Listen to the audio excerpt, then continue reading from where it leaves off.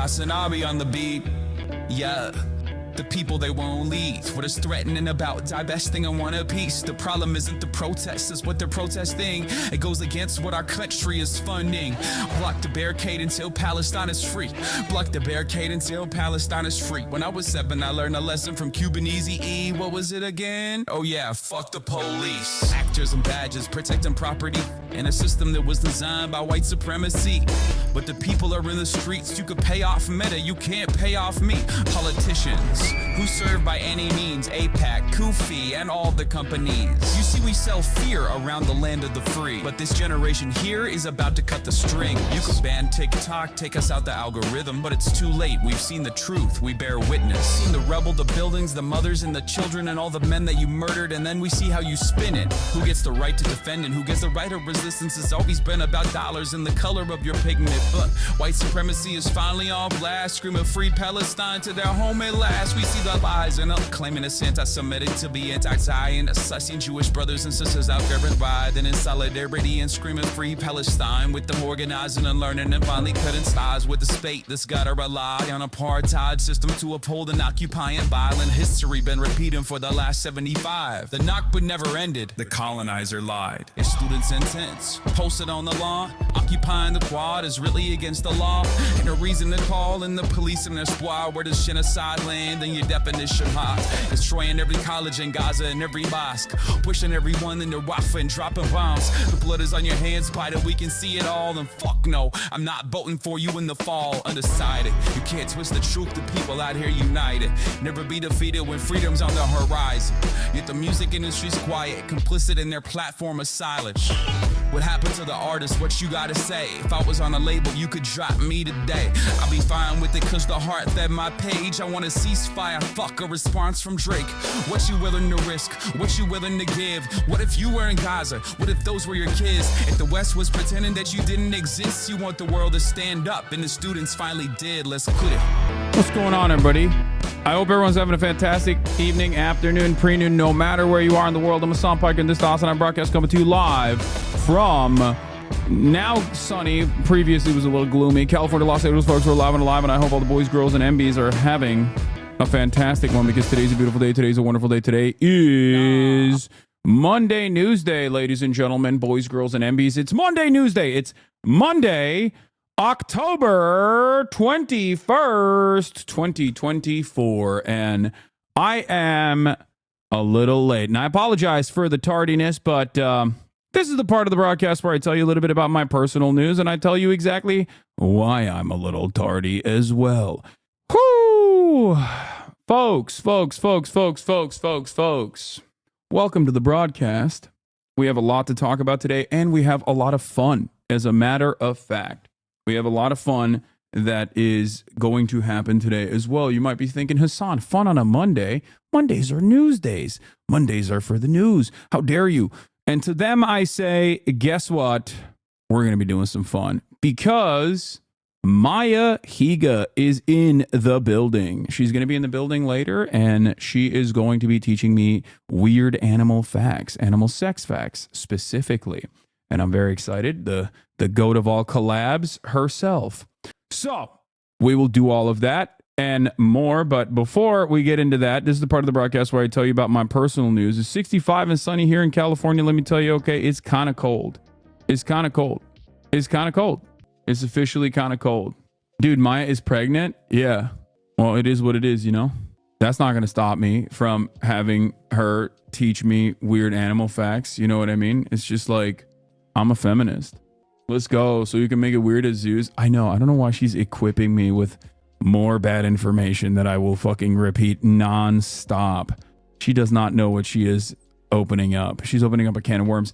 Anyway, you disliking cold weather's the worst thing. Kaya, stop growling. Folks, personal news wise, last night I ended the broadcast to hang out with my family. I know a lot of you were very upset. Okay.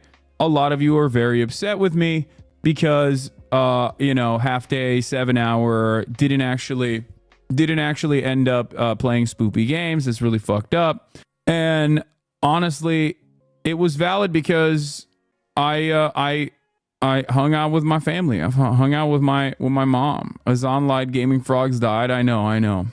Anyway, so where was I?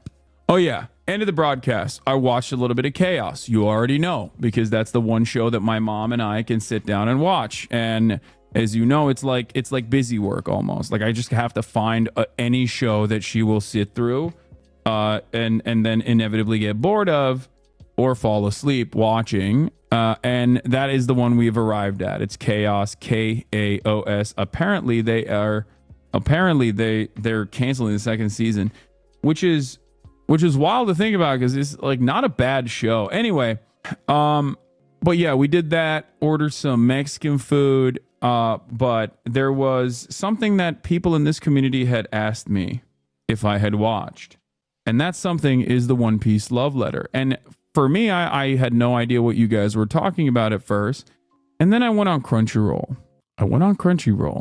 And I found out what love letter was. Turns out it's the next episode that was drawn by the best animation team that they have over at Toei. Okay. And it was amazing. It was fantastic. It made me happy. It made me sad. I teared up by the end of it. And I think it's because I myself am also a stan of the Straw Hat Mugiwara Pirates. And I think that's why I love Bartholomew so much, right? It's Bartholomew that's the one that's the cannibal. That's the big stan, right? And it's the same reason why I love the love letter episode, because it's like it almost is reflecting back people like ourselves who are fans of the Straw Hats, but this time they're like normal civilians existing in the world, and even normal Navy, Marine soldiers and their own personal ambitions and how they get cast aside in massive battles. Because they show like Marineford, and they show it's centered around the Sabaody archipelago and Marineford from the perspective of like random people that are existing as like normal civilians or a part of the fucking Navy. And it was really fun. It was really cute, and it was really awesome. I loved it. I highly recommend it. I wish they would redraw the entire Fishman and Sabaody archipelago arc, but I don't think they're going to do that. I think they're just simply condensing it. That one Marine and his brother parallel though. Yeah, exactly. Have you seen Dandadan? Of course. Dandadan is peak. It's fantastic. It's wall to wall. It's so silly. It's goofy. There's not a beat that skips. There's no misses on it. All hits. So been trying to confirm if you're week to week for the last 6 months. Exciting shit. With One Piece, I have officially caught up. So that's why I watched the last episode of One Piece. And I assume that now they're just like, they use this as a jump off point to be like, we're going back to the Sabaody archipelago, and we're going to also do the, we're going to condense and recreate with the old animation. We're going to condense and recreate the Fishman Island arc. So, they're reanimating it, not just condensing it. Oh my God. If they're reanimating it with the new team, I will fucking lose my mind. I think that would be fantastic. All right. So, I might just like pick up the manga, start reading where I left off, like where the anime left off. Who knows? I might get crazy with it. Jerkwith, thank you for the gifted subs. Not completely reanimated, but touched up. Okay. Anyway, so that's what I did last night. I also then watched My Hero Academia, but it's like never the same after watching One Piece. You watch One Piece and then you go to Mid Hero Academia and you're like, ugh, this is not the same. It doesn't hit the same. And it sucks because like I really liked I relied on My Hero Academia when One Piece was like so fucking slow and such a trek and a mess in terms of like reused assets and how boring of a slog it had become during Wano. And now after Egghead, I'm like, this is the greatest anime of all time. What the fuck do you mean? And it dramatically changed my perception of it. Altered my perception of things that I had already perceived previously. Barry Balls, thank you for the 11 community of the subs. So that's what's what's going on. All right. Woke up this morning, worked out. Woke up this morning, worked out, did some weightlifting. You already know what it is. Even though I had busted my ankle, for the record, that is a real thing that happened. As you guys know, yesterday when I was playing basketball, I rolled my ankle because the dude I was like playing against, the dude that was guarding me, literally fucking put his leg under me as I was shooting a 3-pointer. It's a flagrant. It's like one of the worst things you can do to someone. Like, I rolled it off of his foot. You know what I mean? It's a flagrant foul. It's not that I'm getting old, dumbass. It's that the fucking dude was an asshole and literally did something that is completely unacceptable. But it's a super shitty thing to do when you're in the air and then someone fucking deliberately places their fucking foot underneath you, so you step on the foot and like twist your ankle. But having said that, despite my old age, I unironically didn't injure myself that bad. As a matter of fact, the entire day I didn't even feel it. And then as soon as I was done with the stream, I elevated it. I did rice, you know, rest, ice, compression, elevation. I did it. I riced it up. And yet, after I started ricing it up, that shit started exploding on me. I couldn't even step on it. So I don't know what happened. But basically it's fine now. Like, I mean, I used a brace this morning and I didn't go as hard on my deadlifts because I didn't want to put like all this additional fucking strain on it, but we're good. Doctors say rice is no good anymore. Fucking dude, the meta changes too much, brother. I don't understand it. Okay. Rice is outdated. It slows recovery. Okay, well, I don't know, man. I'm not fucking keeping up with it. All right, how about that? I don't know. I don't know what the hell is going on. I don't know what the latest and greatest is. How about that? I just don't know. Eat ibuprofen like candy? No, I'm not. I'm not going to do that because I fucking hate doing that. Hold on. I need to put a song up here. Okay, there it is.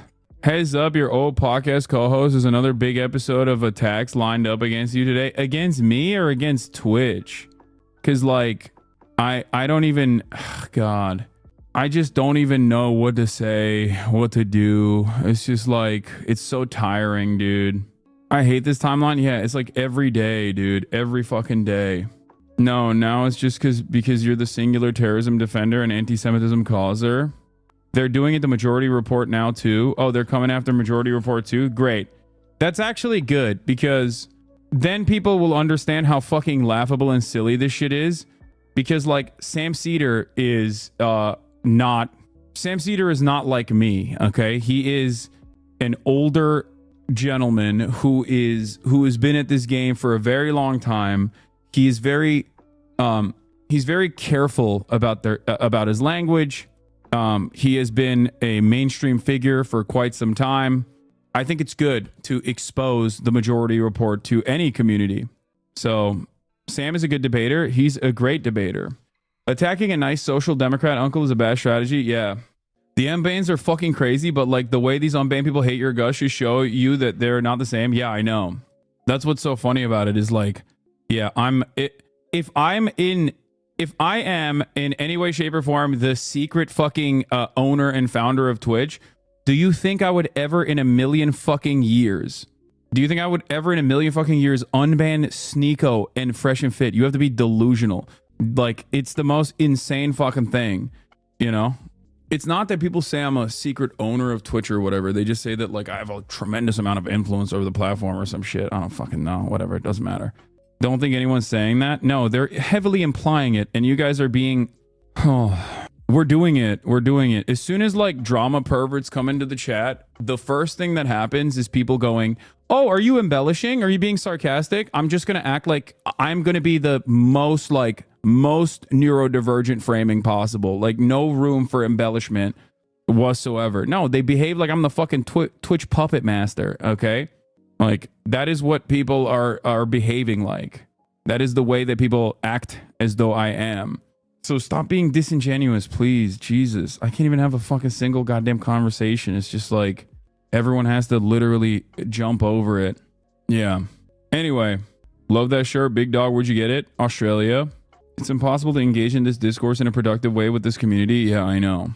Just in general, it's impossible to engage in this conversation in a productive manner because it's an utterly unproductive conversation. It's entirely unproductive. Looking like a beautiful pumpkin. Yeah. Thank you. That was my goal. 15 days into the election, and this is everyone's FYP. Kamala is so cooked.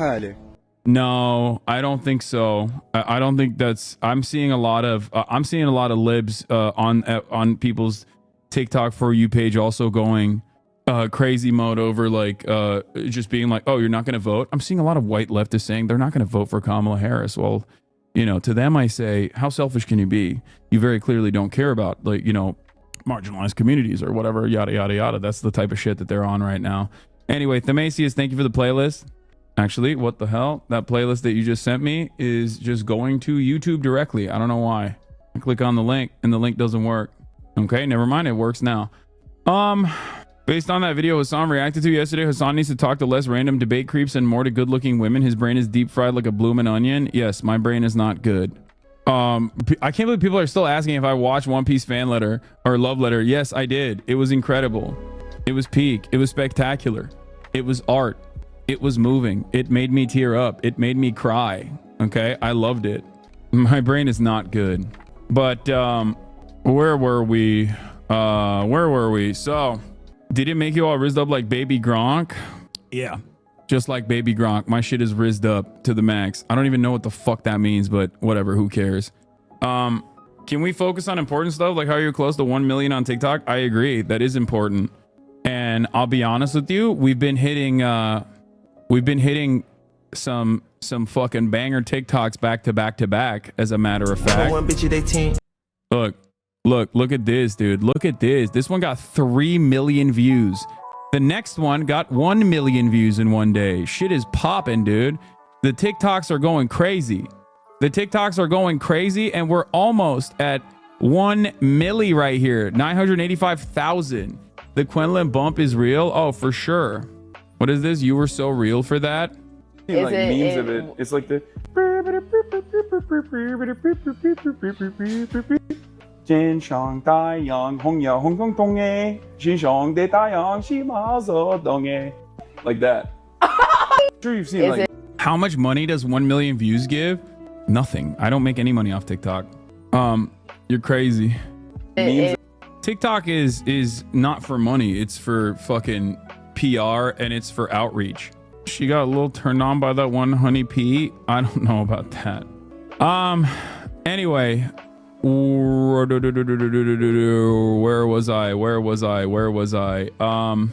A king deserves a city of his own. That could be you if you played Cities 2 Skylines now on PC. That's funny. All right, let's blast off. Elon Musk million dono might be illegal. POLLWATCH, HogWatch. It's Monday News Day. IOF bombs Lebanese banks. Maya. Actually, you know what? I'm gonna take out the IOF Lebanese banks thing because I'm gonna post about Maya here. Maya Higa will be on later to teach me about animals. Weird sex edition. Get in now. This fan cam went viral. Holy shit. Do we have a blast off meme chat? What is this fan cam? Oh yeah, this one did go viral. I know. Do we have a blast off meme? Son, are you snitching on the billionaires again? Yeah, I know. Turks came in for the Feddo commentary apparently. Oh yeah, Fethullah Gulen is dead. But motherfucker was 83. The CIA is very sad today. Okay? The CIA, very sad today. They lost one of their best assets. Yeah. Call your local Fethullah Gulen supporters chat. NS Contact Freedom. He's probably crying. He's probably really, really fucking sad. You know? RIP Bozo. Packwatch. Fuck Fethullah Gulen. My Turkish trainer is from a Gulenist family. There's like hella fucking Gulenists out here. It's weird, bro. It is. There's like, I mean, I guess it's not that weird because like I said, he is straight up, you know, an American State Department asset. So it does make sense. But cezasız götü rahat öldü. Üzücü kısmı Amerika sağ olsun. Aynen öyle. Aynen. 83 yaşında öldü abi herif. Kendi kendine. Hiçbir bokta olmadı herife. Amına koyayım. Hani nerede? Karma nerede? Karma. Nerede? Yok. I was in a Haaretz article. They talked about me in a Haaretz article. Haaretz? That's crazy. Do we have a blast out meme or not? Okay, well, I'm just gonna use this one. Fuck it. Wait, why can't I save this? Okay, I'm just gonna blast off with this, and I'm gonna need a fucking Haaretz paywall destroyer if possible for this article, because I want to watch it. I want to read it. Here it is. Why did you dislike the guy? Fethullah Gülen. Fethullah Gülen is a fucking weird ass like Muslim cleric that is that straight up set up like a parallel government in Turkey, cut from originally the same cloth of Recep Tayyip Erdogan. He's a Islamist fundamentalist, and also he is the Falun Gong of Turkey, if that makes sense for all the fucking Western audiences that want to understand. Like he originally was like cut from the same fucking group and institutional background of like Recep Tayyip Erdogan and like the Muslim right in Turkey, but then they obviously they had differences in agreement, and I think that difference in agreement was born out of like probably American State Department interests in general. But those guys were all like the Turkish like Muslim right, conservative right movement was also directly funded and facilitated by America, alongside the ultra nationalist movement in Turkey, the JJJ, the fucking MHP, MHP, the ultra nationalist party in Turkey. These were all like CIA backed movements in the nation during the Cold War, and one of them was obviously like the Muslim angle, and Fethullah Gülen was like originally aligned with Recep Tayyip Erdogan. He had his fucking tentacles in every part of Turkish society, from the police to the courts to the fucking military even. It's crazy. And then there was a failed coup that happened, and they did not succeed. Erdogan used the coup to his advantage to change the constitution of the nation as like a one that was no longer a parliamentary system, but instead a presidential structure. There were a lot of these fucking dudes. Like, the thing is, Büyük Fethullah Gülen nasıl hakaret ederseniz ne büyüklük yaptın sen çocuksuz serseri. It's like funny that there are people who are fans of him in Turkey and also around like in diaspora. There's a lot of fucking Feto fans, but he's just like a random fucking CIA guy basically. Bu amcıklar konuşmalarından tanıyorum artık. Aynen. It's funny because like I'm in a unique position. I'm in a unique position because like I obviously am not a fan of the Erdogan government, right? But I also fucking despise Fethullah Gülen, and dare I say even more than I despise the Erdogan government, because not only are they both like fundamentalists, but one was also a fundamentalist working directly with the American State Department, versus like one is like directly in the pocket of the CIA, whereas the other one at least like every now and then will have, you know, will demonstrate some level of fucking autonomy, you know?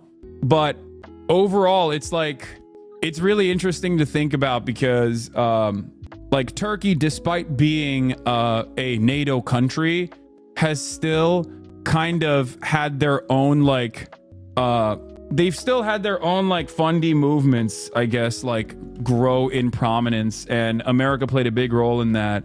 And the analysis from the American State Department at the time, and I'll get to Fethullah Gülen extensively later, but I guess like the one thing I will say is that, you know how the Western world like really beefed up the Wahhabists in the region and the Salafists, and they were like, oh yeah, these are going to be like our counterbalance to like secular pan-Arabic nationalist movements that sometimes were like social democrat or like socialist adjacent. Like, we can't have that. This is a resource-rich region. We can't have them align with the USSR. That would be devastating for the global economy from the perspective of the Western world. So they basically propped up those like Salafists and shit. And then America turned around and were like, uh-oh, these guys are actually kind of crazy. And now they're actually killing our people. I don't like that. What's a better way that we can promote Islamist thought, but in a more moderate fashion. And I'm not saying that Fethullah Gulen was more moderate. I'm saying that America perceived him as the more moderate counterbalance, because there has to always be a fucking, they always have to have one guy. Well, not just one guy, many guys, but there always has to be someone that they're propping up. And that was their guy. They saw, the American State Department saw Fethullah Gulen as a more moderate version of like Islamist fundamentalism that could be controlled, because Fethullah Gulen was living in the fucking Poconos, right? And basically, there are still a network of schools, Turkish schools, both in all around Africa, the African continent, all around the United States of America, all around the world, that are all Fethullah Gulen schools. A lot of the Turkish schools that you see outside of Turkey are Fethullah Gulen schools. There's a lot of Fethullah Gulen schools in Turkey. Enes Kanter went to one, Samanyolu. I know this because he used to play basketball for Samanyolu and in Ankara when I was at Tel Ankara College. So anyway, it's a very long, convoluted, complicated situation to explain. But that's what it is. And fuck Fethullah Gulen, for the record. The TV show Samanyolu, I believe the TV channel is also owned by Fethullah Gulen. Now, Recep Tayyip Erdogan used for the post coup, and even before the coup, there was like a lot of there was a lot of polarization between Erdogan and Fethullah Gulen. Basically, Recep Tayyip Erdogan was like, that's the main guy, that's our main terrorist, that's our main enemy. And there was a little bit of fucking reason, like decent reason for him to say that, except he basically used that to go after anyone and everyone that he considered to be an enemy, which is really interesting, because that's why there are still Recep Tayyip Erdogan defenders that sometimes come into my chat and say, you're a fucking FETÖ'cü. You're a Fethullah Gulen defender, which is hilarious. But anyway. Abi Tayyip'ten ve Gülen'e yana asıl problem FETÖ adı altında ucundan kıyısından geçen sadece çalışan... Onu anlatıyorum zaten, evet. Onu da anlattım, evet. While there is like reason for Recep Tayyip Erdogan and the Turkish government to not enjoy or appreciate Fethullah Gulen as a direct parasitic, parallel state that they had propped up, the Erdogan government certainly used that valid reasoning and that valid interest in like targeting Fethullah Gulen and his cronies to basically fucking target everyone, anyone and everyone, including myself. Not the Turkish government targeting me for that reason, but ironically enough, plenty of fucking Recep Tayyip Erdogan defenders come into this chat in Turkish and will claim that I am a Fethullah Gulen supporter, which is hilarious to say, considering that I paint my fucking nails and am pro-trans, pro-gay, all that fun stuff. It would be very weird for people to point to me and say, you must be a fundy. But I guess I get hit on every avenue on that front. A lot of people say that I'm a fundy anyway from the opposing front, where they say, Hasan, you love Islamist fundamentalists. You love terrorism. You want more terrorism to happen. You are anti-Semitic. So yes, you are also a fundy, which is really interesting. Anyway, let's look at this. So this is an update. Streaming platform Twitch apologized after Israelis found they couldn't register as users. So, yeah, what my suspicion is I think what ended up happening, which is that like they were being overly cautious and trying to fucking stop like IP banning like everyone that is from Palestine or Israel, because they use the same ISPs in creating new accounts so they can like upload footage of October 7th. I think that when people say copium overly cautious, I think they don't realize like they don't realize like you have to find an alternative reason for it. Okay? Like not only do I assume that this is largely because like they have this is the post austerity Twitch where they don't have enough fucking workers for anything really. But beyond that, I suspect that they probably took this initiative and then forgot to fucking change it, which I think is a massive fuck up for the record. It's completely unacceptable. I would never be an advocate for this, but we should think about the alternative reasons as to why they might have done such a thing and entertain them specifically because of how fucking stupid it is to think of the alternative.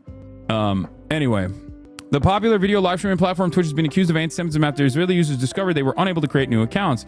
As revealed by Ron Barzik on his X profile, the company blocked users with Israeli internet addresses days without an official response, but eventually Twitch issued a lengthy apology on its X account, explaining its rationale and stating that the ban had been lifted.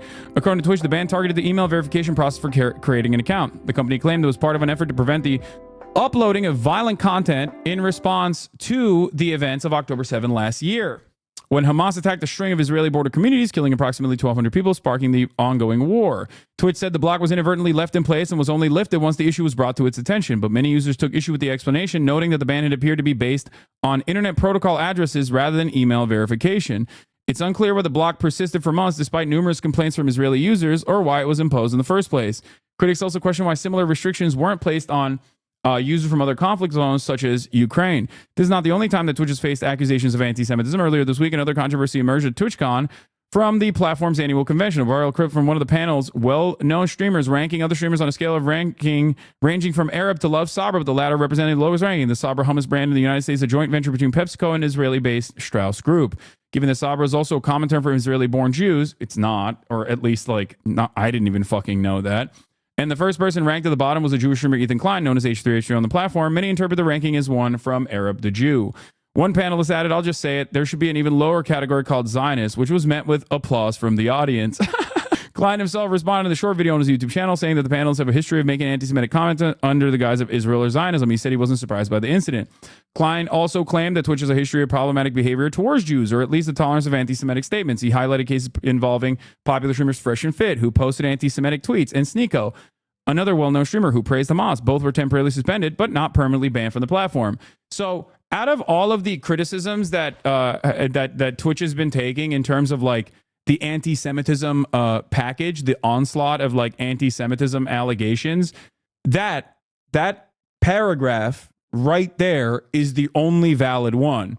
That is straight up. I mean, the IP block and not like restoring the IP ban or whatever the fuck is also unacceptable, obviously. And I do think that that's most likely oversight. But this, on the other hand, I do not agree with in any way, shape, or form. Just like I don't agree with any sort of like any sort of restriction from like making new accounts. Wasn't the IP ban also affecting Palestine? Yes, of course. So, another notable case is the HasanAbi Turkish-American streamer who presents himself as a left-wing commentator on current events. Piker has hosted anti-American and anti-Israeli guests on his channel, including on one occasion a Houthi pirate who discussed the activities of the Yemeni Islamist rebel group, which is known for slogans such as "Death to America, Curse the Jews." Piker has repeatedly spread false information and anti-Israel propaganda, sometimes veering into anti-Semitism. Despite this, Twitch has taken little action against him, suspending him for just 1 week for a specific comment. Wait, what? Who wrote this article? They brought forward the cracker ban? Dog, what is happening? Are they just like, come on, man. I rely on Haaretz. I use it on a daily basis. I fucking love Gideon Levy. What the fuck is this? You guys are supposed to be real journalists, man. What the fuck?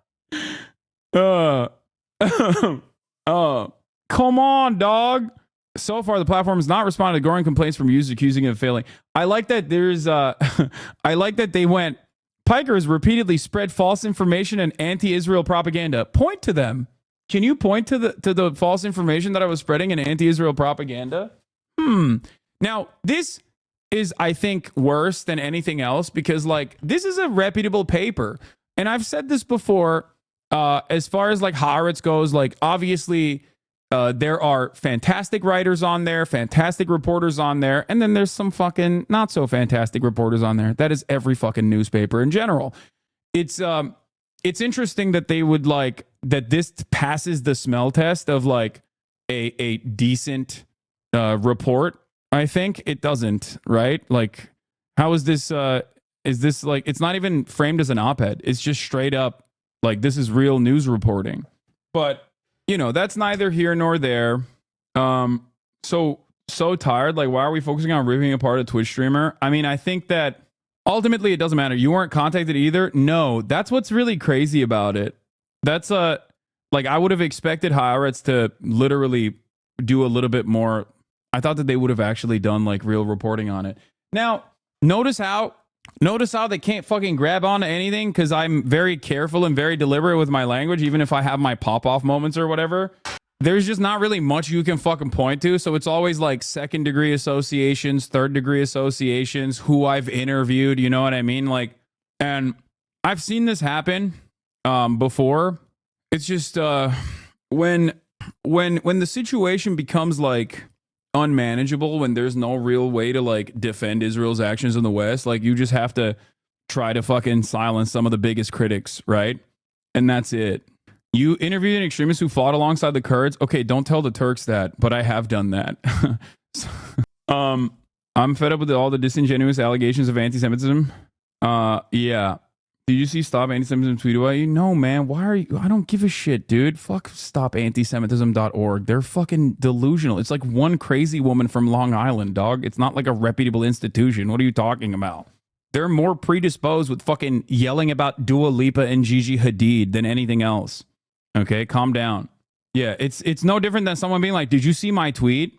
Yeah, for context, that organization considers Bizan from Gaza, Greta Thunberg, Bassem Youssef, Jamal Bowman, Cory Bush, Rashida Tlaib, Gigi and Bella Hadid, Trevor Noah, Dua Lipa, Mehdi Hassan, AOC, anti-Semitic. They're fucking insane. Okay? The first two guys openly deny the Holocaust, and then they're like, this Hassan guy said the C word and mean things about Israel. I know. It just like doesn't really fit, does it? It doesn't really fit the bill, I don't think. It's disingenuous framing. I don't want to give it too much attention, but I suspect that this will be like an ongoing thing, an ongoing back and forth, non-freaking stop. And, you know, it is what it is. I'm used to it. This has been happening for fucking 6 years now, you know? I'm getting the feeling that they've started an active campaign to smear you. I fear they won't stop until they deplatform you. Yes.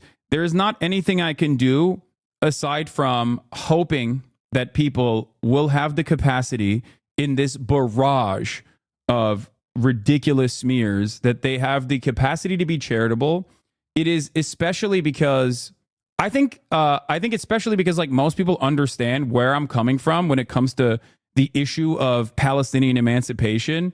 Like, even if they're not primed with all the knowledge of like, oh, is this Islamophobic? Or even if they themselves might be a little Islamophobic personally, like they still, no matter what happens, like they still have this understanding that like what Israel is doing is kind of fucked up, right? Like that, I think that's what most people, like most people's approach, especially in our demographic, like under the age of 35, but even older now, is like, yeah, we should probably dial back at the very least. Like we should probably dial back what Israel's doing. And so a lot of this stuff will ring hollow because most people can see right from wrong. And I feel bad for other content creators on this platform. I feel bad for other content creators who are like also being targeted in the same way. No one should have to withstand this level of like cyber stalking and harassment.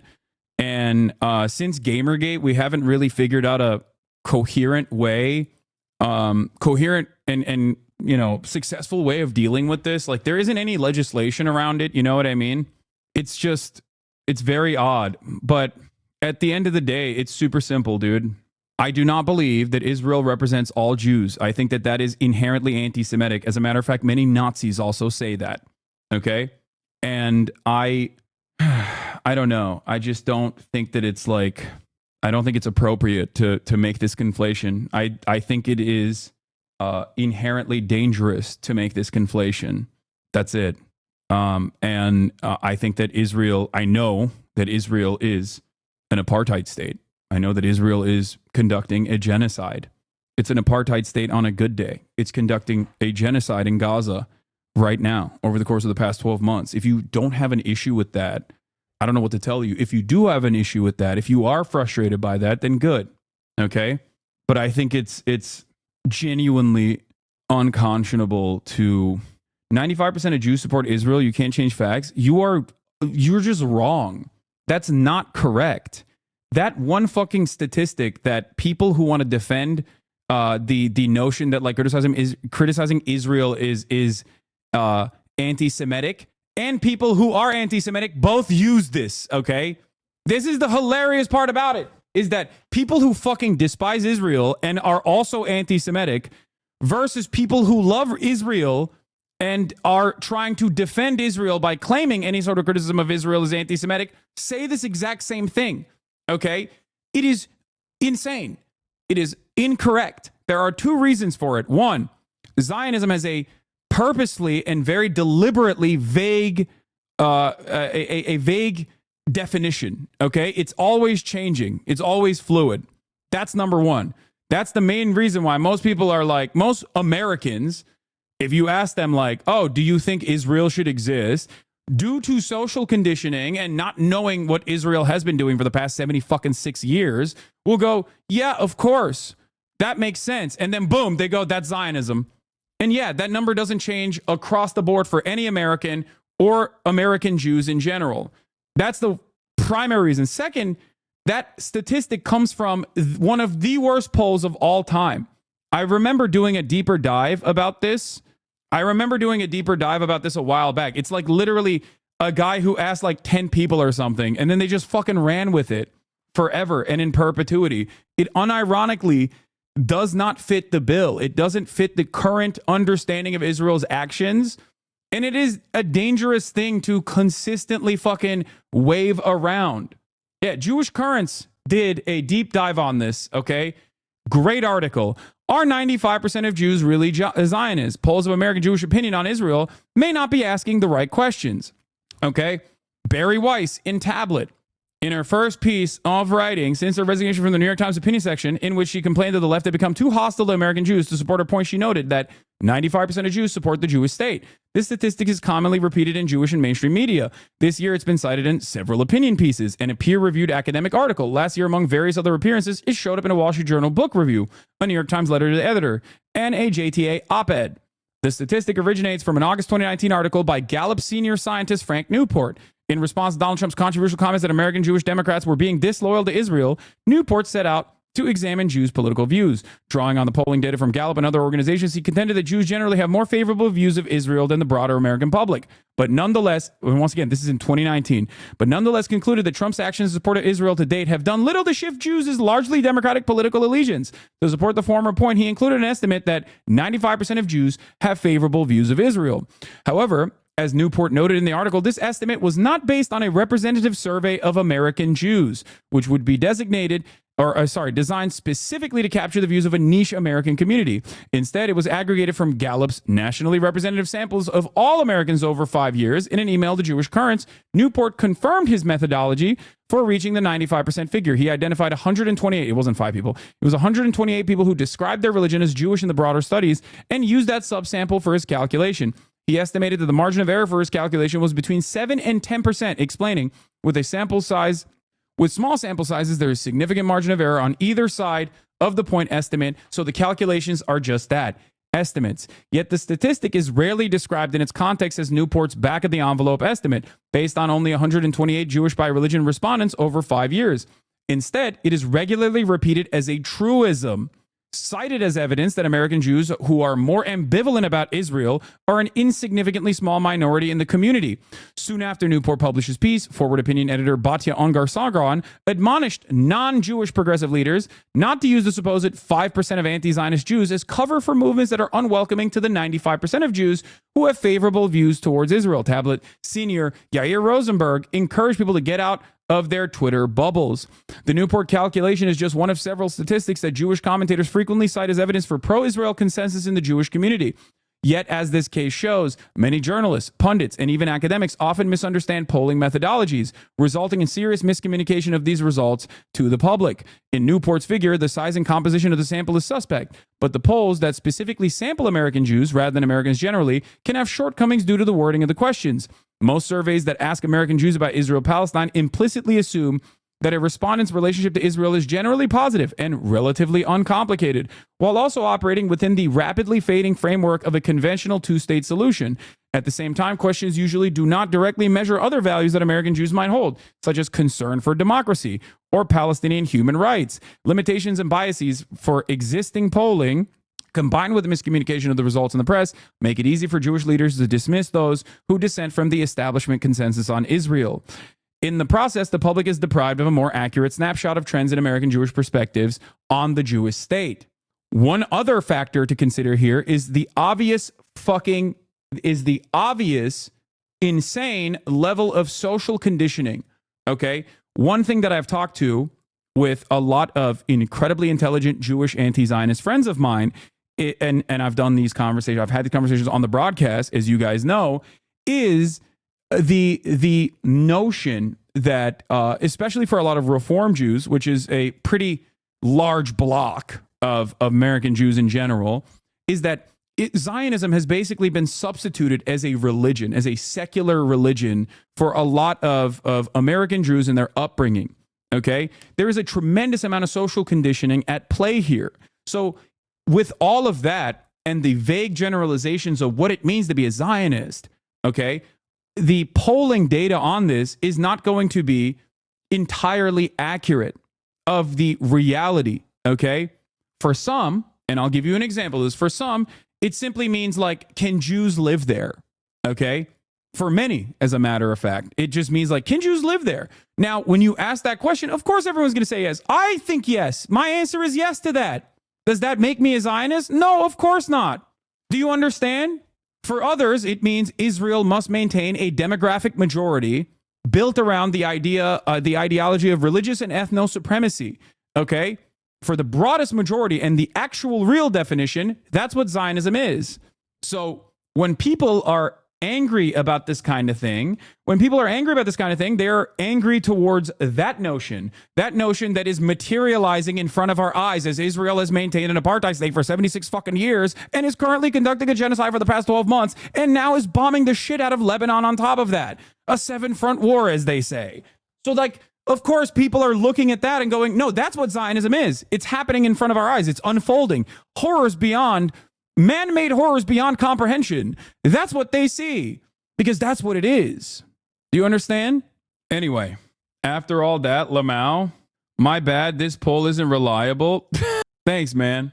Anyway, in an interview with Jewish Currents, Matthew Boxer, an assistant research professor at the Cohen Center for Modern Jewish Studies and Steinhardt Social Research Institute at Brandeis University, the only people on Twitter that have ever said unkind things about my wife or daughter are Zionists. I'm not saying the Nazis or the Bond dogs or whomever wouldn't do that. I'm just saying Zionists are the only ones who ever have.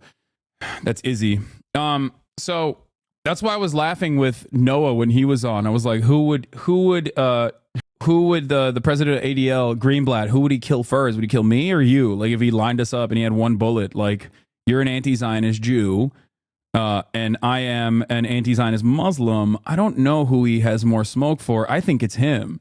I think the ADL despises the presence of anti-Zionist Jews, especially so prominently featured in the pro-Palestinian, anti-Israeli apartheid movement in this country.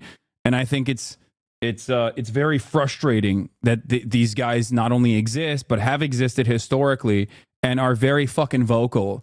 Okay? And they're not a tiny, minuscule minority, no matter how hard people who want to defend Israel claim that they are. Not only are they on the right side of history, not only are their moral compasses correct on this issue, okay, but they also do not represent a tiny, marginal fucking constituency. It's ridiculous to say so. It is, I would say, anti-Semitic to say so, as a matter of fact. Do you know any good polls on this subject that we can look at instead? Maybe this one has it.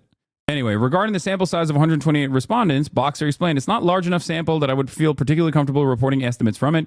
Boxer also pointed to the fact that those 128 Jews came from nationally representative sample of Americans, rather than of American Jews, specifically, which could misrepresent Jews in a million different ways. Most national surveys that ask for religious identification do not include Jews of no religion, those who consider themselves Jewish by culture or ethnicity, but do not consider Judaism their religious identity, a group which comprises approximately 22% of American Jews, according to a 2013 Pew survey of American Jews. Since JNRs consistently express significantly less attachment to Israel, their exclusion skews results. A subgroup of nationally representative sample poll will also be less accurate because Jews are distributed in the population differently than non-Jews. For example, American Jews are more likely to live in urban and coastal areas than the typical American, but in a nationally representative sample, you're not drawing disproportionately enough from those urban locations to get the proportion of Jews who live in those places, Boxer says. According to Boxer, this rural urban divide can have multiple effects on accuracy when taking a subgroup from a nationally representative sample. So this just basically picks apart why this poll is like very stupid. But I mean, this is from 2021. Poll finds a quarter of U.S. Jews think Israel is apartheid state. Also, 22% of respondents believe Israel is committing a genocide. 67% say denying Jewish states' right to exist is anti-Semitic. This is in 2021. If you were to ask the broader American public, they would probably have the exact same approach. If not even a smaller percentage of Americans at the time would probably consider Israel to be a fucking apartheid state. Just so you understand. And remember, this is a product of tremendous amounts of social conditioning, okay? Schools and cultural institutions that are designed to create a sense of community are almost always singularly united on this one fucking issue. And in spite of all of that, there are still so many prominent anti-Zionist Jews. As a conservative, I was told to hate you for your beliefs, and I have, but your rant just changed my understanding of Israel and the control of the Zionists. What do you mean control of the Zionists? America uses Israel as a weapon, okay? You need to understand that. We use Israel as a weapon. Israel might be a willing participant in this process, and certainly the Israeli government is, and certainly many parts of Israeli society are willingly on board. But make no mistake, we are the ones who fucking give the weapons, and we are the ones who say, go off kings. Okay? That's it. That's the reality. We are the senior partner in this coalition, not them. They do not control America. We control Israel. So every single conversation that we have, you should remember that. Okay? Anyway, how Americans view Israel, Netanyahu, and U.S.-Israel relations of 5 charts. More than half of Americans had a favorable view of Israel in 2022 survey versus 41% had an unfavorable view. Majority of Americans ages 65 and older had a favorable opinion of Israel. That hasn't changed. This is in 2023. Okay, Republicans and Republican-leaning independents were more likely than Democrats and Democratic leaners to have a positive view of Israel, 71% versus 44%. Conservative Republicans were especially likely to express favor, 75%. Majorities. Doesn't that strike you as odd, by the way? Doesn't that even like remotely fucking ring any alarm bell whatsoever? Is that there is one group that is firmly committed to Israel's a bloody death and destruction campaign, and that is white evangelical Protestants. Has that not rang any fucking alarm bells in anyone's minds? Because there are plenty of kind, progressive, thoughtful American Jewish Zionists, okay? And on the issue of Israel, they are just so firmly aligned with some of the most rabid freaks. How does that happen? It requires a little bit of fucking scratching the surface, a little bit of re-examination.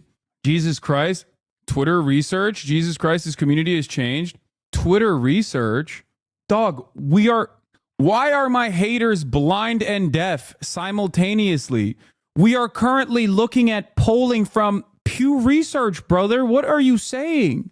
Like, do you not see what's in front of your fucking eyes? Like, what is wrong with you? My haters, I genuinely think my haters just like are not responding to even shapes and colors in front of them any longer. They're just responding to like what they perceive I am doing. They hear common talking points from like haters, and then they just delude themselves into thinking that is what's going on, and then they hallucinate an alternative reality. Anyway, majority of Protestants and Catholics had a favorable view of Israel compared to around 4 in 10 religiously unaffiliated Americans. In 2022, Americans were more likely to have a favorable opinion of Israel than its government. 2/3 of Americans saw the Israeli people favorably. Far fewer had a favorable view of Israeli government. Other center research shows when Americans are asked to assess other countries, they tend to focus primarily on that place's government as opposed to its people. For example, Americans are more critical of China's government than of its people. About a quarter of Americans said in March 2023 survey that they had never heard of Netanyahu, but among those who had, more saw him negatively than positively. Some 42% of Americans said they had no confidence in Netanyahu to do the right thing. Most Americans, 74%, said in 2022 that the relations between the United States and Israel were good. Older Americans were more likely than younger ones. This is from 2022. Where's the 2023 research? I thought this was literally the 2023 research. Germany's most trusted and most neutral public news media published a video in 2017 explaining how to test if criticism towards Israel is anti-Semitic. They called it the 3Ds test. demonization, double standard, and delegitimization. I don't want to hear what Germans have to think about their metric for what they consider to be anti-Semitic. In May 2024, a survey was conducted among American Jews from the Jerusalem Center for Security and Foreign Affairs. In the aftermath of the Israeli Defense Forces' entry into the Rafah border area, President Biden's announcement of a potential arms embargo, here were some of the key findings. How concerned are you for your family's future as an American Jew of what you have seen from the campus demonstrations? Okay. A big chunk, 28% said a great deal. 27.79% said a lot. 22% said a moderate amount. 13% said a little. And 8% said not at all. This is important to set the standard because this is an audience that is primed into thinking that any kind of pro-Palestinian sentiment, very obviously, like those that were demonstrated by the campus protesters, is actually anti-Semitic inherently and is rising anti-Semitism in the country. Think about that. Genocide accusations. Approximately 1/3 of respondents agreed with the accusation that Israel is committing a genocide in Gaza. What about half disagreed? This sentiment aligns with concerns over personal relationships with non-Jews, which have been negatively affected since the start of anti-Israel demonstrations in the United States. Okay? Israel has been accused of genocide by pro-Palestinian activists. Do you agree with that contention? This is like not exactly framed in a positive way either, by the way. This is already an inherently negative framing on this question. And even then, 12% say strongly agree, 17% say agree, 18% say neither agree nor disagree, and then 24% say 24% say disagree, 26% say strongly disagree. These poll results, especially when broken down on demographic boundaries, specifically of age, will show you a snapshot. That is damn near identical to that same exact demographic difference, attitude shift for the rest of the American society. Non-Jewish Americans and Jewish Americans break down on the exact same age boundaries. Okay? Hasan, it feels like you're a one-issue voter. Am I crazy for saying this? What? Hasan, my problem is how you speak about geopolitics. You give Kamala far more credit for the crisis than other pro-Israel Republicans. Wait, what? No, I don't. And also, what do you mean? You think I agree with Kamala on almost everything except geopolitics? Do you just like tune out when I fucking shit on Kamala Harris for literally hitting the center right talking points on every single fucking issue? Like, do you guys go, la, la, la, I can't hear you? No, my criticisms, and I talk about this in this Newsweek article, as a matter of fact, revolve not around the issue of Israel-Palestine, which is a uniparty decision regardless, okay? It doesn't matter if a Republican is in charge. It doesn't matter if a Democrat is in charge. The genocide will continue, okay? As a matter of fact, my suspicion is that it will get marginally worse, even though genocide is the maximum thing you can do, if under a Trump administration, okay? Like, that's my assessment on this issue. Whenever I'm doing domestic political analysis for the upcoming election, I do talk about Gaza because it is an important issue in terms of like capturing a base of support or feeding into the momentum that you've gotten. But beyond that, I'm more often than not talking about Kamala's immigration policy or the Democratic Party's immigration policy that is noticeably shifted to the right of where they were in 2020, to the exactly prime to what the Trump administration was hitting on 2020, as a matter of fact, including but not limited to building the wall. These are the types of things that I talk about. And it's not necessarily that I just like talk about it with myself. I literally have prominent journalists from the New York Times on to discuss these matters. I have journalists that used to work with the Washington Post, now write at Semaphore. Like, it's not like I just, sit around and just talk shit. Anyway, and it's ironic because, yes, this is her worst issue. New Post Scholar School poll of battleground states finds that Harris has a 10-point lead on healthcare, a 22-point lead on abortion. Trump has a 16-point lead on inflation and a 15-point lead on the economy. On the issue of U.S. policy on the Israel-Gaza war, 31% say Harris would do a better job. 45% say Trump would do a better job. Do you understand? That is not only a crisis of communication, but that's also a crisis born out of her ineptitude on this issue. To be fair, in most polls, people rank it like the least important thing when it comes to voting. That is also objectively untrue. There are many polls conducted on this. It's in the top 5, okay? But it doesn't even matter because when I talk about Israel-Palestine, I don't even talk about it directly as like this is the magic fucking shift. Sourcers, yes, there's an NBC. Where is it? It's number 5 on the NBC polling. It is literally above in terms of priority. It is above gun control, which is crazy. Okay, foreign policy. Guys, I love Hasan. He just has zero enthusiasm to defeat Trump. Well, bro, the Republicans are way worse. Am I wrong? Republicans are monstrous pieces of shit. Okay, and there is never a moment where I have not ever fucking mentioned that reality. Okay, I say it every single fucking day. You are primed into not hearing me because you are primed into thinking you're not doing enough to defend Kamala Harris. That's it. Like, that's it. I have long maintained the position that there is not much I can do if the campaign itself is putting out certain kinds of communication. If the campaign itself is putting out bad ideas, for example, no matter how comfortable or how reliable of an orator one might be, it's not going to fucking move the needle. And the example I use is Tim Walz. Tim Walz is a fucking gem, okay? Tim Walz is a gem. Straight up, I think we all agree, right? We all like Tim Walz. He's a gem.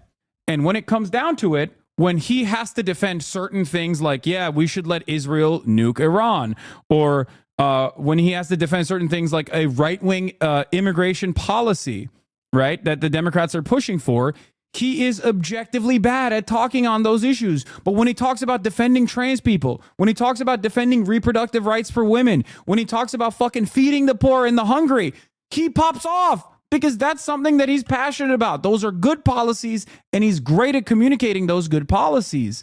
You cannot massage the narrative enough to talk about a fucking opportunity economy and $50,000 in tax cuts for small business owners. It's just not going to work because it's not only bad policy, but it's also hard to fucking talk about that in a positive framework. Okay? Here, issue in the 2024 election. Economy, healthcare, Supreme Court appointments, foreign policy. Out of all voters, it's the 4th priority. That also is obviously Ukraine as well, for the record. Okay? Yeah, it's above violent crime and weirdly enough, immigration in this one, which is crazy. But this was the NBC poll that I was talking about that showed that top priorities for Americans. Here it is. Do you consider any one issue so important that you would vote for against the candidate solely on that basis? Abortion, 22%. Immigration and border security, 19%. Protecting democracy or constitutional rights, 18%. The cost of living, 16%. Israel's military conflict against Hamas and Hezbollah, 9%. Guns, 8%. Healthcare, 7%. Social security and Medicare, 6%. So yeah, it's pretty prescient. Like it's an issue that like is not a top priority for many Americans because foreign policy is not a top priority for many Americans. I've said this long before this point in the election. I always told you that like American foreign policy is not supposed to be in the forefront because if it is, Americans will go fucking crazy thinking about how violent we are, right? So that is deliberate. We kind of tend to hide what we are doing all around the world and how much money we're spending to continue doing the things that we're doing all around the world while we don't fix the fucking potholes over here or offer healthcare over here or offer college education over here. So that's one of the reasons why Americans don't necessarily care about foreign policy when they're making a decision on elections. Foreign policy is rarely ever the most significant thing that people vote for until it becomes the only thing that they care about. This happened with LBJ as well. This happened in Vietnam. Now, having said that, has it arrived at that point for a lot of Americans? No, but it is that point for many Americans that are in key constituencies, in key districts that Kamala Harris must win. And that is significant, especially when there is no counter to it. You do not get any kind of punishments for it. Okay? It's a gimme.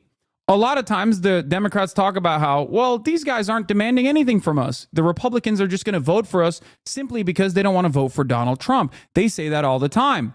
What they fail to recognize, and I'm really worried about this because I do not want Donald Trump to win, and I'm really fucking worried about this, is that every single time they come out in defense of the Republican Party while they're running against the Republican Party itself in the general election, they end up hemorrhaging certain parts of their base that they take for granted. Young voters, Latino voters, black voters, and the like.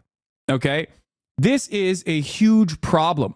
It's not only a huge problem, I think, from the electoral calculus, because I'm looking at a map and they're looking at an entirely different one, I believe. But beyond that, it is a ginormous problem for the future of this country. We are ratcheting towards fascism. We are bouldering towards fascism, and the Democrats are willing participants in this, and I don't like that.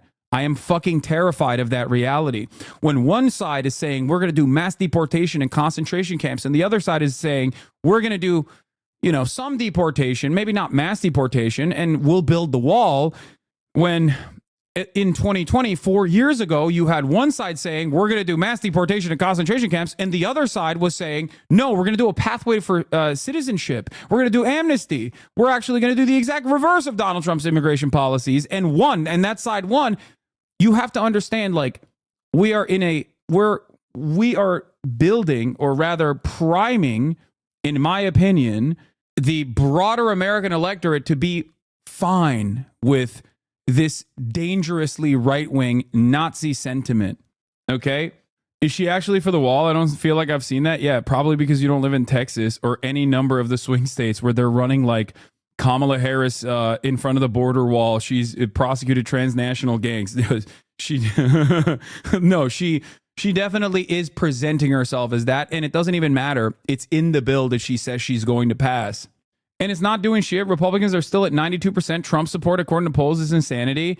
Yeah, you're not picking from Trump's base of support, I don't think. So for a Brit, it confuses me that there seems to be focus on the Middle East and improving the living standards and not those who are literally living paycheck to paycheck. Who cares about buying a house when you can't afford to feed yourself? Yeah. But that same problem exists in England too with the Labour Party. They're doing the same shit.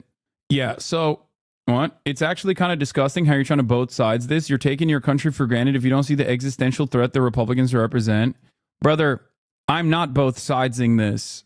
Okay? I'm not at all. I think you are not understanding what I'm saying. There's only one side in this, and that is fascism. And every single step that the Democrats take in normalizing that to their own base of support is dangerous and completely unacceptable. Okay? You can say you're both sidesing this all day, every day. I still ultimately do not want Donald Trump to win. I do not want mass deportations in this fucking country. You are out of your mind. The problem is, if I were to talk to Democrats, as I did in 2020, I could at least make a convincing case that the Democratic Party, even if they weren't going to follow through on their agenda, genuinely presented the humanity of immigrants in the way that they communicated on this issue. They were against Donald Trump's border policies. 2024, they are pushing for Donald Trump's border policies, but a lighter version of it.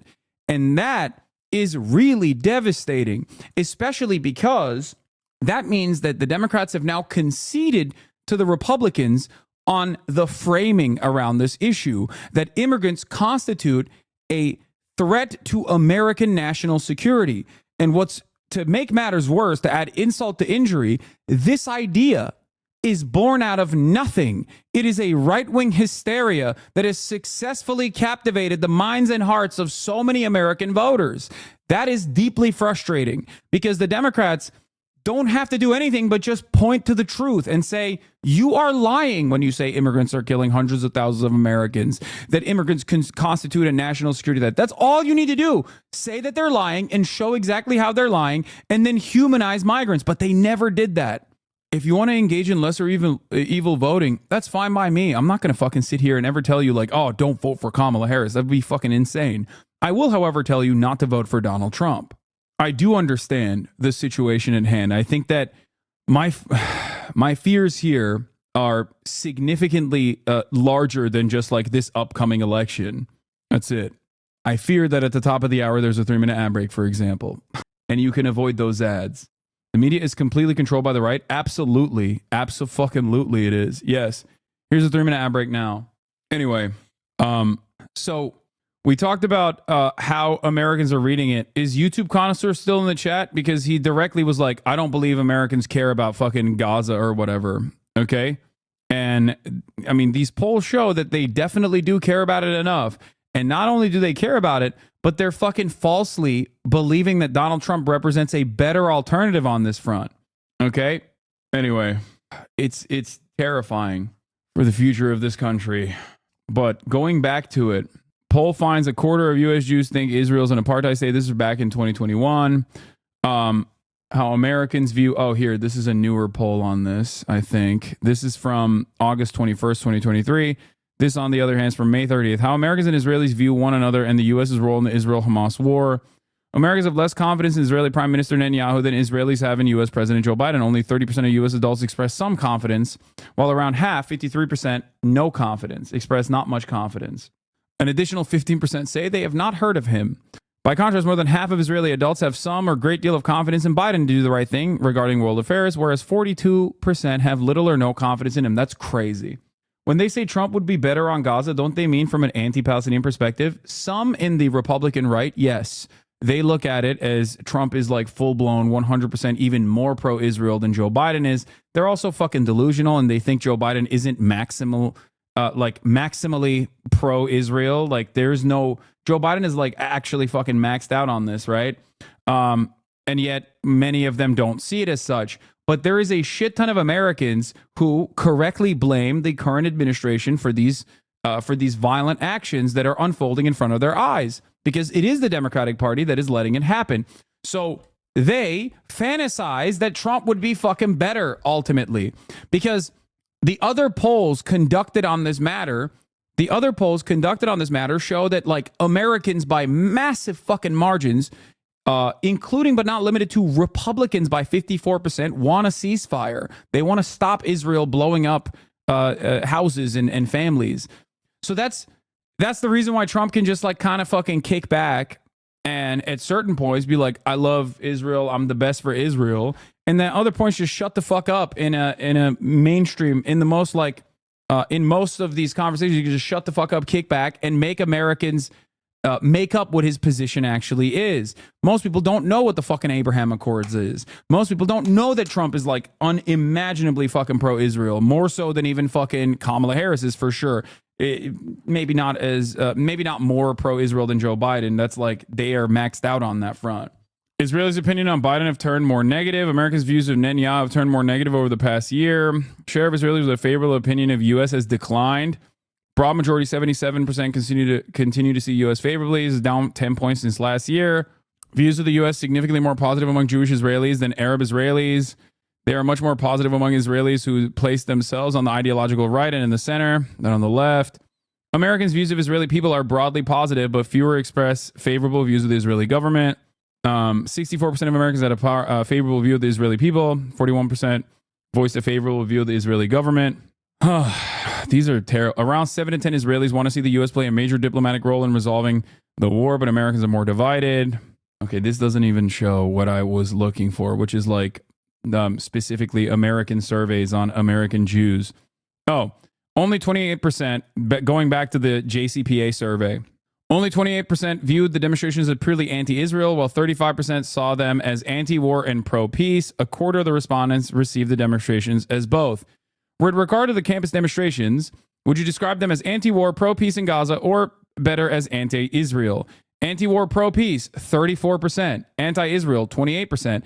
Both anti-war, pro-peace, and anti-Israel, 25%. Neither. Best described as something else. This is a stupid question because it is all three of those things. They are anti-Israel. Like, yeah, no duh. Of course it's anti-Israel. They were demanding divestment from Israel. Technically, it's 100%. 100% should say it's all three. It is anti-war, it is pro-peace, and it is anti-Israel. President Biden's actions, there is strong support. Over half of President Biden's decision to withhold arms shipment to Israel, with significant minority, about a quarter, disagreeing. Biden also enjoys substantial support for re-election, leading Trump by a wide margin. However, 90% of respondents felt that President Biden takes the Jewish vote for granted. What is your opinion regarding President Biden's decision to withhold arms shipments to Israel if Israel invades Rafah? Strongly agree, 22%. Now, the reason why I wanted you to understand this is because these guys literally These guys literally look to the college campus protests and are fearful of what is to come for the future of Jews living in the United States of America. And that same group also recognizes that the protests are, one, anti-war and pro-peace, and two, they also strongly agree at 22.5% and agree at 30% that Biden's decisions to withhold arms shipments to Israel if Israel invades Rafah. They agree with Biden on withholding arms shipments to Israel. Now, of course, the reality of the matter is Israel did invade Rafah and Biden did not stop arms shipments. But please understand that, like, the American Jewish voters are not monolithic in their understanding or in their examination of Israel at all. Okay? Only 11% disagree, and strongly disagrees at 11% as well. Most people speak of the two-state solution, independent Palestine. That part is whatever. Yeah, but I get the impression these pollsters are using anti-Israel as anti-Semitic. No, dude, I'm just simply stating that, like, this is ridiculous. This is a ridiculous fucking attitude to present, as though, like, one, all Jews are monolithic. All Jews are monolithic and they only care about fucking Israel is ridiculous. It's an anti-Semitic statement, okay? There are polls on this as well. We looked at was it a Times of Israel poll or a Haaretz poll that was conducted on American Jews. Israel was their 9th priority in the top 10 priorities. 9th. I mean, it's what some of the most online communities are hitting by as the talking point right now. Yeah. U.S. Jews 18 to 34 divided over whether Israel's response to Hamas' October 7 attack is unacceptable. Amongst all adults, the number is 33%. Ages 18 to 34. Percentage of Jewish Americans who say the way Hamas carried out his attack on, yeah, of course it's unacceptable. It was. Like, it's understandable. No one is going to be like, no, it was fucking awesome. Like, what the fuck? Yeah, it was awesome to kill like 800 fucking civilians. Of course not. Some might say that, but it's a fucking ridiculous position. Anyway, 42% of Jewish Americans aged 18 to 34 in this last survey conducted on April 2nd say that the Jewish Americans say the way Israel's carrying out its response to Hamas' October 7 attack is unacceptable. That percentage is reflective of the 18 to 34% demographic across the board. It's a little bit lower, but ultimately it is quite similar to the age demographic breakdown. As for why the war is being fought in the first place, 77% of Jewish adults, including a majority in every group, says Hamas is the reason for fighting Israel are not valid. But Jewish adults under 35 are much more likely than older Jews to say that Hamas's reasons for fighting are valid. 31% of younger Jews take this position compared to about 1 in 10 ages 35 and older. By comparison, 89% of Jewish Americans say that Israel's reasons for fighting Hamas are valid, far more than 58% of U.S. adults who say this. Younger Jews are less likely than their older counterparts to say Israel's reasons for fighting Hamas are valid, though about 8 in 10, more in every age group, say this. Most Jews say Israel's reasons for fighting Hamas are valid. 16% say the same about Hamas's reasons for fighting Israel. Anyway, the rest of it is just like, you know, America's role in it, yada, yada, yada, all this shit. By the way, this is Donald Trump on Gaza. He's messaging better than Harris. Yeah, I saw this one. Donald Trump's appeal to Michigan's Arab American voters is this. Michigan, key swing state, highest concentration of Arab Americans in the nation. Harris, let's campaign with Liz Cheney. This is what Trump said. Arab voters are very upset that Comrade Kamala Harris, the worst president in the history of the United States and a low IQ individual, is campaigning with dumb as rock, war hawk Liz Cheney, who, like her father, the man that pushed Bush to ridiculously go to war in the Middle East, also wants to go to war with every Muslim country known to mankind. Remember, Liz Cheney lost their congressional seat by the largest margin, 40%, in history for a sitting congressperson. If Kamala gets 4 more years, the Middle East will spend the next 4 decades going up in flames, and your kids will be going off to war, maybe even a third world war, something that will never happen with President Donald J. Trump in charge. For our country's sake and for your kids' sake, vote Trump for peace. Now, is Trump honest about this? Of course not. He would light the fucking world on fire. He did do that, for the record. He is not a peaceful dove. But the problem is, and this is the exact same issue that Hillary Clinton ran into, Donald Trump was effectively able to turn around and say, Hillary Clinton is a warmonger. I am not. I'm an outsider. And people responded positively to that. This is something that I fucking told you guys over and over and over again.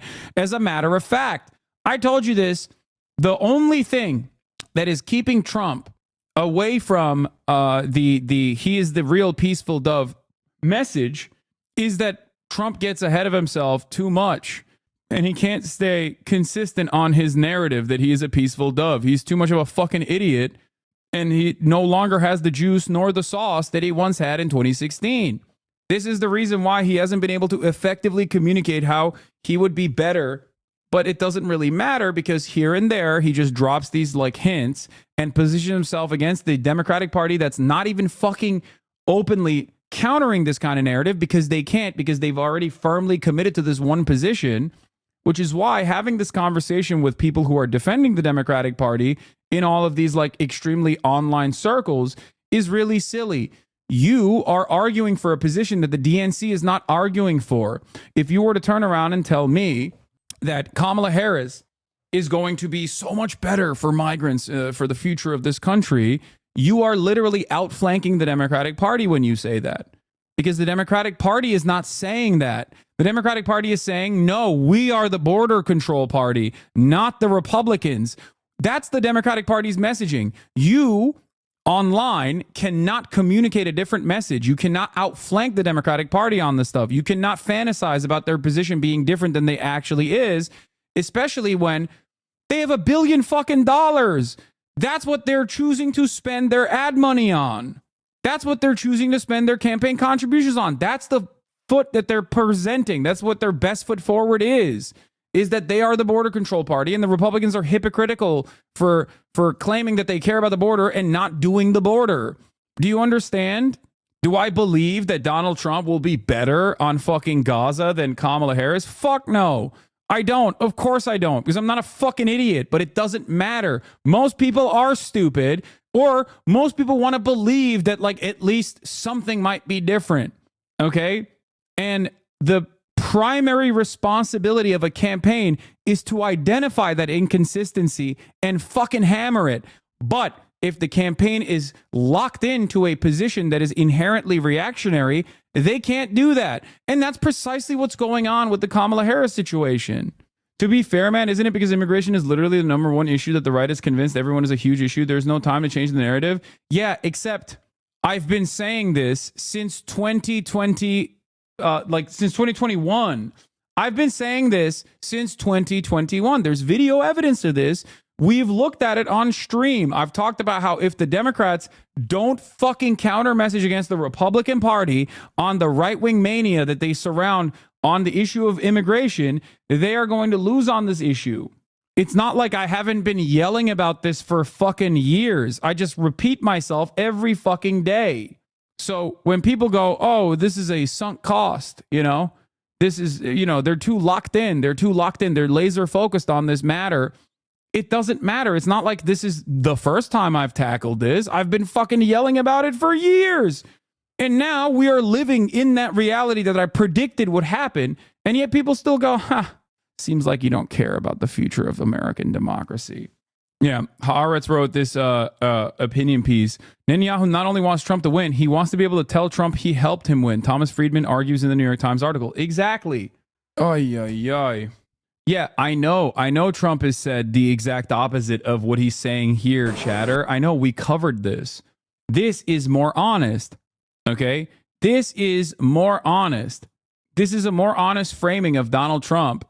He lies about everything. What do you like? I don't know what we have to, I don't know what I can say. He also said the other day that he's the father of IVF 3 seconds after admitting that he didn't know what IVF was until the Alabama senator called him up. And he was like, I learned about it immediately in 2 minutes, better than anyone has ever learned about IVF. And now I'm the father of IVF. He said he has been a defender of IVF since day one, and then openly admitted that he didn't know what the fuck it was in the same conversation. It doesn't matter. People are fucking stupid. For the past 4 years, it seems like people have just been slamming their fucking head against the goddamn wall. They're like, I don't know. They just pick whatever they pick and choose whatever they want to hear because Trump is charismatic. They have short-term memory. They have no fucking memory of what it looked like when Trump was president. They forgot about it completely. Okay? They only remember negative real wage growth under the Biden administration and how shitty it was.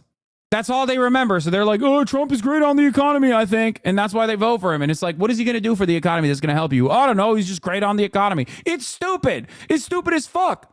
Having said that, however, a competent party is supposed to look at the fucking table, okay? Look at the board, look at the game, recognize that Americans are fucking stupid, and then tell them, recognize where they are hurting and say, we're going to fix that. That's what they're supposed to do. Israel announced they're hiding Hezbollah tunnels under hospitals 2 hours ago. Just 30 minutes ago, they bombed the front of a hospital in Beirut. Jesus fucking Christ. Why should they do anything different, honestly? Why should they? They could say that there's tunnels under a hospital in DC and they could bomb it and America would be like, oh, I don't know, I guess they're right. Yeah, great. Their Arabic spokesperson, Hezbollah keeps hundreds of millions of dollars in paper currency and gold under the coastal hospital in Haret to finance its terrorist activities. We revealed dangerous information about Hezbollah placing the shelter of the so-called Hassan Nasrallah under the Sahel hospital. Oh, God, they're fucking gearing up to blow up every goddamn hospital in Lebanon. Holy shit. I don't know what to say anymore, dude. The director of the Al Sahel hospital, Fadi Alameh, says the Israeli allegations regarding... I don't know what this is. I don't know what these OSINT accounts are. I need, like, direct quotes. Yeah, they bombed a bunch of banks and they were like, these are Hezbollah banks. It's like, dog, they're banks. Like, what the fuck are you talking about? Israel makes sensational allegations against Sahel Hospital in Beirut, directly a part of the Gaza playbook. Avishai Adrae, the Israeli spokesperson for Arab media, writes in a post on X that Hezbollah is storing hundreds of millions of dollars in cash and gold beneath the Sahel Hospital in Haret, alleging that these funds are earmarked to finance groups' terrorist activities. The hospital conceals secret entrances and exits leading to a shelter below, he said. Adrae goes on with the news that Israeli aircraft are currently surveilling the site and called on the Lebanese government and international organizations to recover these purportedly stolen funds and prevent their use of terrorism. In response, Fadi Alameh, the hospital's director, strongly rejected the accusations, called for the Lebanese ministry to investigate, and asserted that the Sahel hospital has no ties to any political parties. The hospital, he confirmed, had been forced to evacuate. That's where I was born, Lamau. Well, sorry. Once they fucking hit that 3D simulation, you know it's about to fucking erupt. What is this shit? Okay. This sounds like some American conspiracy theory shit. Money stashed into hospitals for terrorist funding. How stupid. I mean, it doesn't have to be smart. It does not have to be smart. It doesn't matter. Hezbollah's gold mine catches fire. Nasrallah's bunker under hospital held $500 million. Yeah, they're running with this narrative. Did you not see this one in your video feed this morning? الآن يرتفع العدد إلى 22 شهيدا عبد القادر نتيجة هذه المجزرة الكبيرة بحق عدد من العائلات في محيط مسجد القسام. طبعا أحد المنازل الذي تم استهدافها هو منزل يعود لعائلة الشريف عبد القادر. هو منزل يعود لعائلة الشريف في مشروع بيت لاهيا. طبعا في هذا المنزل يتواجد عدد كبير من النازحين. عبد القادر كما تحدثنا عن مجزرة يوم أمس أن النازحين لجأوا عند الأقارب ليستقروا في هذه المنازل لكن أيضا الآن But now in the massacre we're talking about 22 people killed from the initial accounts of this massacre. This is Al Jazeera journalist Anas Al-Sharif. He was reporting live on air when he found out his relatives were killed by an Israeli airstrike. I don't even want to finish this, dude. It's so dire. It's so devastating. It's 22 شهيد كحصيلة أولية في هذه المجزرة. هل هم من أقاربك؟ بالتأكيد عبد القادر. He says, are those your relatives? He says, indeed. لكن الآن بالتأكيد عبد القادر هم أقاربي. المنزل المستهدف هو منزل يعود لعائلة الشريف في مشروع بيت لاهيا.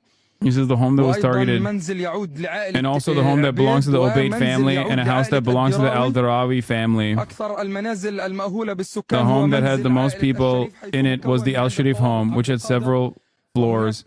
22 people have been killed there as a result of the Israeli airstrike on this residential square known as the Beit Lahia project. Dozens of injured people and dozens of missing people. Most of them were women and children. Israel's air attack in Beit Lahia killed at least 87 people, with many missing under the rubble and injured 40. Israel reported it was exaggerated and not as bad as being reported. This was reported in Al Jazeera. Yeah. What is this? Scoop from Barak Ravid. Israel gave the White House its demands for ending the war in Lebanon. President Biden's envoy, Amos Hochstein, is visiting Beirut on Monday to discuss possible diplomatic solution with Lebanese officials. Remember, Amos Hochstein is the guy who, alongside another Biden official, was the one who was like telling Israel to go and invade Lebanon, giving them the go-ahead. Some of the bullet points apparently include: one Israeli demand is that the IDF be allowed to engage in active enforcement to make sure Hezbollah doesn't rearm and build its military infrastructure in the areas of southern Lebanon that are close to the border. The official added that Israel also demands its Air Force have freedom of operation in Lebanese airspace. It's the exact same. It's this exact same playbook. Then they can turn around and be like, well, you know, that there's, you have to accept the occupation or else you're, you know, fucking up the peace talks. You have to accept everything on our framing.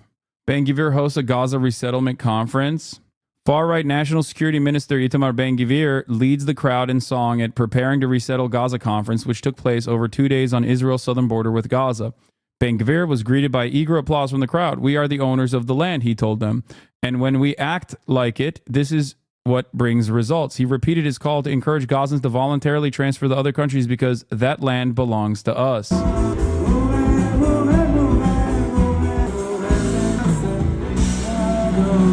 Let's be clear, no one can control Israel right now. An arms embargo would mean they would run out of weapons in 2026. That's bullshit, dog. That is bullshit. Because here's why it's bullshit. Because they don't have the defense capabilities without the United States of America. Okay? And not only do they not have the defense capabilities, America regularly fucking refills all of their offensive munitions as well. The idea that they would simply not run out of fucking munitions if America wasn't steadily supplying them with with armaments, with munitions, with bombs, is wrong. Okay, but it doesn't even matter.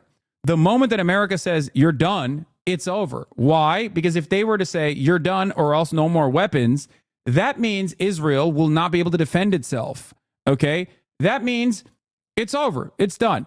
Because if they still continue bombing after America says no, you're done, then there are a shit ton of other financial pressures that America could apply to Israel. Every Israeli general and every Israeli politician knows this.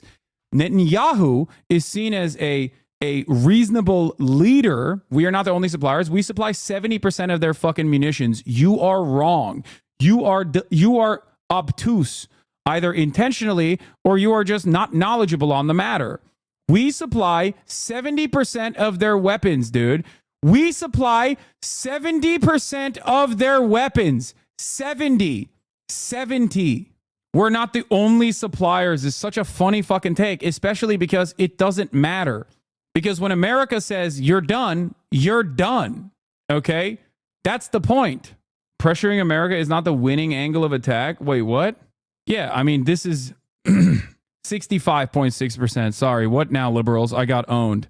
Major arms transfers volume from 2013 to 2023, 65.6% is from the United States. 4.7% is from Italy, and Italy has said that they are reconsidering their weapons transfers to begin with, and Germany supplies 30%. Germany can shoulder that load alone. Yeah, exactly. That's a delusional take. Especially considering that Italy is already saying, like, maybe we shouldn't be giving you guys these weapons right now without America even changing their attitude. You are out of your dang mind. America is literally creating not the permission structure, but like the damn near entirety of the social and political capital being expended to defend Israel in the global stage right now. That's it. The United States is overwhelmingly the biggest supplier of arms to Israel. In 2023, 69% of Israeli arms imports came from the U.S., according to a report into international arms transfer by the Stockholm International Peace Research Institute. Germany was the second largest, providing 30%, followed by Italy with 0.9%. The UK, France, and Spain were among other minor contributors. The U.S. imported weapons have played a major role in Israeli military actions against Hamas and Hezbollah, the think tank reported, noting that at the end of 2023, thousands of guided bombs and missiles were delivered from the U.S. to Israel. F-35 and F-15 fighter jets were also delivered to Israel from the U.S. in January 2024. CNN analysis identified multiple instances that the U.S. manufactured munitions were used throughout the war, including strikes that killed civilians. Recently, CNN found the U.S. manufactured 2,000-pound bombs were likely used in the Israeli attack that killed Hezbollah's leader, Hassan Nasrallah, in Beirut. The U.S. also provides financial assistance to Israel, delivering over $130 billion in bilateral funding since 1948, according to the U.S. State Department. In 2019, the two countries signed a memorandum of understanding that ensured the U.S. would annually provide Israel with $3.3 billion from the Foreign Military Financing Program and another $500 million for missile defense. If America's role in this wasn't so important, okay, then Israel wouldn't spend hundreds of millions of dollars in PR, propaganda, and lobbying in the United States of America. They wouldn't be cutting commentary both in Hebrew and also in English, okay? It is ridiculous. It is like so obvious. And when you refuse to recognize this reality, you are at odds with what fucking, like, the Israeli military members say. You're at odds with what Israeli politicians say. Benjamin Netanyahu's primary selling point is that he knows how to deal with American politicians. That is the reason. He is seen as the security candidate and also the guy who knows how to deal with America. What? How do you feel about using the same tactics as Donald Trump and Bebe, in that you deflect from any on all valid criticism directed towards your controversial and perceived bigoted views, all while praising gangsters and criminals? Just wondering if you're able to see this in your rhetoric and actions. Only paying attention to what you agree with is dangerous to your mental health and your community's well-being. Can you give me some examples that aren't just utterly delusional in terms of like what what the real criticisms are directed towards my controversial and perceived bigoted views? Because depending on where people are coming from, there are plenty of insurance executives and members of the mainstream media that would consider my views on Medicare for all to be quite controversial. You might consider that to be ridiculous. I like that you also couched it as perceived bigoted views, because you also secretly, or at least internally, you also understand that, like, I do not hold bigoted views, but maybe some of the things that I say might be perceived as bigoted, because I do try to represent myself as deliberately as possible. Now, of course, I'm going to have emotional, heated moments where something might come across as like different than what I believe. But even then, you know, the settler babies comment is pretty crazy and comes across as bigoted. Yeah, I don't think that is appropriate, chatter. What are you talking about? I don't think that people should be allowed to kill settler children. Why do you think I fucking advocate for a one-state solution? Because I literally claim, openly state, that 750,000 Jews live in the West Bank, in occupied West Bank, and forcibly expelling them from this land that does not belong to Israel, that Israel is illegally occupying, would be an unimaginable harm. Baby settlers. That's crazy to fucking hear the exact opposite argument that I'm making and then claim I'm making the pro argument. So, do you care about the truth? Do you actually care about my perspective? Or do you want to just like shit smear? If you want to just like lie about my positions, then yeah, go ahead. His point was that there are settlers who are babies. You can't just go murdering settlers indiscriminately because there are babies. That is what HasanAbi said. I'm so sick of the baby settlers bullshit. I know. Anyway. When you go to dunk but don't reach the rim, yeah.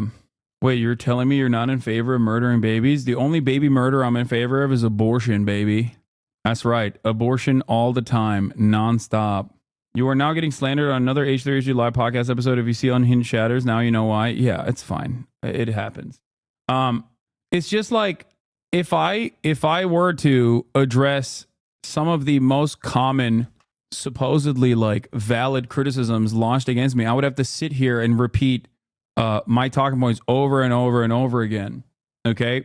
At that point, I urge you to be charitable and go seek out this information in the readily available format that is provided to you. Go to my fucking YouTube page and watch a single fucking video on the matter, and you will very quickly arrive at your own conclusion. Okay? That's it. They didn't listen to you the 14 times you said it. Why would listen to the 15th time? Yeah. Once again. Are you excited for the start of the NBA season tomorrow? Sure. Wait, what? Breaking 4 people killed, including a child, and 24 wounded is the Israeli strike on the premises of Beirut's main public hospital, Rafik Hariri University Hospital. This is just now from Iraq bureau chief of Reuters, Timur Azari. They targeted the banks yesterday, and they brought forward that same classic, like, they brought forward their same classic fucking argument. Hezbollah's gold mine catches fire. They're saying that there's a bunker full of money under the hospital now, and tunnels under the hospital, which means it's worthy of striking. Will there ever be a moment where people say, hey, you guys said this every single time you struck a hospital and then provided zero evidence after the fact? Is there a point where the rest of the world will just go, enough? Like, enough. Yes, I saw. The CNN article is insane. He got out of Gaza, but Gaza did not get out of him. Israeli soldiers returning from war struggle with trauma and suicide. Now, this is a very common article that is written specifically about like IDF vets and shit in regular frequency. I'm just shocked that, like, because the genocide has gone on for 12 months, that while it's still happening, they've already started writing these articles. Americans do it too. There's only one thing that I find particularly interesting in this, which is the mental health toll. Mizrahi deployed to Gaza on October 8th last year and was tasked with driving a D9 bulldozer, a 62-ton armored vehicle that can withstand bullets and explosives. He was a civilian for most of his life, working as a manager at an Israeli construction company. After witnessing the massacres committed by Hamas, he felt he needed to fight. The reservist spent 186 days in the enclave until he sustained injuries to his knee, followed by hearing damage in February when a rocket-propelled grenade struck his vehicle, his family said. He was pulled out of Gaza for treatment, and in April was diagnosed with PTSD, receiving weekly talk therapy. His treatment did not help. They didn't know how to treat them soldiers. Jenny, who lives in the Israeli Ma'ale Adumim settlement in the occupied West Bank, said, they, soldiers, said the war was so different. They saw things that were never seen in Israel.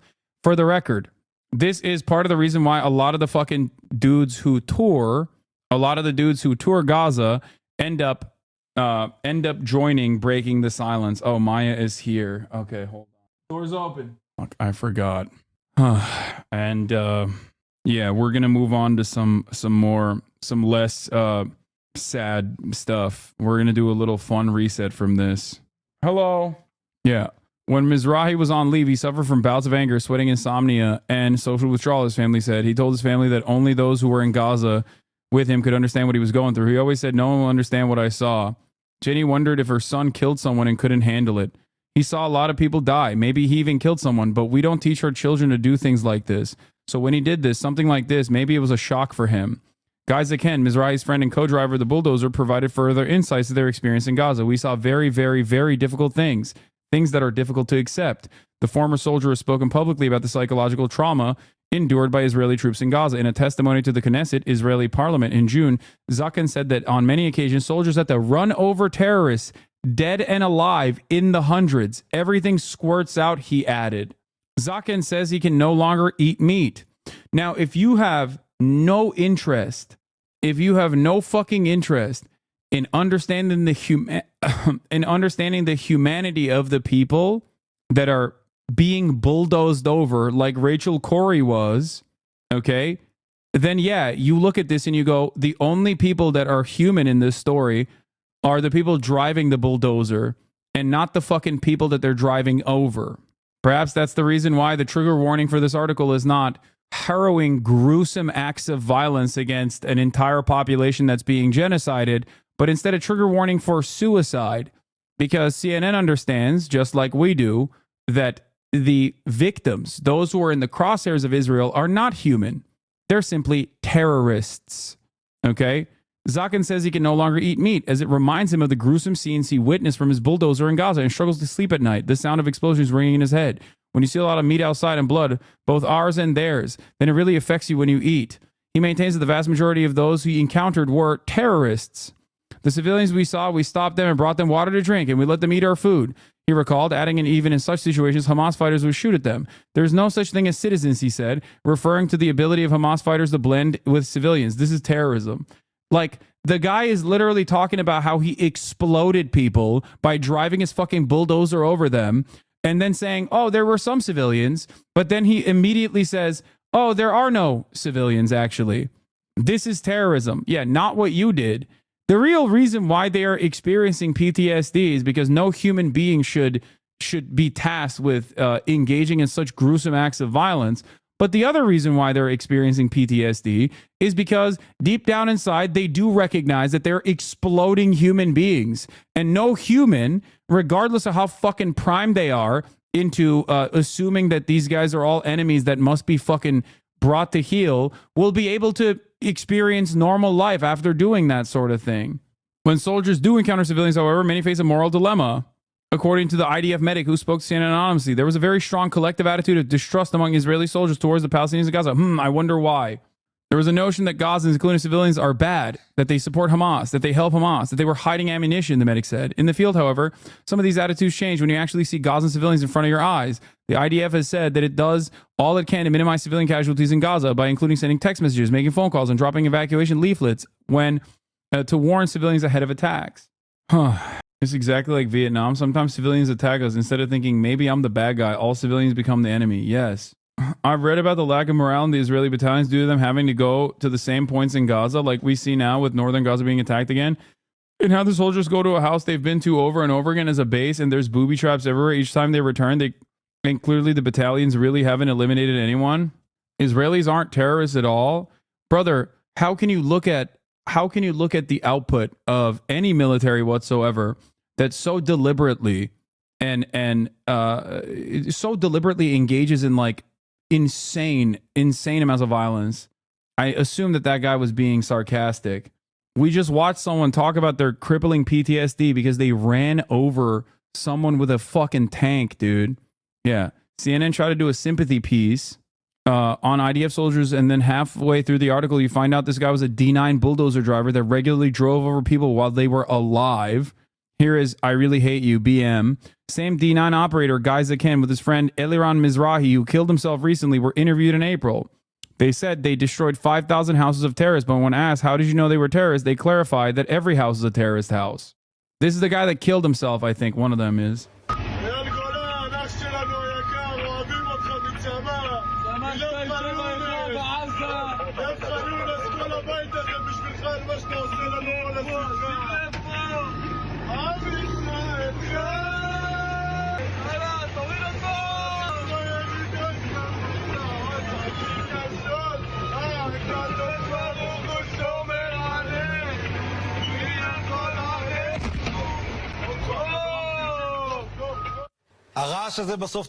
What is the noise in the end? I missed this.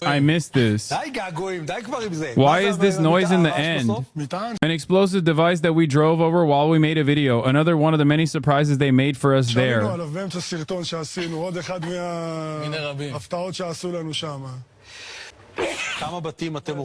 How many houses did you demolish? You wrote somewhere 1,500? We got to 5,000. 5,000? Yes, and more. Zama 271. It's documented, proven. The whole unit. Our company. You two. We stopped counting. 5,000 houses. Of terrorists, of course. Someone goes, the anchor goes, how do you know it's terrorists? We had a lot of, there's no house where there isn't a surprise waiting for you.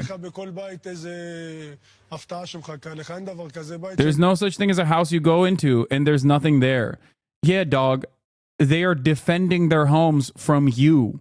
Like, what do you mean? Of course they are going to do, like, oh my God. Oh, like, you have to think about this.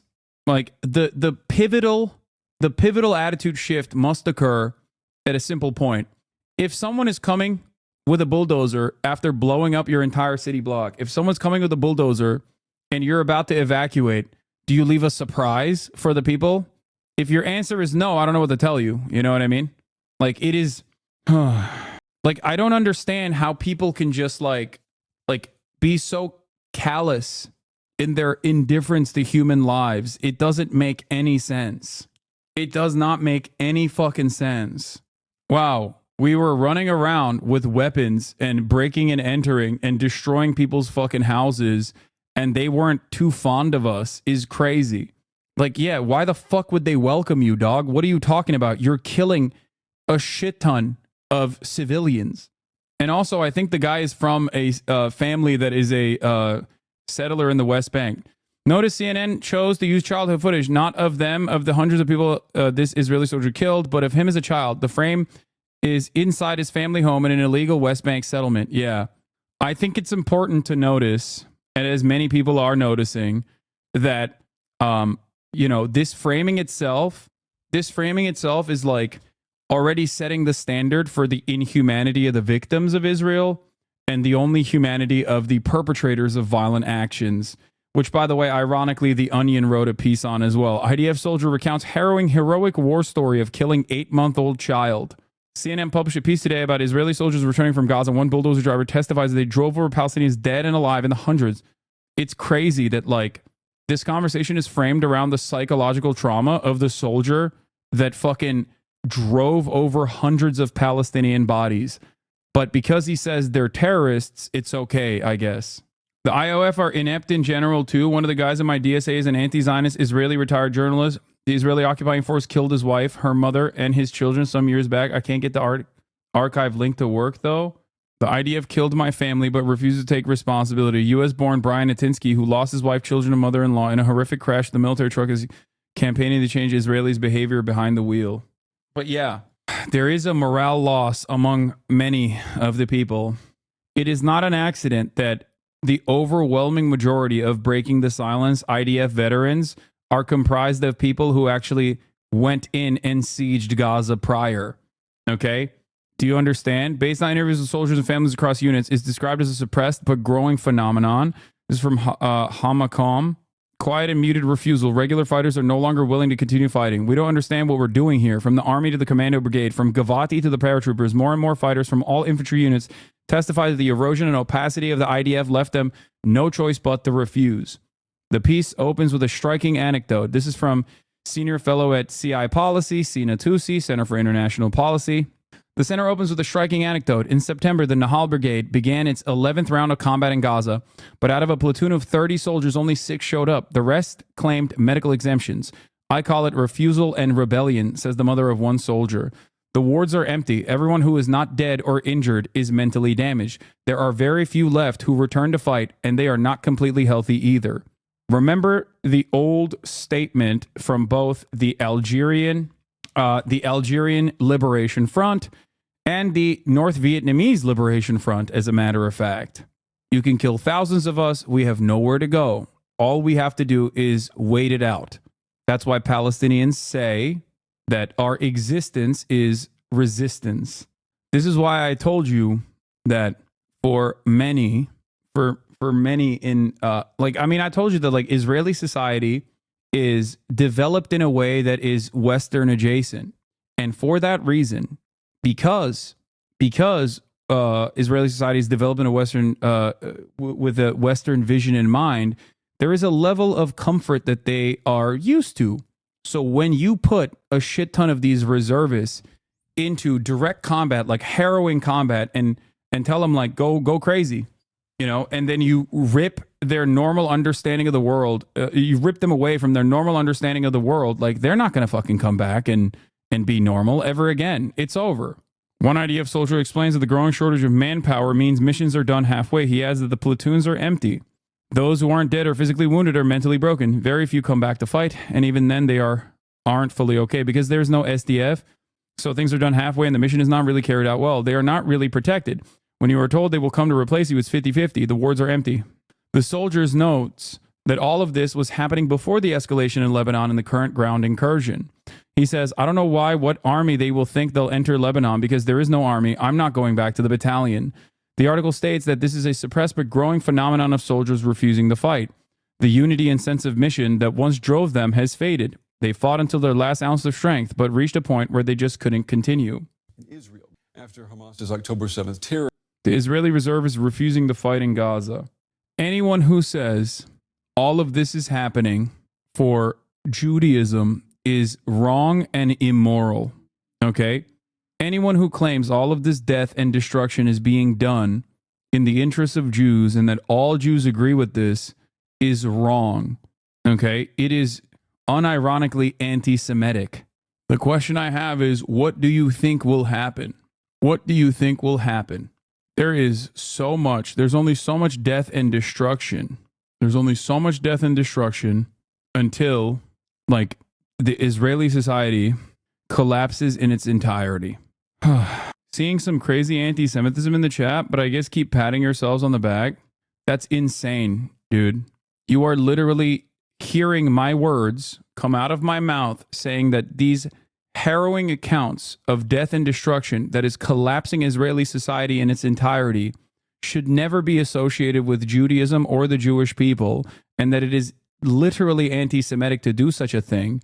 And you're hallucinating that there is some crazy anti-Semitism going on.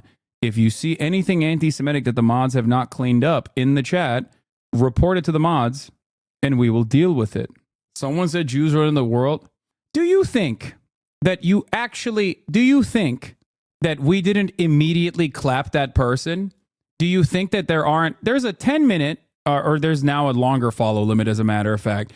If you've been in here long enough, even though you haven't, you've been in here since July, okay, you probably have noticed that there are a shit ton of trolls in this chat. They got banned immediately. There you go. Yeah, true, Jews are awful. Boom, banned. Like instantly. 1408. Yeah, true, Jews are awful. Banned. 1408. Here's another one. Well, Jews run the world. 1407. Banned immediately. That's ridiculous, man. I'm not talking about what you're yapping about. I'm high as balls. My bad. You can respond to me, but not your co-host. Calm down. They just want you to spend a whole stream just showing a list of people banned from your chat. Yeah. It's fucking ridiculous. Oh, I'm just high, man. Sorry. Yeah, you must be high. There's a genocide ongoing. I'm trying to do my very best to communicate the humanity of the victims of said genocide. And you're over here being like, well, sorry. The 5-second time frame in which your mods clap anti-Semitic sentiments in the chat is not adequate for me. That's crazy. Anyway, that's crazy that, like, after 12 months of genocide, the only time you're primed and activated is to, like, ban one of the fucking largest content creators speaking out against such said genocide in North America. That's cool, man. Really showcasing your fucking motivations here. That's crazy. Come on. Trying to use an avenue that is so fucking repugnant too, to say like, oh, this guy is anti-Semitic. His community is anti-Semitic. When it's not something that I believe in, it's something that I've actually railed against my entire fucking life. Anyway, we are going to move on for a little bit to some fun stuff, and then we'll get back to the main matter at hand. Okay? There's a lot of poll watch that we need to do. I'm sorry. I'm sorry that this is like the moment that you're coming in here. There's like, it's just, no, it's fine. Hey guys, I feel like it's like maybe not the best time. I don't know. No, we're here to learn about animal facts. Okay. Hold on. I wanted Bye. I wanted to explain to you that, like, you know, are you hungry? No. You're not hungry. Okay. Maya's in the building, everybody. Maya Higa Hi everybody. of Alveus Sanctuary. Hello. I tried to explain to her that, like, things get a little heated on especially Mondays, but well, not necessarily heated. We're in a unique predicament because, like, there's a lot of crazy stuff happening, but you know, that Mondays are usually news days. I try to do this on Sunday, to be fair, but we weren't able to do so. Do you see her eye? Look at her left eye. It's red. Oh, you can't tell? Okay, that's good. That means it's no longer as bad. Are you sure? I can wait for like an hour. No, it's fine. Well, let's do it. I feel really bad and really weird. It's fine. Hello everybody. My name's Maya. This was planned ahead of time. And so I'm just here on schedule. I you know, just here to hang out. Wait, why are you like naked? What do you mean? Facially. Oh, I shaved because people kept saying that I was like a anti-Semitic Muslim fundamentalist terrorist lover. So I was like, I gotta look more white. Oh, you asked? That's the reason. I stole a sodi. Yeah, of course. Okay. Hello, everybody. I'm here for morale. My name's Maya. I have an animal sanctuary. Hassan's been there. And I just thought it'd be fun to teach you guys some stuff about animal sex. Some of my viewers yesterday were saying that you said we were going to do like a tier list or something. No, I thought that that's what you wanted to do. That's why I was like, do you want me to get a board or something for you? No. No? Do you have a PowerPoint presentation? Yes. Something we can look at? Okay, if you Discord DM it to me, I'll put it up. I'm doing that. I have curated a presentation for you all. Can I show you something before we get started on animal sex? Yeah, as long as it's good vibes. Okay. Chat, where's the ticklish video? Let's go. Someone has the link. Not the ticklish like song, but the actual video that we found. Oh, ew, I can't believe it. Okay, don't look at the screen. Why? It's just I don't want to spoil it. Does anyone have the link? The comparison. Does anyone have the link? What are you guys talking about? That we found it. Watch this.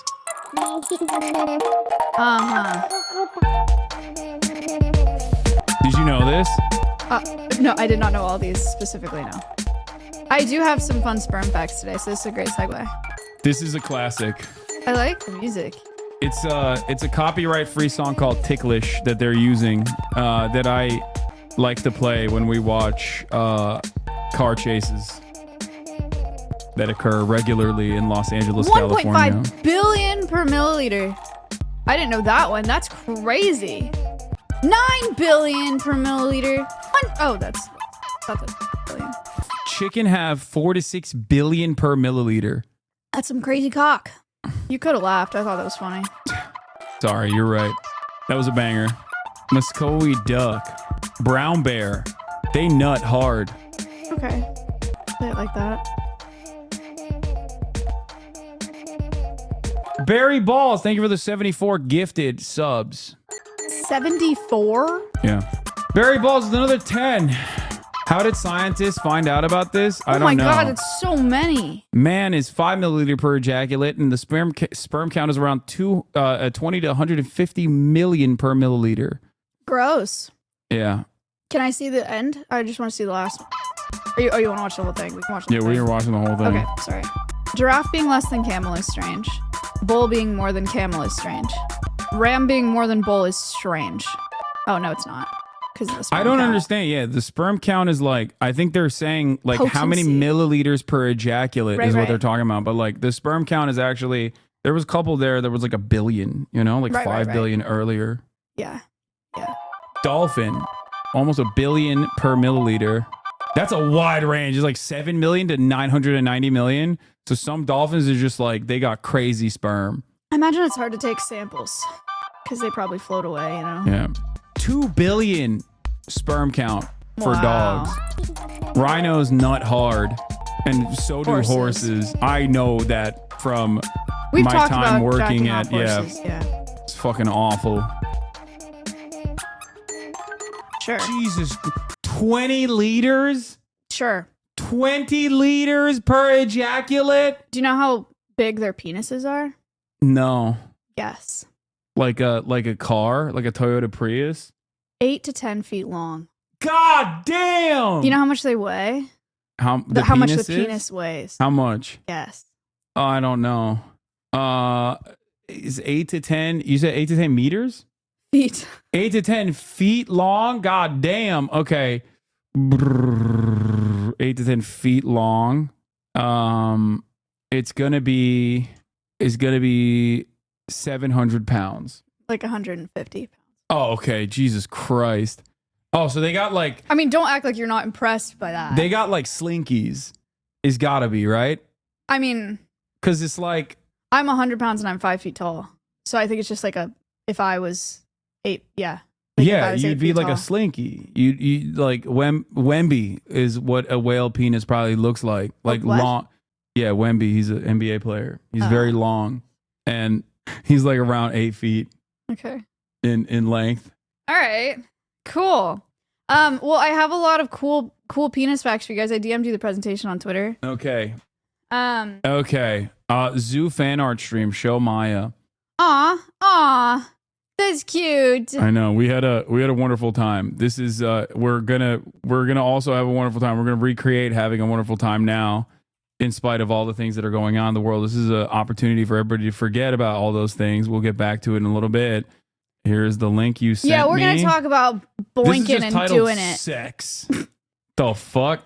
Yay, my presentation. I made this. Oh, don't spoil. Okay. What do I do? Do I just like can people click on the link? They can click on the link and view it, but you can probably just full screen it, right? And then move it. Okay, hold on. Yay! Let me full screen it. Boom. Oh, it's cute. I made this smile. Why does it have grid on it? Why does it have grids on it? I don't like the way that looks.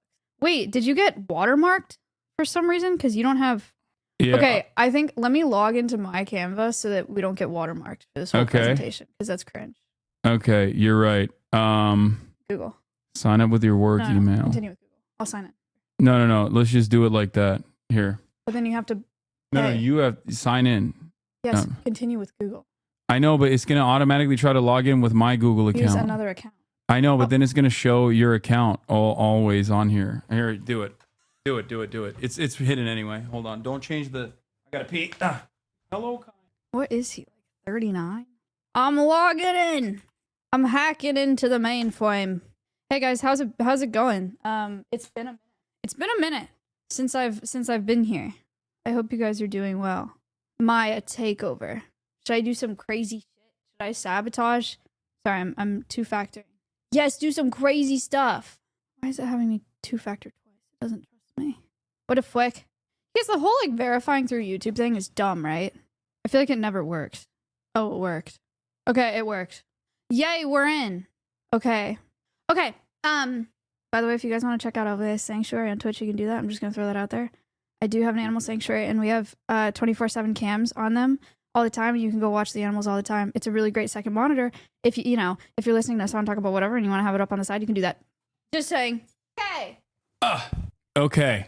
Someone said W plug. Did you plug? No. Grid view, scroll view, present full screen. Present full screen. Okay. Should we play a song while this goes on? If you want. Okay, I got a really good one. Welcome to class, everybody. Please get out your pencils and paper. There will be a quiz at the end, and if you fail, you flunk out of the class. Okay. Sex. A presentation by Maya for Hasan and Hasan's chat. Let me move us. Where is it better to put us here? Okay. Okay, welcome to my presentation, everybody. It's called Sex. It's for you, and it's for Hasan, so you guys can learn some things. You can go to the next slide. Do I just click? I don't know, I guess. First of all, we should start with what is sex? And Hasan is going to answer this question for you.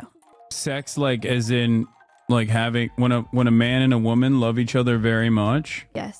The act of that, is that the question? Yeah, I just think it'd be good to like set some context before we have this conversation. Like, what is it? Chat, when a man and a woman love each other very much, okay, they get together and a stork comes in and delivers a baby 9 months later. Okay. That's, I think, how it's done. Sure, that's fine. I'll take it. Thank you for the intro. How is it done? Also, or when a woman and a woman. Yeah, or when a woman and a woman. Or three men. Yeah, or you could, 4 men and 2 women. You could do an orgy. There's many different men. ways of doing it. I was just thinking like as a reproductive unit. Yes, we are going to be talking about reproduction today. Yeah. Okay, because there's sperm and stuff on there. First of all, because we were talking about sperm, and because you guys are Twitch chat, and you'll probably think this is funny. The next segment, you can go next, is on wieners and different kinds of penises.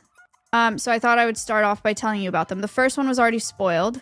The largest penis is what, Hasan? My penis. Ew. I had to do it. I'm sorry. Ew. I'm sorry. Okay. The largest penis is blue whale. And how long is it? It's 8 feet, 8 to 10 feet. And how much does it weigh? It weighs 150 pounds. Yeah. Nice. Why are you shocked? I retain information. I'm just impressed. Okay, so that's the largest penis on the planet. What do you think is the largest penis to body size ratio on the planet? Ooh. Okay, so something that I've learned. You can go full Kim. Something that I've learned in I'm a little bit knowledgeable on this stuff. Also, don't show your screen to anybody. Spoiler alert. Yeah, they'll see. They'll see your notes. Screen. They'll see your notes and then they'll spoil it. I think it's got to be like something tiny with like a ginormous penis, because from what I understand, like a lot of penis size is directly related to like sexual competition. I think, like for example, gorillas that I believe gorillas that like already dominate in other avenues, like with strength and whatnot, are like established as the alpha in the pack for other reasons. So like their penises are tiny, so they don't have to have like there's not a lot of like competition sexually, I think. So a lot of them know. A lot of chat knows. Wait, really? I haven't looked at chat. So it's got to be like something small with like not like a lot of sexual or with a lot of sexual competition, but like they're not necessarily like violent. So I'm gonna go with, could be like a fish maybe. It's a barnacle. What, a barnacle? What the fuck is a barnacle? Is right. It's a crustacean. You know, the things that like are on the bottom of boats. Oh. Like that get stuck on the bottom of boats. Or when you get mad and you say barnacles. I've never gotten mad and said barnacles, but okay. What the fuck? Where's his penis? Is that the underside of a barnacle? The picture Barnacles under it, like you've never seen before. the picture under it is what a barnacle it looks like from the top. This right here? Mm-hmm. So its penis comes out from like the top, from that hole, and it's 8 times their body length. 8 times? 8 times their body length. So you're what, like 6 feet tall? I'm 6'4". Yeah, so that's 8 times Hasan's body length if he was a barnacle. That would be insane. I feel like that's hard to bring around. You know what I mean? Well, it's like, but I guess they pack that shit in. It's retractable. The reason it has to be that long though is because they can't move. Like they attach things, they get stuck there, so they have to reach. That makes sense. Yeah. Okay. They're lazy lovers, it seems. Yeah. Well, they can't move. Yeah. Typical. That is the largest penis to body size ratio. Now we're gonna go quantities. Generally, when we think of penises, we think of 1, right? But there are animals that have 2-headed penises. Platypus have 2-headed penises. Snakes have 2-headed penises. The fuck? Snakes called a hemipenis. Okay. 2 heads. Why? Better odds. Wait, really? Is it to like have a threesome? Is that what it is? No. Snakes. Like they're just getting down and dirty. They got someone saying echidna has 4 penises. Echidnas have a 4-headed penis. You know what an echidna is? No. It's kind of like a spiny anteater. It's a monotreme from Australia. You'll probably recognize it. I'm looking up echidna penis. Oh, well, it's Whoa! Is that TOS? I don't think I can show it. That's weird as fuck. Yo, it looks like there needs to be 4 circumcisions conducted. Like that's what it looks like. It kind of looks like a little little hand. A little bit. It does. Does look like it. Can it pick up things with this penis, you think? No, but we'll get there. There are some penises that can pick up shit. I feel like that'd be so much better. Like you could just, dude, have you ever picked up stuff with your feet? Yeah, all the time. It's liberating, right? If I could pick shit up with my penis, I would do it all the time. All right. Like I would literally just like fucking swing it around, picking stuff up left and right. It would be so sick. It'd be like a party trick. Like I would literally deploy it at parties with consent, of course. It kind of looks like a little hand. Echidnas have a 4-headed penis. Theirs is actually really cool. The reason that it's 4 heads is because female echidnas have a 2-segmented vaginal tract. So it's like it goes 2 at a time, but they can alternate between 2 heads and 2 heads. They alternate pairs, so then they can have double the sex. The fuck? Are they like nutting super hard? Is that what it is? Or frequently, or yeah. Are they having better sex than we are? I wouldn't know. Isn't that like a thing where people say like pigs experience orgasms for like 30 minutes long or something? I mean, there are animals that mate for like days at a time. Yeah. Yeah. So yeah, echidnas have a 4-headed penis. Yeah, snakes, hemipenis, platypus, hemipenis. They come in all different sizes, quantities, whatever. The next category is weaponized penises. What does that mean? Actually, first of all, garden snails. Okay, so like literally the snails that you guys are used to seeing. Snails, their goal is stabbing each other. Snails are hermaphrodites, which means they have male and female reproductive organs. But Like both of them, seahorses. I don't think seahorses are hermaphrodites. Are they? Or they can. Maybe they are. No, they can. They have the capacity to change their sex. Okay, so they're hermaphrodites. Yeah, like they can if they're. I don't think they're like. People are saying no. I don't think like. I thought seahorses would like if there's not any female seahorses in the area, like the male seahorse can like switch and become female. That's what would happen in Finding Nemo. Do you know that? Finding Nemo had a mom. Nemo had a mom and his dad, and then his mom died. So what would have happened to IRL is his dad would have switched sexes because they're hermaphrodites and would have become a female, and then probably would have fucked Nemo. Ew, gross. Snails are hermaphrodites. I'm glad that they didn't do that in the show. Yeah. I'm glad he went on a journey to find him instead. Yeah. Yeah, that would have been weird. That would have been a much weirder televised child show. Yeah. Snails are hermaphrodites. They both want to play the male role. Why? Because it's freaking easier. And all they have to do is inseminate, and then they pass their genes on. It's hard, okay? It's not as easy. So how do you they gotta put in a lot of work. How do they actually? I gotta send you. How do they compete to play the male role? You may ask. I'm sending it to you on Twitter again. Actually, you can just look it up. Who can? Who is the most misogynistic? Is that how? No, who stabs the other one the most? Okay, that's pretty misogynistic. With their domestic violence. Love dart. Look up snail love dart and show them. You can show this one. It like doesn't look that phallic. It kind of does, but not really. Snail, slime trails, and love darts on the strange slow skirmisher. Should we watch this video? I don't know that video, but sure. It's that. What the fuck? Yo, that's creepy as hell, dude. So that like white tooth thing is a dart, and it's made out of calcium, and it injects sperm boosting secretions into the other snail. So whoever stabbies fuckies more wins and is the male snail. Snails are kind of, so they're just like, snails are kind of doing the thing that people meme about, like docking penises, basically. I don't know what that means. Docking, when two guys get together and like one has a circumcised penis and the other one doesn't, and then the non-circumcised penis you like put into the circumcised penis, basically. Like you unfold the uncircumcised part of the penis, like the tip, and then you put the circumcised penis in it like this, like a spaceship docking. And they just touch. It's not like. It's kind of like that. Is that sexual or is that just a joke? I don't know. I don't think that it's like that at all. Their penis and their vagina is in their neck. So that's a weird place to have it. Yeah, that's what's going on right there. And then this one snail is going to stab the other snail.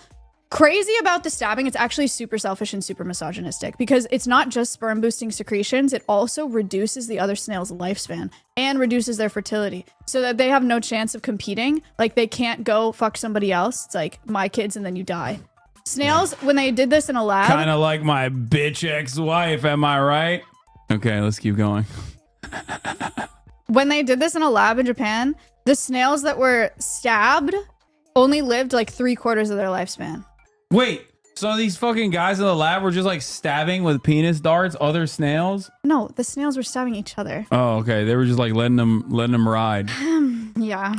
Deborah reduced my virility and killed me.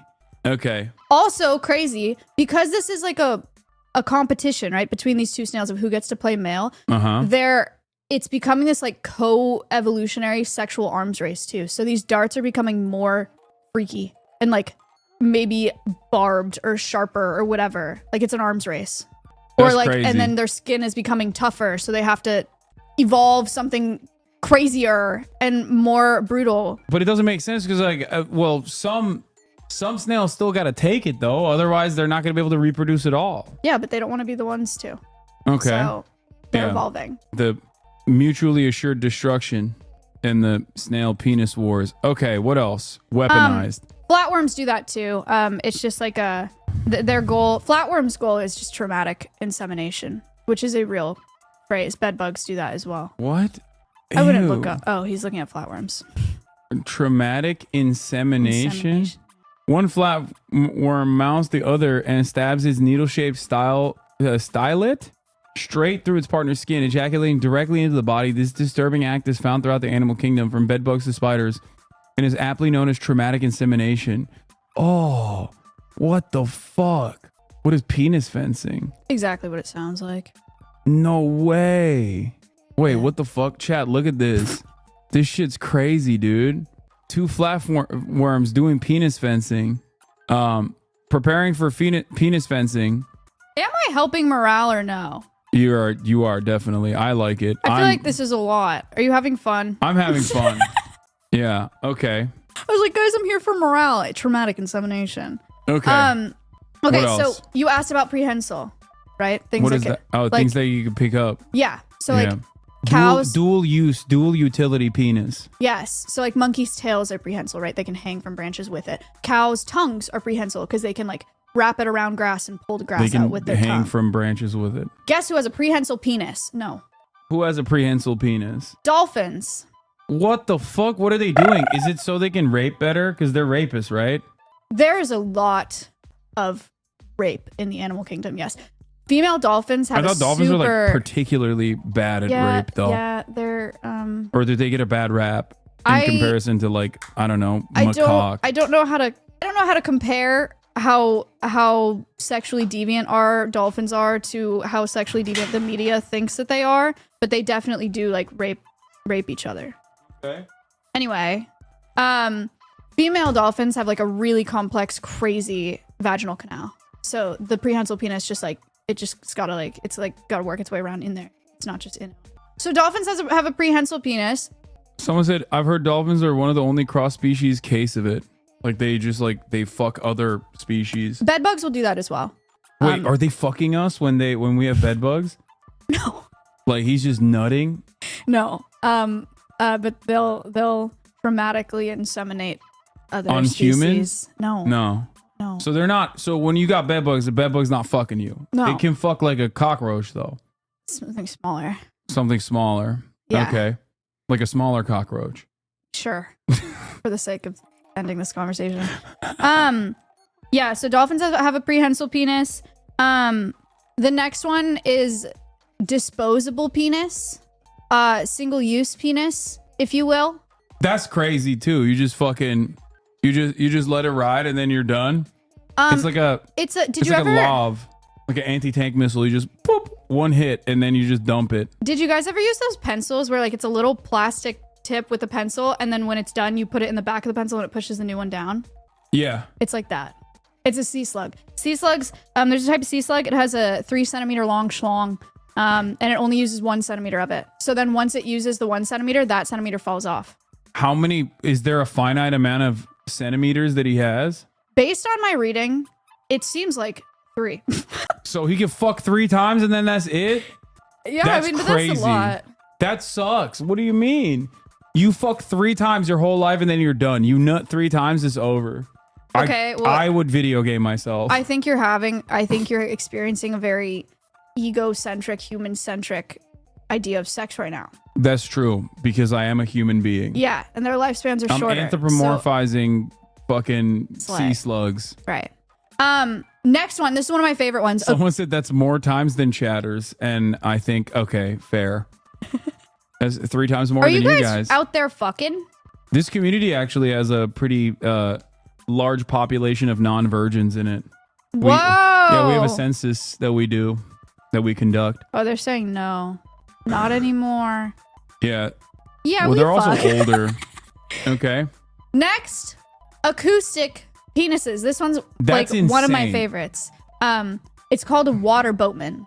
Okay, water boatman is a little tiny aquatic insect, and it can rub it has this special like abdomen appendage, and it rubs it against its penis, and it makes a sound that attracts other water boatmen. crazy. It carries a little air bubble down with it to help with resonating the sound. So it's like a little air bubble speaker. So cute. And the sound that it can produce can be up to 99 decibels. That's how loud is that in comparison? A chainsaw is like 100 decibels. It's like disgustingly loud. Like compared relative to its size, the water boatman is the loudest animal in the world. Like it's actually insane. That's fucking nuts. It's so loud. What does it sound like? We have to listen to it. You can look up a video. I have to pee again, even though I peed when I need a bladder augmentation. Okay, don't worry about it. Go do your thing while I look up. What am I looking up? Water boatman. Water boatman penis sound? Yeah. How loud is your penis? Okay. How loud is your penis? So you're with your mates? You had a same girl. The question is, how loud is your penis? How loud is your penis? We have a world record breaker in our midst.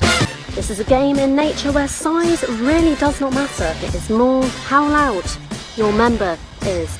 What water boatmen will do is when they see a female that they want to mate with, basically see a female, like it, rub your penis on your tummy. British people are crazy, bro. How do you fucking get a job doing this? How loud is your penis? Yes, that's right. Today we uncover the truth about water boatmen and the size and loudness and the frequency of the decibels of the penis of the water boatman.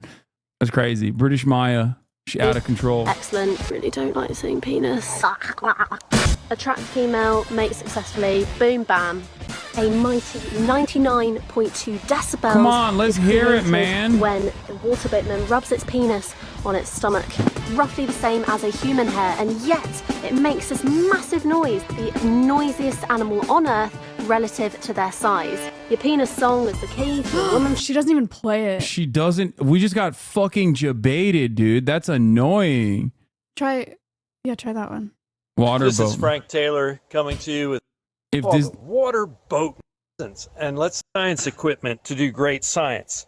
What I've got here, well, I just moved these water boatmen into one of my bug boxes that on the bottom has a grid 5 millimeters by 5 millimeters. That's about, each square is about 3/8 inch long. So you can see that these guys are only about 3/8 of an inch long. And yet, you know what? And here's the crazy thing about them. They may be the loudest animal on the planet for their size. Yeah, loudest animal on the whole planet compared to their size. You want it? The loudest. You found it? How the fuck did you find it so fast? That's it? No. Shut up. No, that's a lie. That's a lie. That's a lie. That's a lie. That's a lie. No, you're lying. You're fucking lying. Ain't no way that's what it sounds like. It sounds like a boat. No, it's not. It's not it. Oh my god, you're such a dick for that. It sounds like this. Wait, that doesn't sound 90 decibels at all. No, it's underwater. Oh, have we it's ever? It's an aquatic insect. Have we ever heard the penis sound outside of water? I don't know. It's pretty underwhelming. Okay, the was you fucking cooked us with that because now that's my expectation. That's crazy. It's not like that. Okay.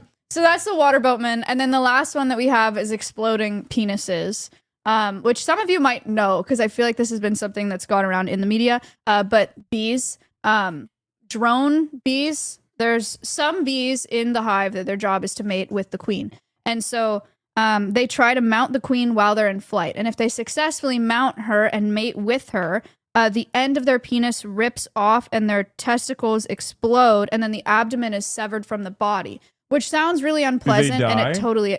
Yes, they die, Hasan. Okay, I don't know. Half their body exploded off. Okay, well, that's crazy. Like, it's like a weird gamble where like you get to have a penis that's half your body, but then it explodes when you use it.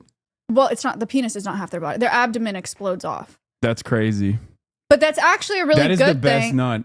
I've nutted before and then don't cramped. Don't say that. Don't... God, Hasan, stop. Like, I've had a cramp before, like an ab cramp. Stop. Sorry. I suspect that I was trying to empathize with the bees. I'm done talking about it. I'm just trying to empathize with the bees. The good thing about the fact that they do that is that if they successfully boink and then their abdomen rips off, it stays in there like a plug. So nobody else can get in there.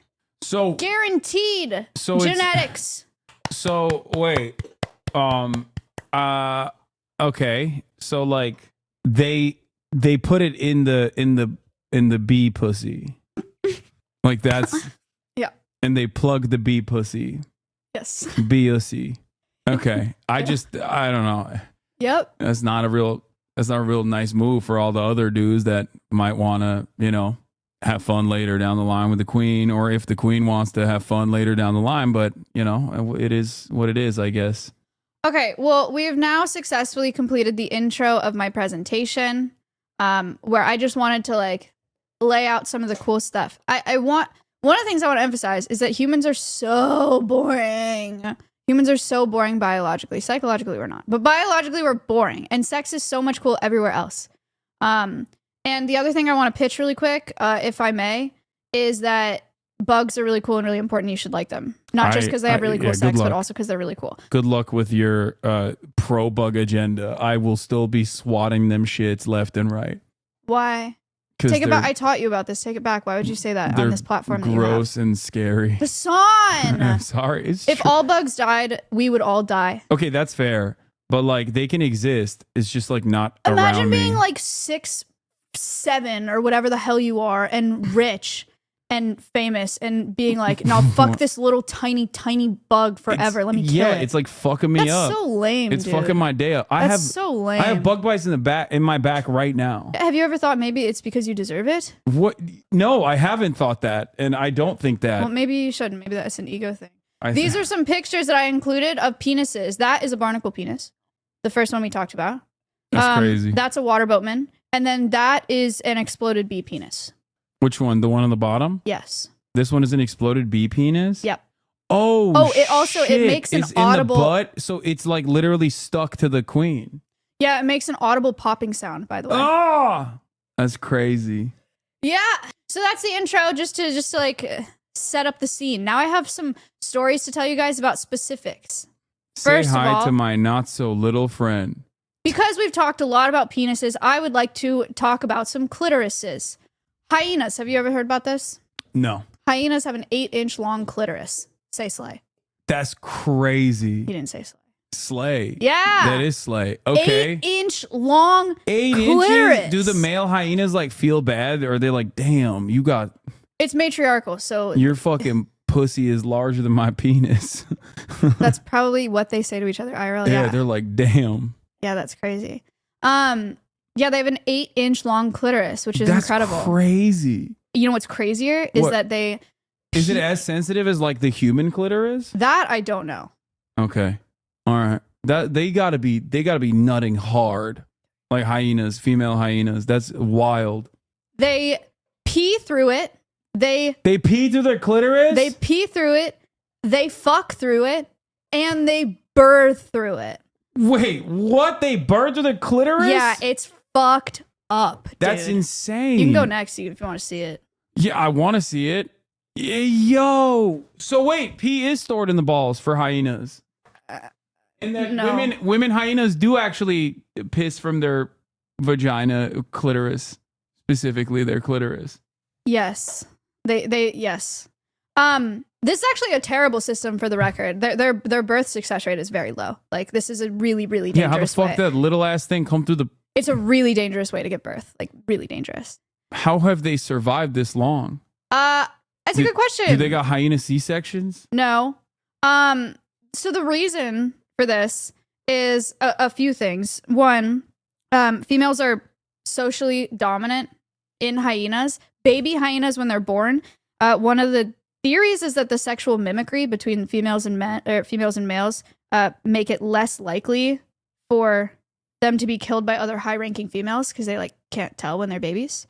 And then the other theory is that it reduces the potential for forced copulation. So the females get to choose like who they're boinking with, because it's very hard unless the female is like, it's impossible. How can you like? How big are the hyena penises? I think they look very similar, like about the same. So is it also 8 inches? Like hyena penises are also okay. Wait, so do they fuck the clitoris then?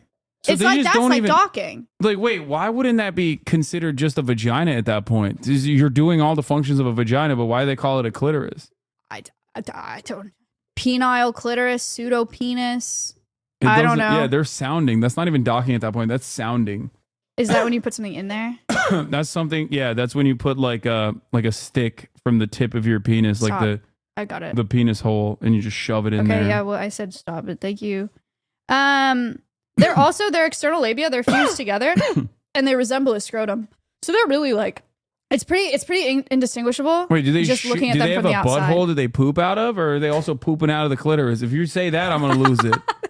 They do have a butthole. Okay, Jesus Christ. Okay, at that They point, it's poop like out something of. entirely different, you know? Isn't that crazy though? Birthing through that is so fucked up, and I feel really bad for them. Yeah, I don't. It doesn't make sense. It doesn't make like evolutionary sense, which is why I'm like confused about how they have survived thus far.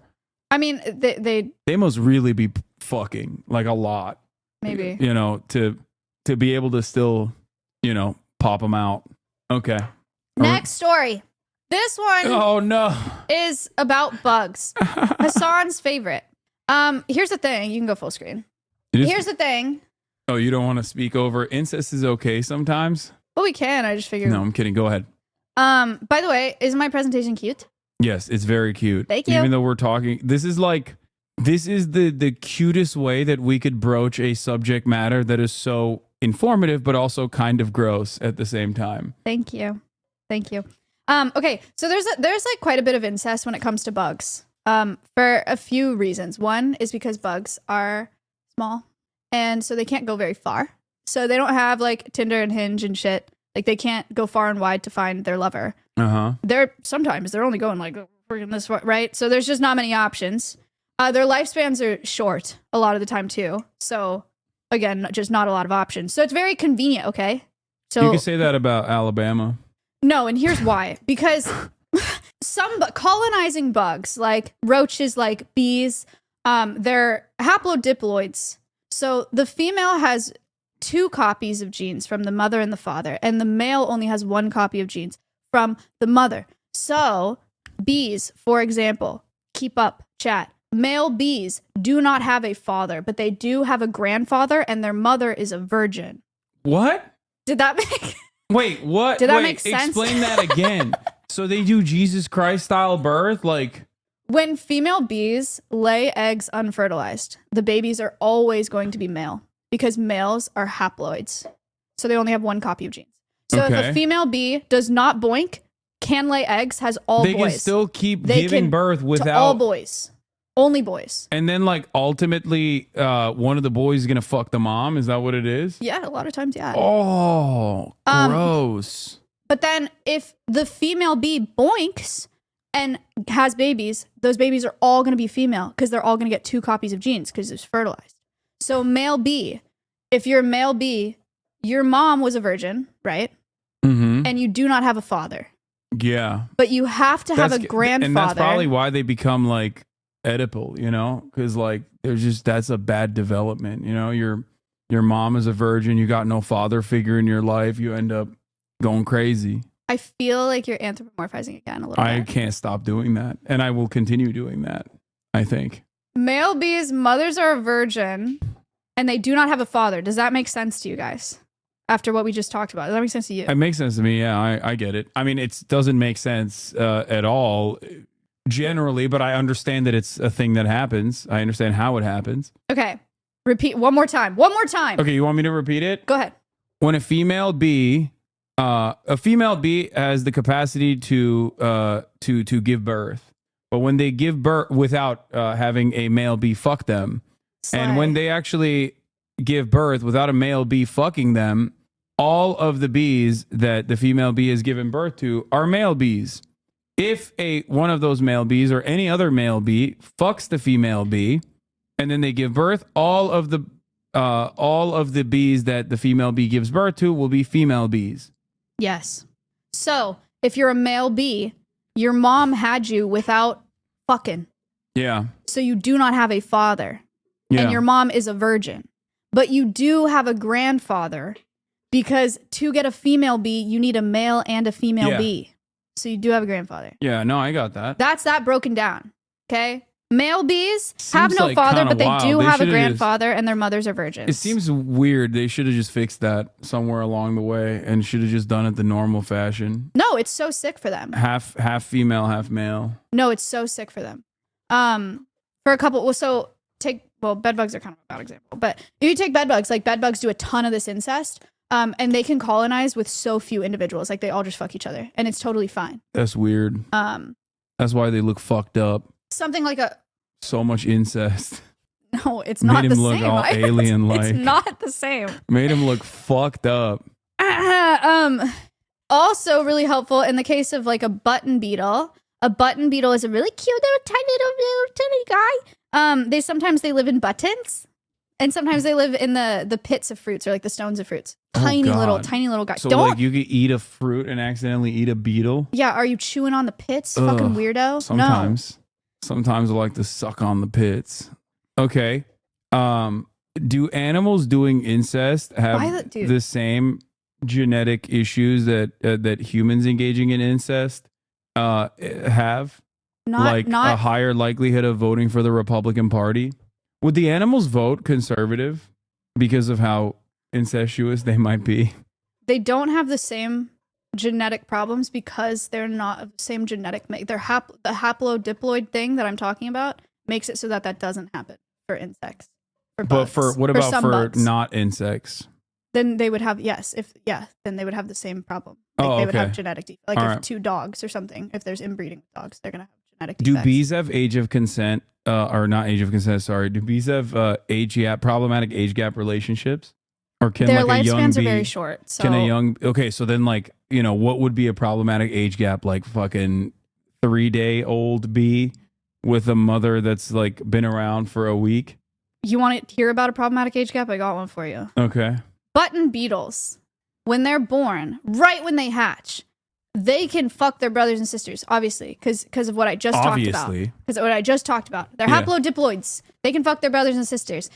Take little female button beetle. What do you want to call her? Name her. Bettina. Okay. Bettina. Little Bettina hatches. She's like, wow, look at this whole new world. Time to fuck my brother. And if she is not able to fuck her brother, she'll be like, all right, fuck y'all. I'm leaving. She'll walk off. Slay. Okay. She walks off. She's like, I don't need a man. I can have babies without a man. Slay. She has babies. What are the sex of all of her babies? Because she's not a female. She didn't fuck any male, so all the babies are going to be male. Yep. So then she gives birth to her own like entire harem of men that will inevitably fuck her. Yep. That's gross. She doesn't need a man. She can make her own. Then they all fuck, and then she probably eats now them. you're anthropomorphizing, and also in a weird direction. I'm being an educator. Okay, fair. By the way, while we talk about all this sex, can I just say, I don't want to be a part of any of your weird ass edits with Hasan saying something about sperm, okay? Keep me out of it. Cut me out. Make it vertical and have it just be him. I don't want to be in that shit. I don't think that this is going to invite a lot of like sexy TikTok edits. Hasan, they've popped up on my For You page without my consent, and I cannot. Wait, there's sexy edits with you in it? No, you. Oh, okay. Yeah. Well, you should just hit it with a like next time you see one, just to support your friend. Dude, Hasan will say nothing. He'll be like, oh, what time is it? And then all the comments are like, what time is it? He's so baby girl. That's messed up that you're doing that. That you're, against the thirst talks. It's the primary form of propaganda that this community has that like my haters can't magically make me ugly. It's actually so horrific. It's so fascinating to watch this like collective psychosis. It's the one thing that my haters can't present me as. Like they can lie and literally just bastardize my talking points, say that I believe things that are the exact opposite of the things that I believe. But they can't just like be like, nah, look at how ugly he is. You know what I mean? And I did that to myself. I shaved my beard. So I gave in. Anyway. I'm happy for you. Don't worry. There's no sexy edits coming. I don't have a beard right now. And people hate it. Oh, okay. Nice. Yeah. Good for you. Nice. All right. Saved. I just want to say that. So that's it for my second story of why incest is okay sometimes. Is there a third one? Or am I moving? Yeah, I have more. Oh, okay. Oh, you can go to the next slide. You can. That's Butalina. Oh. Isn't she cute? Hairy as fuck. Okay. That as like an audio clip was so mean. She's also that without the video is actually so mean. She is actually kind of cute though. I see it. Yeah, right? Little Like, button So cute. So cute. What the fuck? Your propaganda is working on me. Yeah, admit she's Normally cute as I'd be like, burn it with fire. I'm just saying. Like, this is like kind of a cutie patootie. Chat, do I need to tell you guys about... Oh. What is this fucking slide? What is this slide? Explain this slide that you made. My next story is called... Imagine... The top of the hour ad break is what it's called. I'm running it right now. And if you want to see the uninterrupted explanation for the slide, you're going to have to subscribe for $6 or free with Twitch Prime. Here's the 3-minute ad break now. Barry Balls with another 10 gifted subs, allowing 10 people to see the uninterrupted experience. Do you have more Insta stories before we get to this sperm slide? That was all. Okay. What the fuck happened here? What is this? Imagine if Hasan's sperm cells were the size of a 7-year-old child. Whose fucking sperm cells are the size of in comparison to their body? It's a bug, right? It's got to be a bug. No one is nutting that much. Yes. Adjusted to their own body, chat. Where's the name of the freaking bug? I don't have the name of the bug in my notes. Okay, it's a bug. It's a beetle. It's a beetle. It's a type of beetle. I realize there are 300,000 species of beetles, but just none of you have to know that. Just is it it's the just largest? We can look it up. You're not going to find it. Largest sperm cell per body size. By the way, guys, what I just said, there are like 300,000 species of beetles. Birds, all vertebrates, birds, mammals, reptiles, everything that you think of as an animal combined, there's like 45,000 species. And there's 300,000 species of just beetles. Bugs it's a rule minute the beetle. world. They're so cool. It's a minute beetle. The mature sperm of a Pitinella aptera is a helically coiled flagellate gamete, 1.4 millimeter long, twice the length of the beetle itself. That's wrong. It's a feathering beetle. Oh, okay. Thank you. Okay. So a feathering beetle, guys, their sperm cells are huge. Huge. So the actual sperm cell. Yes. Correct. Yes. I fucking nailed that. That's how you say it. Very nice. Feather wing beetle or feathering beetle? Feathering. Feather wing beetle, I think, is the right. Feather wing. Wow. Their sperm cells are up to 2/3 the length of their bodies. Why? Are they just like doing a big nut and just doing AoE damage to all the... What's AoE? Area of effect. Like it's just like you're like a Molotov cocktail of cum. You're just dropping a big load and you're like whoever picks up this load. They're going to make edits. They're going to make edits. I actually grosses me out. What? No, they're not going to make edits. Ew. No, none of this is hot. What are you talking about? This is literally me being a dumbass and also learning about science. Okay. Oh God, ew. Okay, sorry. Is that what it is? Is it AoE nut? Well, you remember the thing that we talked about with the bees? Yeah. How it like plugs? Yeah. What the fuck? Does it calcify or something? It can be seen protruding out of the female. Like a cum shot. I don't like really a cream know. pie. I don't really. What the fuck? Oh, gross. It just fills the fucking female beetle up with his beetle semen? Beetle cum? Yes. That's gross. But just one. What? Just one sperm. Because it's huge. Wait, so when a beetle nuts, it's just one rope? That's it? Yeah, well, there's a few bugs like that. This beetle, it's 2/3 the size of their body. So it is like Hasan. This is why this is my title. Imagine Hasan's sperm cells were the size of a 7-year-old child. That is what this is. That's what we're talking about. Why is that a good thing? One, because it shows that you have a lot of resources and you can make something freaking crazy. I mean, if you're nutting and the size and your nut is the size of a 7-year-old child, you basically made a child in and of itself by yourself. That's valid. But then also it's really good I could craft my nut in my own image. I could just be like, that's my child. This is a baby me. Miracle. Yeah. Is that where Beetlejuice comes from? I don't think so. I have no idea though. Gross. But it's also really good because it like eliminates competition entirely. It literally sticks out. Like the sperm cell sticks out. Someone said having a kid is Of the like female. having cum as a pet. I don't think that that's true at all. I don't think it's like that at all. For fucking beetles, it is apparently. There's also fruit flies are pretty famous for their sperm cells. You guys have probably I keep thinking you guys have seen this because I think you're like in on the bug news like I am. You probably haven't heard this. Oh, No. that's the guy. That guy fucks. That's the guy with the huge sperm. Yeah. But fruit flies produce a sperm cell that's like 20 times the length of their body, but most of it is tail. So that would be like if Hasan produced sperm cells that were the length of like a cruise ship. I did the math. What the I said fuck? 20 times the length. What? You think, wait, you think I'm 1/20th the size of a cruise ship? Yeah. I think that math doesn't add up. If you put 20 of me together, it's not going to be the size of a cruise ship. How big do you think I am? Cruise ships are massive. Cruise ships are bigger than 140 feet? That's really big. Okay, a yacht. Sorry. Whatever. Yeah, that would be like a pretty tiny. Okay, it'd be like if Hasan produced a sperm cell that was the length of a yacht. Okay. Sorry, all you rich people Yeah, that know about big boats. like a big yacht, I think, right? I don't know. Anyway, all right. Okay, last story. Someone said cruise ships are the average cruise ship is around What? There's no 1,300 way. feet.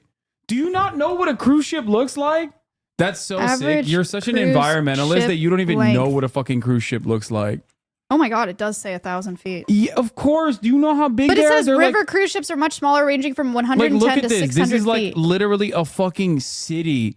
Like multiple cities on top of a fucking boat. Okay, They're I'm also sorry. really bad for the environment, by the way. Yeah, They're I'm sure they are. disgusting for the Guys, environment. I'm really sorry for misleading you. This is really bad science. I've really been trying to uphold good science all day today, and I really fucked it up with don't this worry. fact. It's just math. Who cares? This is the Anyway. lamest of the sciences. Okay. Sorry for the misinformation. Okay, last story. Go next. You are the father of all of your sister's children. What We're the- back to incest and bugs. Incest is wincest Don't say that. for bugs. Ugh. For bugs. Okay. You cannot cape for incest this much this entire time. Well, I just didn't only say it to like fucking that. flip it I didn't say on it a in such a dime like clippable, this. like quotable way. That's just kind of crazy. Yeah. No, okay. So there's a mite. You know what? I actually asked for this pronunciation from an entomologist, and then I forgot to practice it, and I didn't want to say it wrong. Wait, let me read it first. Okay. I'm gonna tell you. I'm gonna nail it. Are you ready? Which one is it? A dactylidium. Tripes delaperta. Wait, that's Yeah, that's a different word. I'm actually sorry. I made you look dumb yeah. as What hell. the fuck? I said it right though. I made you look dumb as hell. No, you did a good job. Where's the other one? I thought I had a different pronunciation. Show me the other one. I don't even know where it is. What the fuck? She made me read. She set me up, dude. What the fuck? You're so dumb, dude. Oh you can't my read. god! What the fuck? What Hasan just said, it's a mite. It's a mite, and its offspring are born already pregnant.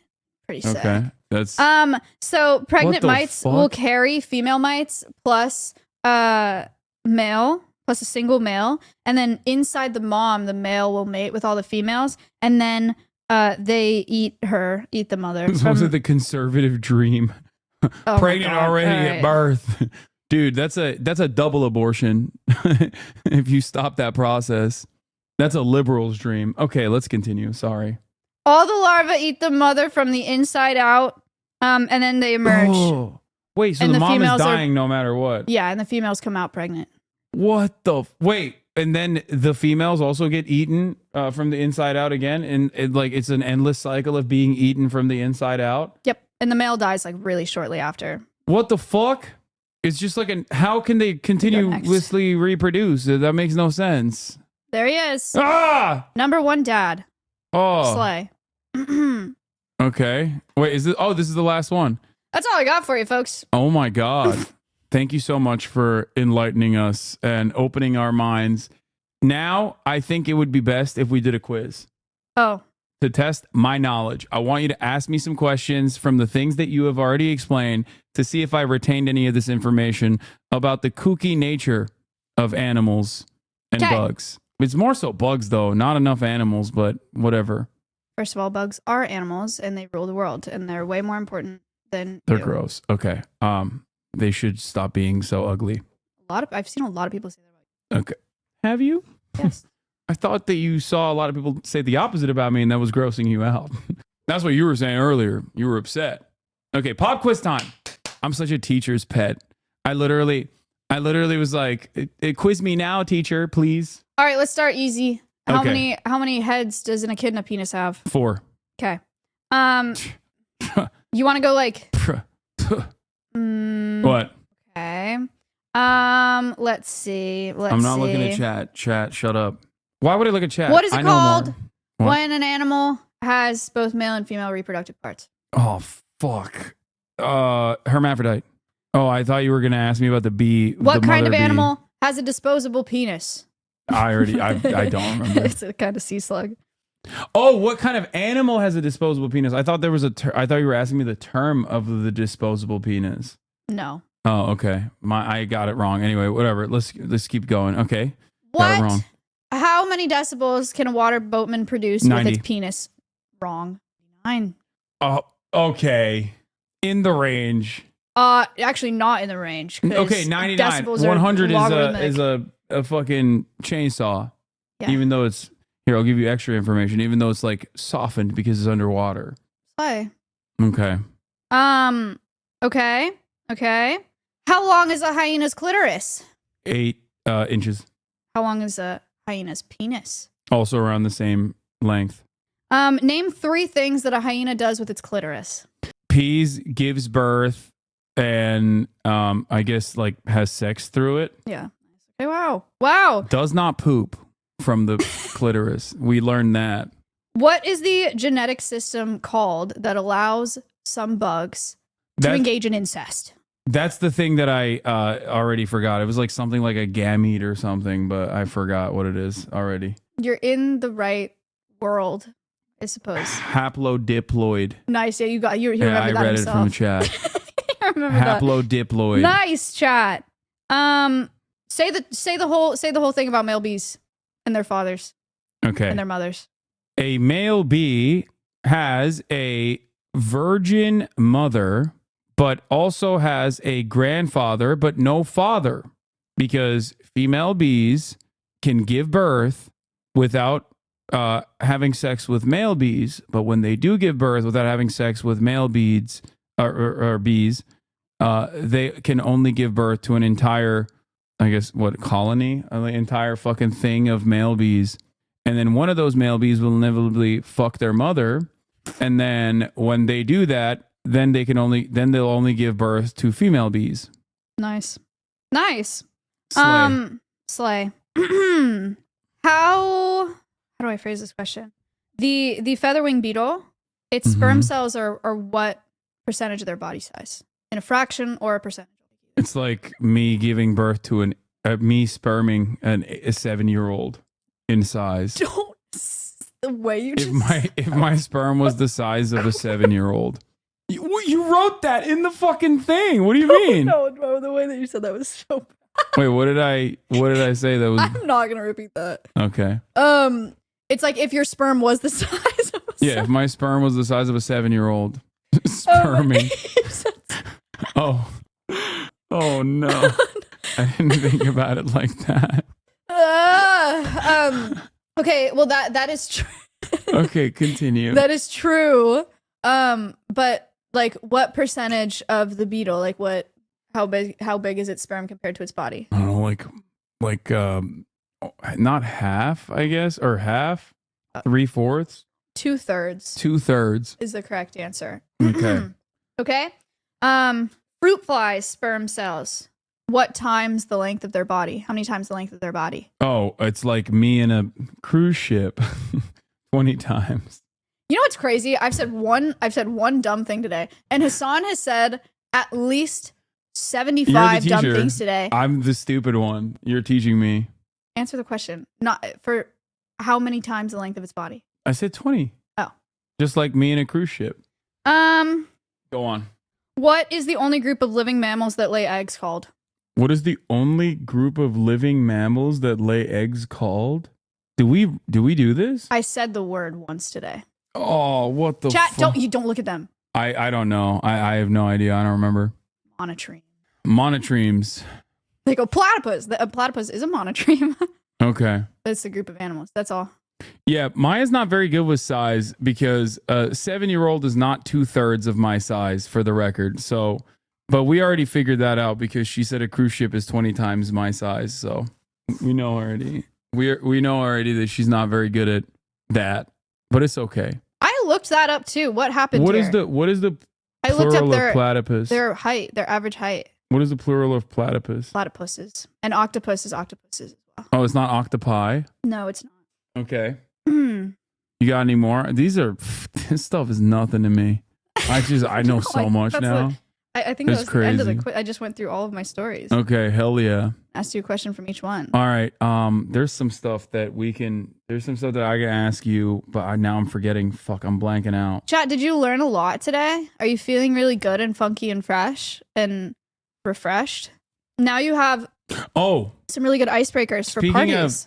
Speaking of animals reproducing, I've heard that you are carrying the child of Jason the Ween. Can you elaborate? Yep, sure. We're madly in love. He came to Texas. I have a nonprofit, 501c3 nonprofit animal sanctuary called Alveus Sanctuary. He came out there to visit. And as a result, I'm carrying his child. And you can find Alveus Sanctuary on twitch.tv/ALVEUS Are you gonna give birth on camera? Sanctuary. Yes, on twitch.tv/ALVEUS Sanctuary. Okay.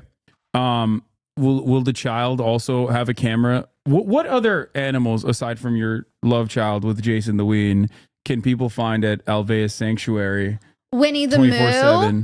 Hasan loves Winnie the Moo. I do. We have a rescued cow who was going to be beef, but now she lives at Alveus. We have foxes. We have wolf hybrids. We have little monkeys. We have reptiles. We have parrots, and donkeys and crows.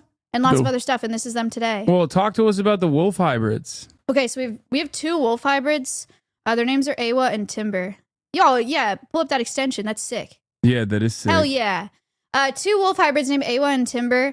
We rescued them from a facility that has had like a ton of USDA and Animal Welfare Act violations over the past decade. And they're hybrids between wolves and dogs. Oh, look at that sleeping. Yeah, he's sleeping. Oh my God. Can I pet them? Wait, really? Are they actually dangerous? You can't go in with them. There may be a world where when you come back, you can like give them a treat. But they probably don't want you. The mods are trying to put it on the wolf. They're just Wait. Okay. Bad. Okay. Yeah, they messed that up. Wait, but like, so the reason why I'm asking you this question is I heard you talk about it before, where you said that wolf hybrids occur because people were like, although all dogs are technically wolves at a certain point, some people were like, oh, let's fucking breed them back because they look cool. But then a lot of people can't take care of the wolves because they're like a little dangerous. And that's how you arrive at wolf hybrids, and that's how you arrived at wolf hybrids at Alveus Sanctuary. Now the question is, what if I could vibe out the wolf hybrids? Oh my God. Like, and they could respect me. My job is hard. What if I vibed out the wolf hybrids and then they were like, oh, like, we respect you. You can command us, kind of like the alpha of the pack. Could I take them out of Alveus Sanctuary and have them live with Kaya here? No. Why not? So, because he's sleeping very cute. He is sleeping very cute. Here's the story that Hasan basically told. Is like, we've spent so long domesticating this like perfect companion for humans, right? Kaya, for example. And then people come in and they're like, oh, but I want it to be part wolf. Like, let's put the wild relative back in it and fuck it up again. And so that leaves us with an animal that both can't be released into the wild because they're not naturally occurring in the wild. And most of the time they can't be in people's homes. It's in like the 90s of percentage of wolf dogs that are euthanized because people try to adopt them and they end up attacking them or attacking their kids. And I feel like when they attack, they're not like, it's not like a little dog attack. It's like, no, it's just, it's how so big are they? sad. Like in comparison to like an average dog? Is he bigger than Kaya? they're 75 pounds. Oh, so Kai is bigger. Yeah. So, okay, well, look at that one. I've already domesticated a bear. I can domesticate a wolf hybrid. Hassan, maybe get on my side here, you know? Okay, I'm on your side. I do also kind of understand why people are like, you know, you could chill with And then these that monkey guys. in the corner. Okay, I want to show you something disgusting. Man-made horrors beyond comprehension. Are you ready for this? Yeah, that's a black tufted marmoset. He was rescued. Someone tried to buy him as a pet in Austin, Texas. And technically that's legal. You don't need a permit to do that, but it's also legal to cheat on your wife and you shouldn't do that either. So just because it's legal doesn't mean it's okay. Monkeys should not be pets. And What do he you had really think bad about care. the rise of And now he's at XL Elvis. bully cats? Cats are on the rise in the UK, and experts are urging people not to buy them. This new breed of cat has been created to resemble XL bully dogs, which were obviously banned in Britain earlier this year. They come from breeders in the US, mixing munchkin cats with sphinx cats to create a hairless hybrid with short legs. And with social media accounts... They are fucking gross. It's really sad. They are so goddamn gross. Yeah. It's like, what the fuck are you doing? I think people that do this should go to jail. This is like some real freak shit. Yeah, that's sad. Promoting the sale of them, they're slowly getting more popular in the UK. But experts say these bully cats have multiple health and quality of life issues, including respiratory... I mean, don't munchkin cats already have that? Like munchkin cats already have like a shit ton of fucking... I don't know what the issues are specifically, but yeah, when you get into like the designer... Yeah, like, and their skin, extra apparently their cute skin needs breeds. special care. Like they need to be lotioned up and stuff, and they can get sunburnt, which is crazy. Yeah, that's really sad. Respiratory and mobility That's problems sad. and skin sensitivity. And ultimately, this will lead to a shorter lifespan. Yeah. Wow, look at all this. You could make something.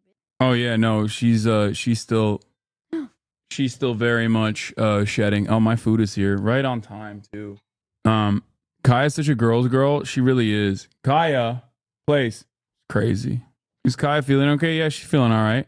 What do you think? Yeah, what do you think about munchkin or not munchkin? Sorry, bully cats, XL bully breed cats. I think it's sad. Are they gonna be at Alveus soon? No.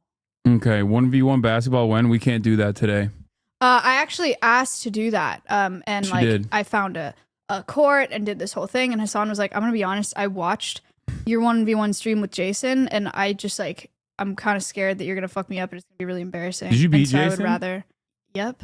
Let's watch. Let's roll the tape. Go look at my edit on Twitter. Okay, let's do it.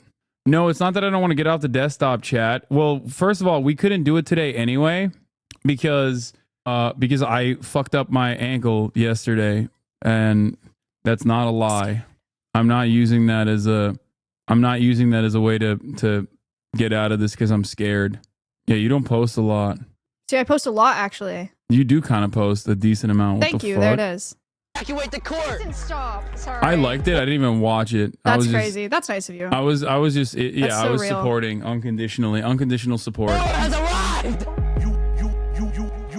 You are witnessing Damn. black elephant, smoking white wine, no on terraces. Will I die slain like my king by a terrorist? Will my woman be Coretta? Damn. Cherish it, or will she Jackie O drop the Kennedy, remarry it? My sister say it's necessary on some clear. Okay, that's actually you played basketball, right? Mm-hmm. Yeah, I was gonna say you have like decent form. Thanks. That's pretty good. Thanks, Hassan. Weren't you very upset when I didn't treat you as a serious threat on the court? Yes. At shit camp. Yes. Yeah. Pisses me off. Yeah. Don't worry. We'll get our opportunity. Oh hell no, we gonna be here all night.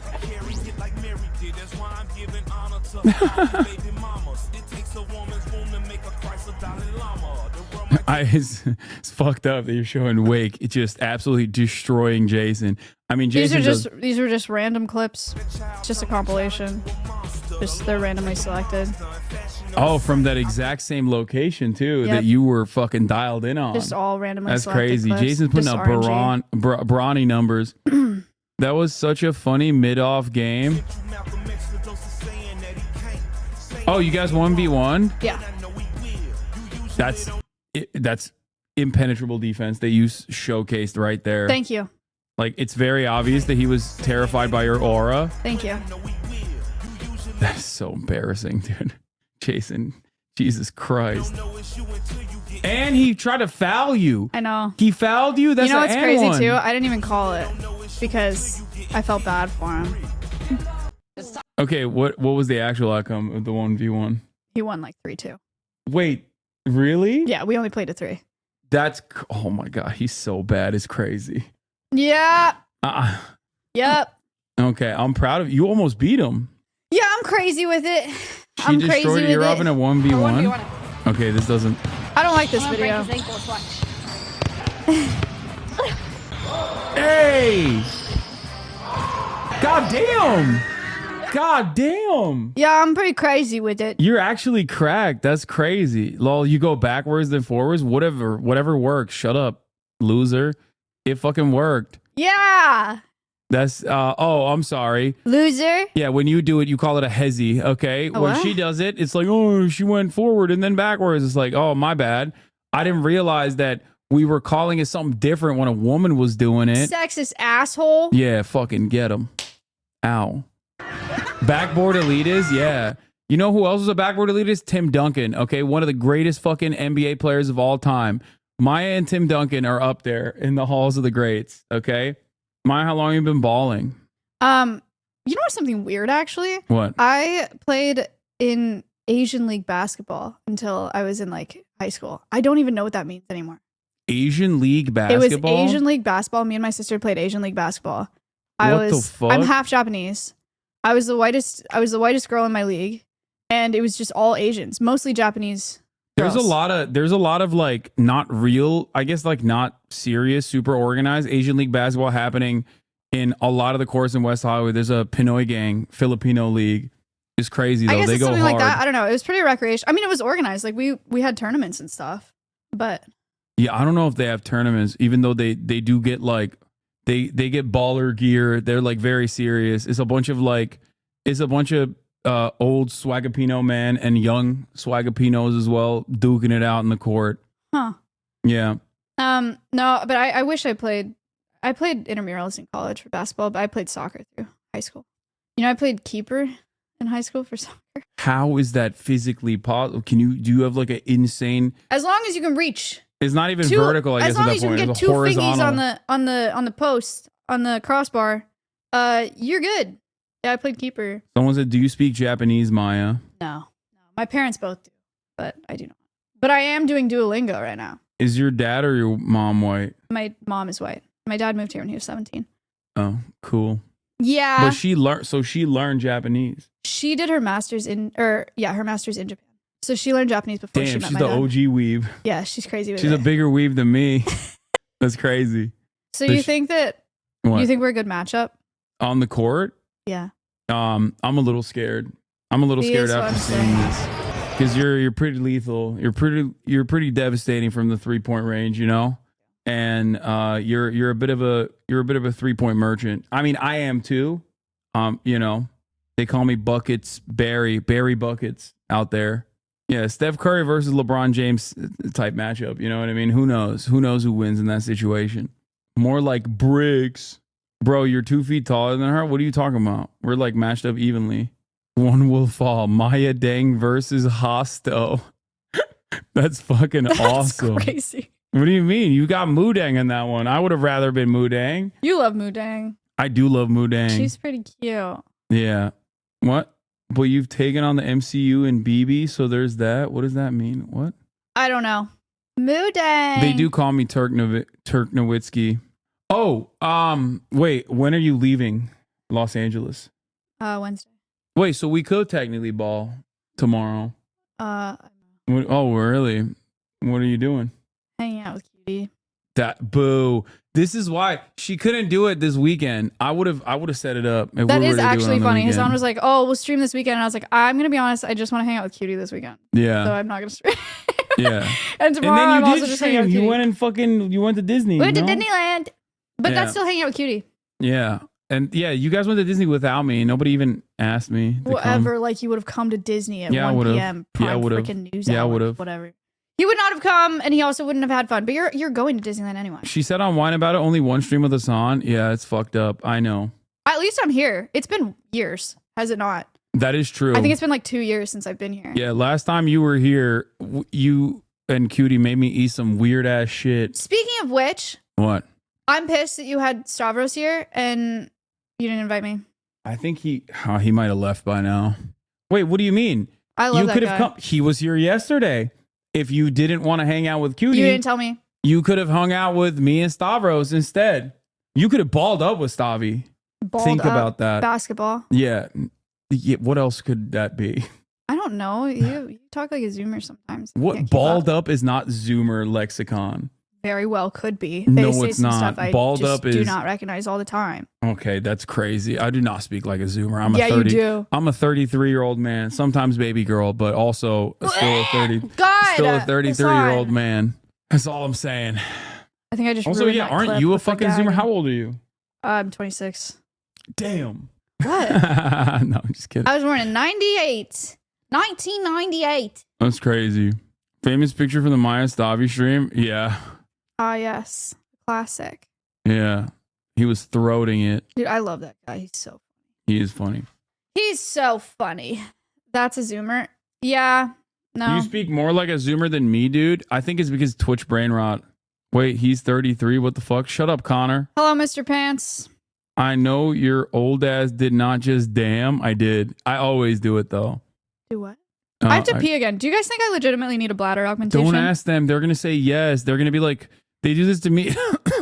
They do this to me all the time. Where they're like, you're peeing quite a bit. My God, you're peeing quite a bit. What's going on? Do you have diabetes? Like that's what they say. They fucking time my pisses too. Like they'll be like, this is actually, this was a 90-second piss, much faster than your usual flow.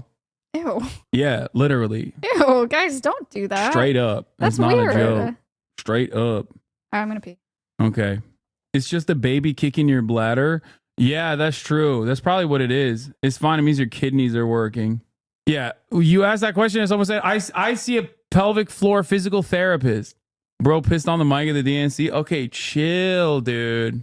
King Charles got heckled. You're on creatine though, right? That's like 200 ounces of water you need, right? I do drink. I drink a lot more water than people think I do because I don't usually drink on stream, but I drink a fuck ton off stream. I drink a fuck ton of water off stream. Norms are 2 to 4 hours depending on your water intake from pelvic floor PT. I made a TikTok These on are the. wolf dogs. Wolf dogs, which means I already watched this and I liked it, and that's what I was actually repeating back to her. Hold on, I gotta grab my food. It's been they're outside. hybrids between wolves and dogs. They came from a facility that received a number of USDA violations and Animal Welfare Act violations. They were used as a breeding pair, breeding wolf-dog hybrids. One of the reasons that we have them to talk to people about wolf dogs as a whole. I don't know if you guys are familiar with this concept, but essentially for hundreds and hundreds of years, we've domesticated man's perfect companion, right? A dog. And then people have come in and decided it's not cool enough. And they've thought, you know what, it's a good idea. Let's go backwards and let's put a wolf back in there. So then you get this animal that both cannot be released into the wild because they're not natural in the wild. And a lot of times they can't be, most of the time, over 90% of the time, they can't be in people's homes because they end up being a risk to the people in those homes. So their options are either be on display at a facility or be at a facility like this that's a sanctuary. And again, I said it in the Fox enclosure, there are not many facilities like this. So a lot of them end up being euthanized. They're in this weird limbo, wolf dogs, and it's really sad. That was me. I just said that. Yeah. Do they try to breed at the facility? What happens if they fuck? The ones that we have are fixed, but they used to be a breeding pair. Facility they were at. Oh, okay.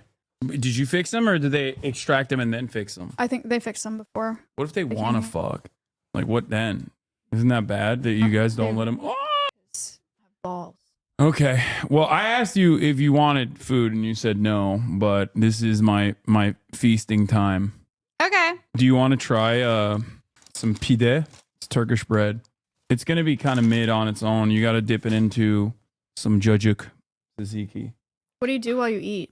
I just still continue reacting to the news here and talking and doing commentary. Do you like it? Mm-hmm. It's good, right? Yeah. Yeah. Ask her about anglerfish sex. Sexual parasitism. Well, oh, they fucking wait. What? How does that work? Male anglerfish are really small. Females are way bigger. And when males want to fuck the female, they bite her on her stomach, and then his lips fuse with her body, and then he lives there and passes sperm to her, and then dies like fused onto her. It's like if you had a partner and they wanted to be inside of your sweater, kind of like that. Yeah, it's like stage like 75 clinger shit. Yeah, it's kind of fucked up. But is that why you didn't bring them up? Because they're kind of beta? I don't want to make it too long. Plastic silverware? Yes, chat. They send it. I don't know what you want me to do. Do you want me to throw it out? I don't want them to send me plastic silverware. I do not particularly like plastic silverware, but you know, when I get sent plastic silverware, the fuck do you expect me to do? They said, how do they eat? This is why it's called sexual parasitism, is they share a bloodstream with that female once they fuse onto her body. So they just leech off of nutrients. 15.63 ounces straight white chicken breast grilled. You're weighing it? Yeah, I weigh it every day. That's crazy, dude. I have to log my macros, my macronutrients. That's what? Yeah. Yeah, I'm crazy like that. They become her testes? Wait. No, I wouldn't say that. I wouldn't say like personally. That's weird. Maya, if I see a centipede, a spider, and a fly, I'll spare two and kill one. Which one would be the least consequential for me to kill? What the fuck? No one's ever asked me a question like that. Yeah, well, we have the real weirdos in here, so. I think a fly, because they're more short-lived than the other two. A lot of flies are pollinators, though, and so they're important in that way. But if it's like an adult spider and adult centipede, they had to like go through to get to that place, and so I guess I would say fly. Okay. Did you like the pide and the jujuk? Yeah. Okay, good. I'm glad you enjoyed that. Asking Maya, isn't there a species of wasp where the females are inseminated before they're even born? I don't know of it, but probably. Yeah, knowing what I know about bugs now, I suspect yes. Maya's mic gate is a little bit aggressive, I think. Oh, really? I'm trying not to chew into it. Yeah. Woman on stream, where are the Rogan clips? We're not doing that anymore. We're not doing Joe Rogan clips anymore. The OG Maya of your life, have you ever... This is what they do to one another on a daily basis. If you can tolerate it... This is like a classic clip that we used to watch all the time. Why? Just, you know, British white women sometimes do crazy shit. I don't know. You should allow this, as they will trust you more and can learn everything about you as a person, which includes your body chemistry, if you are sick or well, what you have eaten, and also if you are kind and non-threatening to them. Body movements should be calm and fluid. Sharp movements will frighten and shock them, making you look threatening. So and how you is taste. the answer. Yeah. They cop a little taste. If they like the taste of you, they'll eat you. Yeah. I have a question for Maya. What if you bred those wolf dogs offspring with domesticated dogs only from now on, getting the wilderness back out? Wouldn't that be good for genetic diversity in dogs? Wouldn't that be a good thing? Last time I'll ask. Sorry. Again, if we continued breeding the wolf dogs with domestic dogs, wouldn't that be a good thing? That was your question? Yeah. Domestication is not like domestication takes hundreds of years. It takes generations and generations and generations. You would be creating a lot of individuals that are in the really bad place that our wolf dogs are in. That's not worth increasing the genetic diversity of dogs. No, there's plenty of dogs out there. I don't think that would be a good idea. I think the question was because they were like talking about the genetic impurities caused by inbreeding that creates like dog breeds to begin with. Oh. Mine was correct. Normally humans are boring, but humans can have two vaginas with two uteruses and have two different pregnancies with two different gestation periods from two different dads.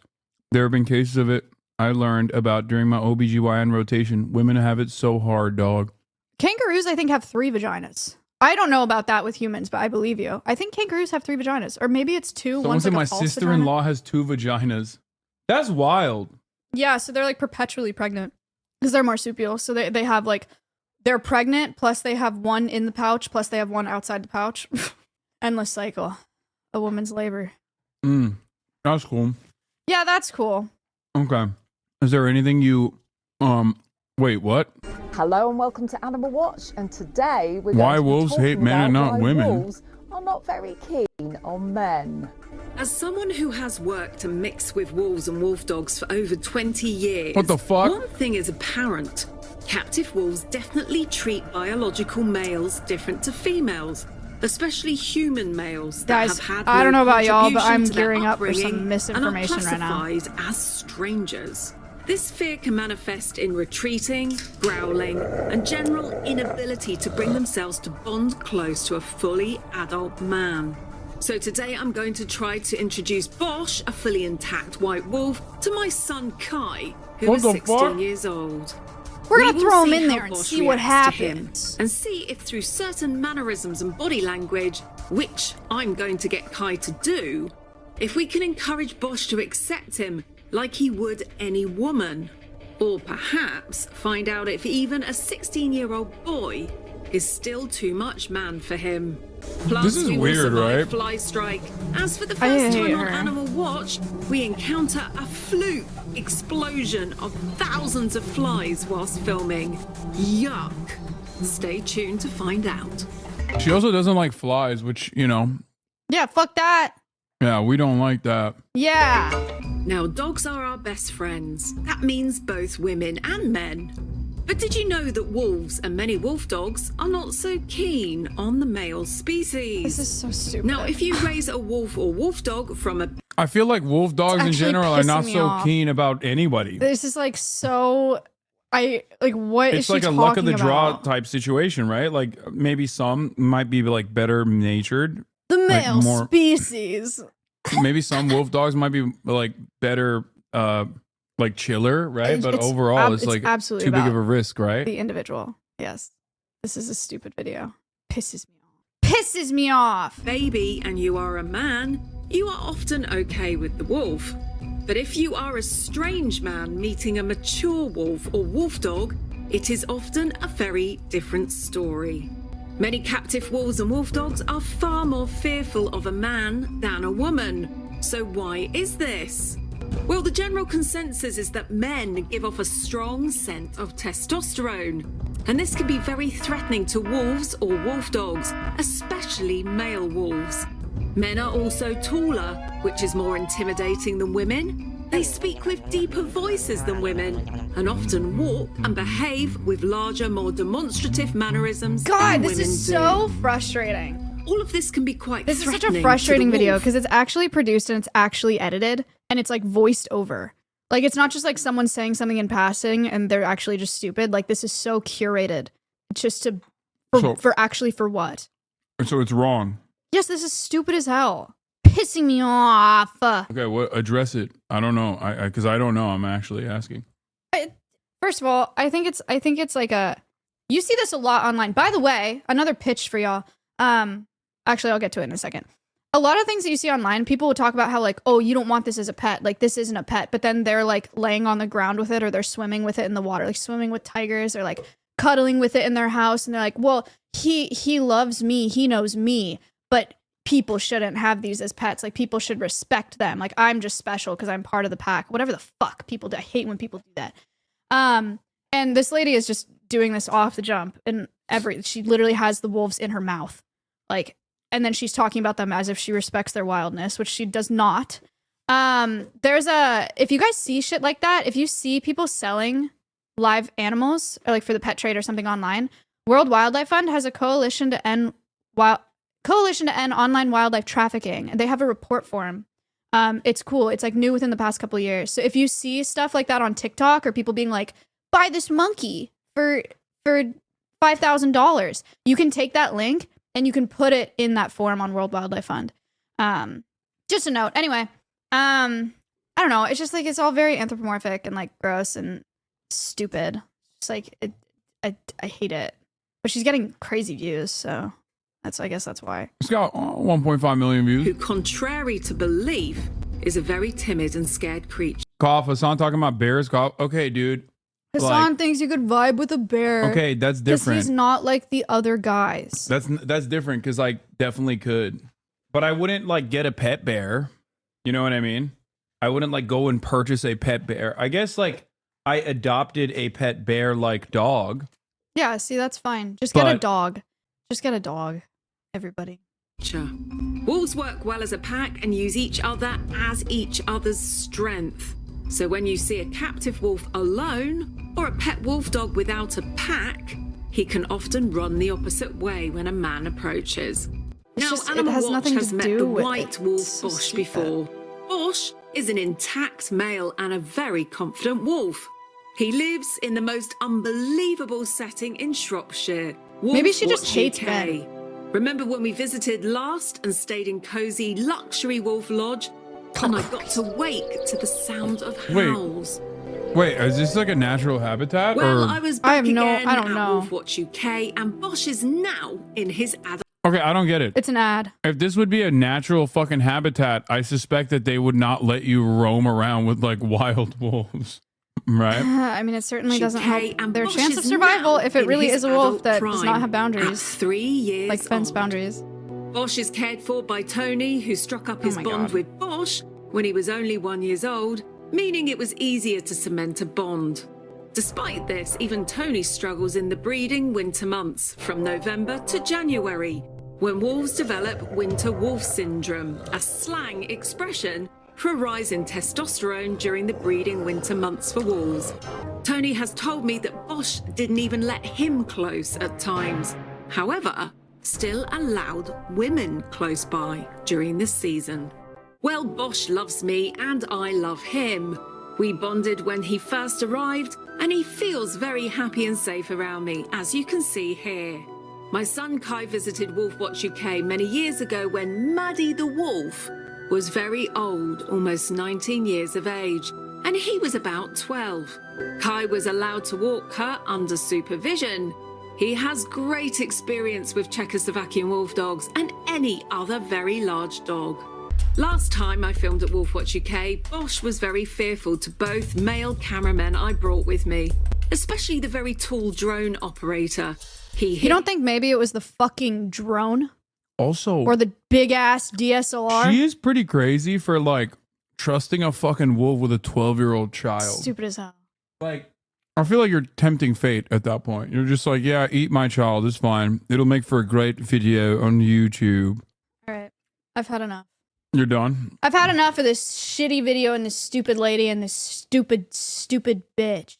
Now make Maya do an accent? Yeah, do an accent. Try to emulate her accent if you can. I can't, dude. I don't like doing it.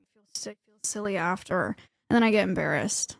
What do you mean? I do it all the time. Yeah, I know, because you don't have shame. I do have shame. That's crazy. Has Maya reacted to Tears? Oh, yeah. Oh, I fuck with Tearzu heavy. Tearzu's the best. I love that guy. Friend of the show, Tearzu. Chat. Okay. Oh. Huge. Baby beaver has uncanny object recognition. You know, the worst animal bite I ever got was a baby beaver. Aren't they doing the buck tooth? Yeah, they're just their bite force is wild. Really? Yeah.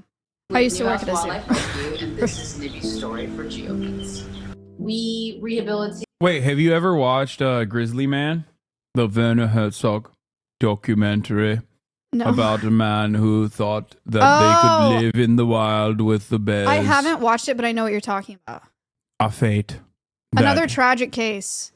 It's actually tragic, but another tragic case of like he arrived at. Like a wild animal pick-me. Yeah. I don't know how to say that better. Yeah, that's like, I mean, that wouldn't happen to me. Like, I've watched it, and I watched it to be like, to learn the lessons of what not to do. You know what I mean? Like, if your vibes are bad, you just can't do that, you know? You just can't be around bears like that. All right, chat. Are you leaving? Yeah, I'm going to bounce. All right, Maya. Goodbye, everybody. Thank you for listening. Thanks for taking notes and for learning. I hope you had a good little mental break today. Yeah, and we'll be back to watching man-made horrors beyond comprehension. Yep, but I'm gonna go for that. All right, thank you, Maya. Goodbye, you were everybody. incredible. Thank you for Where having can people me. find you? Twitch.tv/ALVEUS Sanctuary. And then my channel is just Maya. MAYA. Thank you. All right. Thank See you, you over Maya. there. Bye, guys. Bye. Bye. All right, everybody. You want me to watch the beaver video first? Okay, sure. We'll finish the beaver vid. Injured and orphaned wild animals. We've rescued about 1,000 wild animals since we started the rescue 4 years ago. Nibby was found walking alongside a very busy road. Look at the little bubble. Oh my god. Oh my god, the little bubble. That's crazy. It's only about a week old.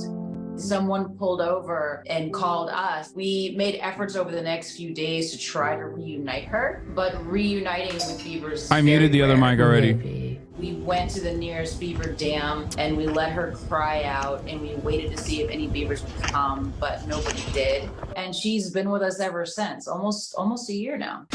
They're intelligent creatures. They need to constantly be busy. Can you still walk? Mm-hmm. She has all kinds of enrichment because she's constantly moving around. What are you doing? She's really playful. It's always the balls. She's pushing them with her nose and then catching them and then tossing them around. Can we get a beaver on the show? I fucking wish, dude. Yo, that would be so sick, actually. Oh my god. I think Maya needs beavers. I feel so seen by God when I see a beaver work.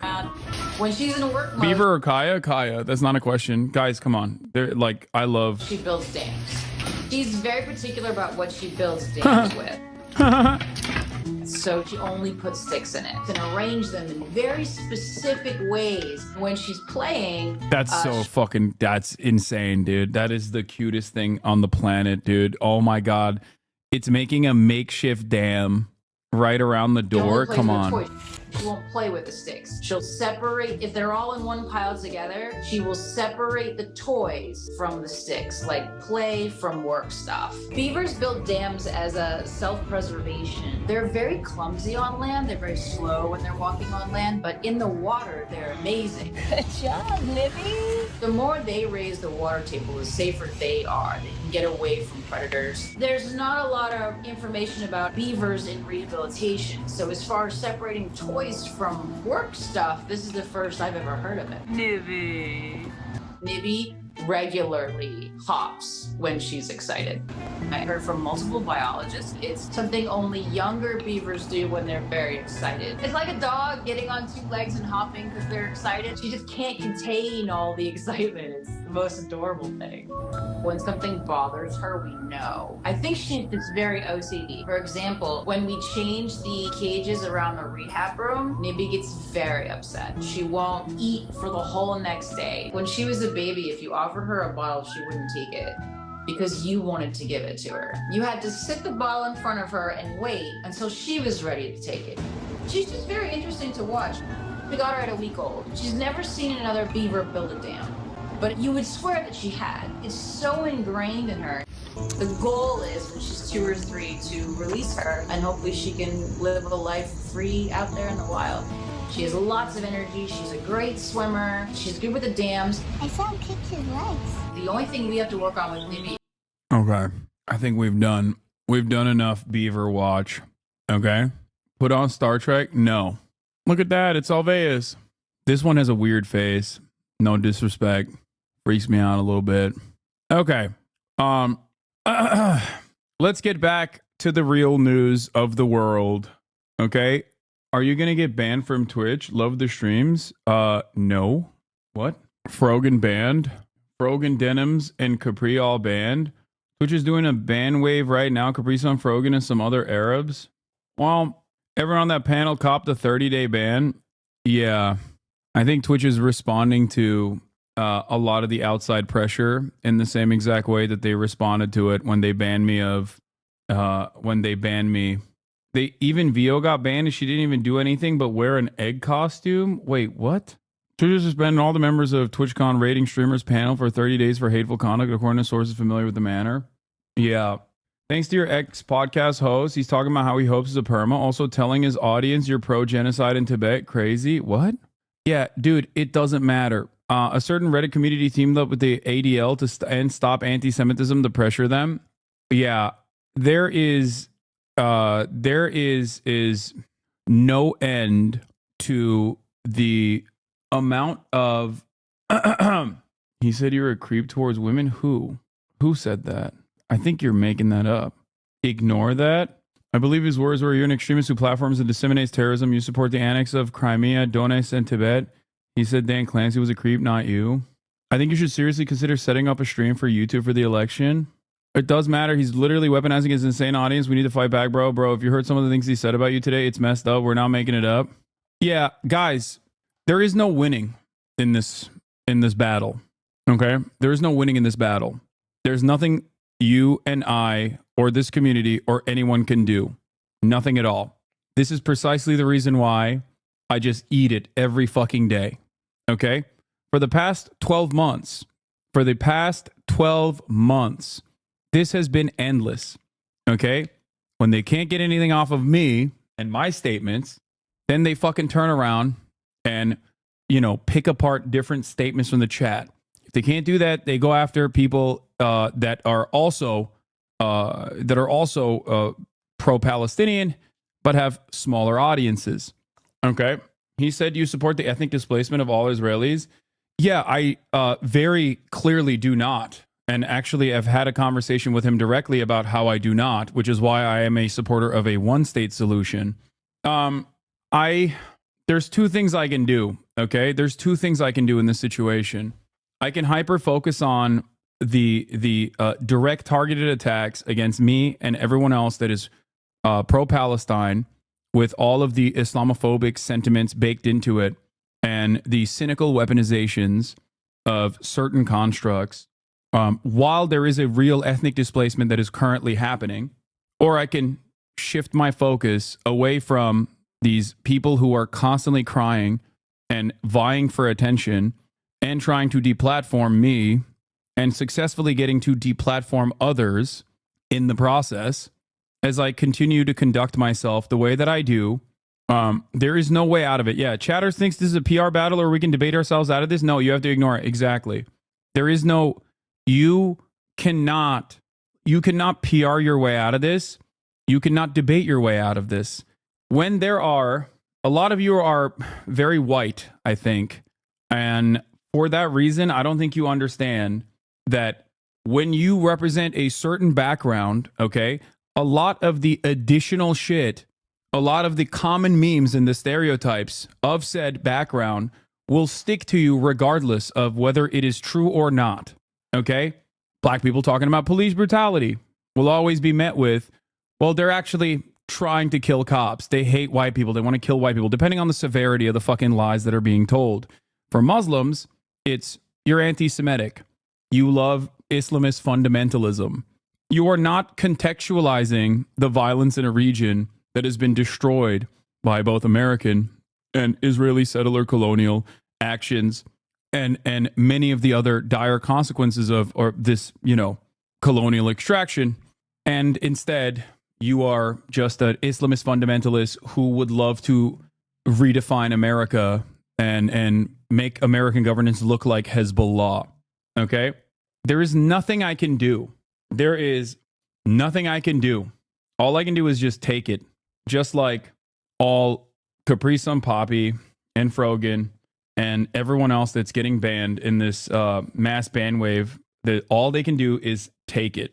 And it is like gross and unhinged and completely untrue. And I don't know what to say. Their goal is for you to stop talking about Israel's actions under the guise of fighting anti-Semitism. Twitch is playing along because they're an American corporation after all. Yeah. Like ADL is directly talking about Frogan. It's fucking insane. How about prove your point? What do you mean? Prove my point in what regard? There is virtually nothing I can do.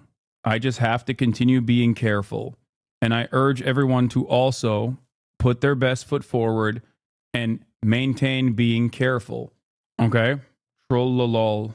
One thing I would say is streamers and content creators need to be careful and understand optics because it will be used to deplatform you. I think you do a great job with that. Very clear in what you mean by giving historic background. That hummus shit was so stupid to do in hindsight, but they're getting banned for being pro-Palestine and anti-Semitism. No, I don't think that the hummus shit was like even in any way, remotely in any way, shape, or form, anti-Semitic. No, I think that this is a harassment campaign that has been launched that is tacking on real versions of anti-Semitism or the restoration of like certain accounts of actual anti-Semites, and accidental oversight issues with respect to every single new account signing up from Israel or Palestine since October 7 not being restored, okay, for a year at this point. Like that's a oversight problem paired up with a real issue with like actual Holocaust deniers having their accounts restored, tacked on to a whole bunch of content creators being supposedly being anti-Semitic because of their tier list. Ultimately, it's no different than the way people come after me on a regular basis. The only difference here is that it is being tacked on to genuine concerns of anti-Semitism that has risen in the United States of America and all around the world, as it always does whenever that it's a resilient form of bigotry, something that I've talked about quite extensively, as you guys know. But beyond that resilient form of bigotry, in times of Israel's sieges, anti-Semitism does noticeably increase in the West because Israel associates all of their actions, no matter how violent, with Judaism. Israel claims that it is doing all of this to protect Jews, both in Israel and all around the world. But the truth in this circumstance does not matter. That's it. But like, what more could a Frogan have done? Like, I'm literally Jewish and I didn't see anything offensive about how much more careful they could have all been. Is the reason they got banned because of the fucking hummus thing? I don't know. I assume that that's what it is. Okay? I assume that that's what it is. Weird take. Lol, be careful. Weird take. What did I say that was weird? Everything I've said thus far is things that I've said time and time again. Directly from Deets, which is given to a perma-banned white supremacist over things that literally did not happen by laundering it through a larger YouTube creator and Israeli PSYOP firm. What do you mean? Oh, you're talking about the ADL. Yeah. How do you put your best foot forward when this clown ass repeatedly calls me an R-word denier and says I love terrorism? There is nothing you can do about it. You have to keep your head down and keep speaking the truth. Okay? That's it. It sucks, but it is the truth. You have to always meet the expectations of the broader society. This is something that I take extra care and consideration over. It is what it is. It sucks. It's true. It's true that it's completely fucking unacceptable. But if your goal is to speak truth to power, and if your goal is to continue having a platform to be able to voice these concerns, no matter how much people attack you, no matter how much people lie about you, and people lie about me all the fucking time. People use clips completely out of context. They have dedicated whole chunks of their entire lives to doing this. There is nothing you can do about it. He said that you saying that he should speak to Sam Cedar is anti-Semitic. Why? He's a person that he respects. That is my exact same, that has my same exact worldview. Anyway, I don't really care. Stop watching these cyber-stalking content creators chat and start uplifting streamers you care about. Yeah, exactly. Are you telling the Jew to talk to a Jew? That's... Ay. Let's get to the news. Wild weekend in politics, as we mentioned. A lot of campaigning, just 2 weeks and a day until Election Day. Former President Donald Trump manned the fryer in an overall staged event, a campaign appearance at a McDonald's in Pennsylvania. Meanwhile, Vice President Kamala Harris went to church in Georgia for an event that also featured a happy birthday performance by Stevie Wonder. Ed O'Keefe is covering all this for us, joins us now from Philadelphia. Ed, good morning. Tony, good to see you. With just precious few days left, it seemed that contenders were just as interested in reaching voters as they were in checking a few things off their bucket list. And if you've ever wondered, what do the Pittsburgh Steelers, Al Sharpton, Stevie Wonder, McDonald's, and Arnold Palmer have in common? Well, take a look. Former President Donald Trump on offense last night in battleground Pennsylvania, visiting a Pittsburgh Steelers game. Thank you very much. It capped off a day of campaign stops. And I've always wanted to work at McDonald's. That included a visit to a McDonald's, closed just for him, where he tried scoring political points after claiming without any evidence that Vice President Harris didn't. I'm not gonna lie, I think he did score political points. Like, this was a pretty decent photo op, you know. Can you really say that the situation is unacceptable? If your ultimate message is we have to accept it, there's nothing I can do, man. That's it. There's nothing I can do. Like, it sucks. But let me tell you something that's different from the cracker situation. When Boner Chelly's community came after me for the cracker stuff, posted on LSF, posted through Keemstar, the exact same avenues of pressure that Ethan is currently utilizing against both Twitch and a bunch of Arab content creators, myself included. Not an Arab, but, you know, just I am noticing a trend there. Arab or Muslim who, you know, are outspoken about Israel. When that pressure campaign happened on LSF and whatnot over my term, cracker, okay, my usage of the term cracker, it was laughed at by broader society. It was such a laughable thing that led to a ban still, by the way, but it was such a laughable circumstance that Nabisco, a brand, sent me a cracker pass because that's how fucking silly it was that Twitch responded to that form of pressure. This is different, okay? This is different. You have to understand why this is different. Because broader society in this circumstance might not fuck with Israel like that, but brands absolutely will respond to people saying that something is anti-Semitic. Okay? The ADL has a lot more influence in like professional circles than a bunch of fucking Redditors being like anti-white racism is the same as anti-black racism. Okay? That's why I'm saying that there's not much you can do in this circumstance. There is nothing you can do in this circumstance. You just have to keep your head down and eat this fucking shit. Okay? That's it. That's how the real world works. Especially if you, like people saying like, oh, can't you take legal action? Like, no, dude, you can't. The fuck are you talking about? Do you think they will go after you even if you didn't do anything wrong? They have been. What are you talking about? Are you new here? It hasn't stopped. What was the word you used when you got banned? That banned you? And can you emphasize it? I said cracker. That was what I got banned for. And Twitch itself obviously recognizes now that it was a silly thing that they did back then.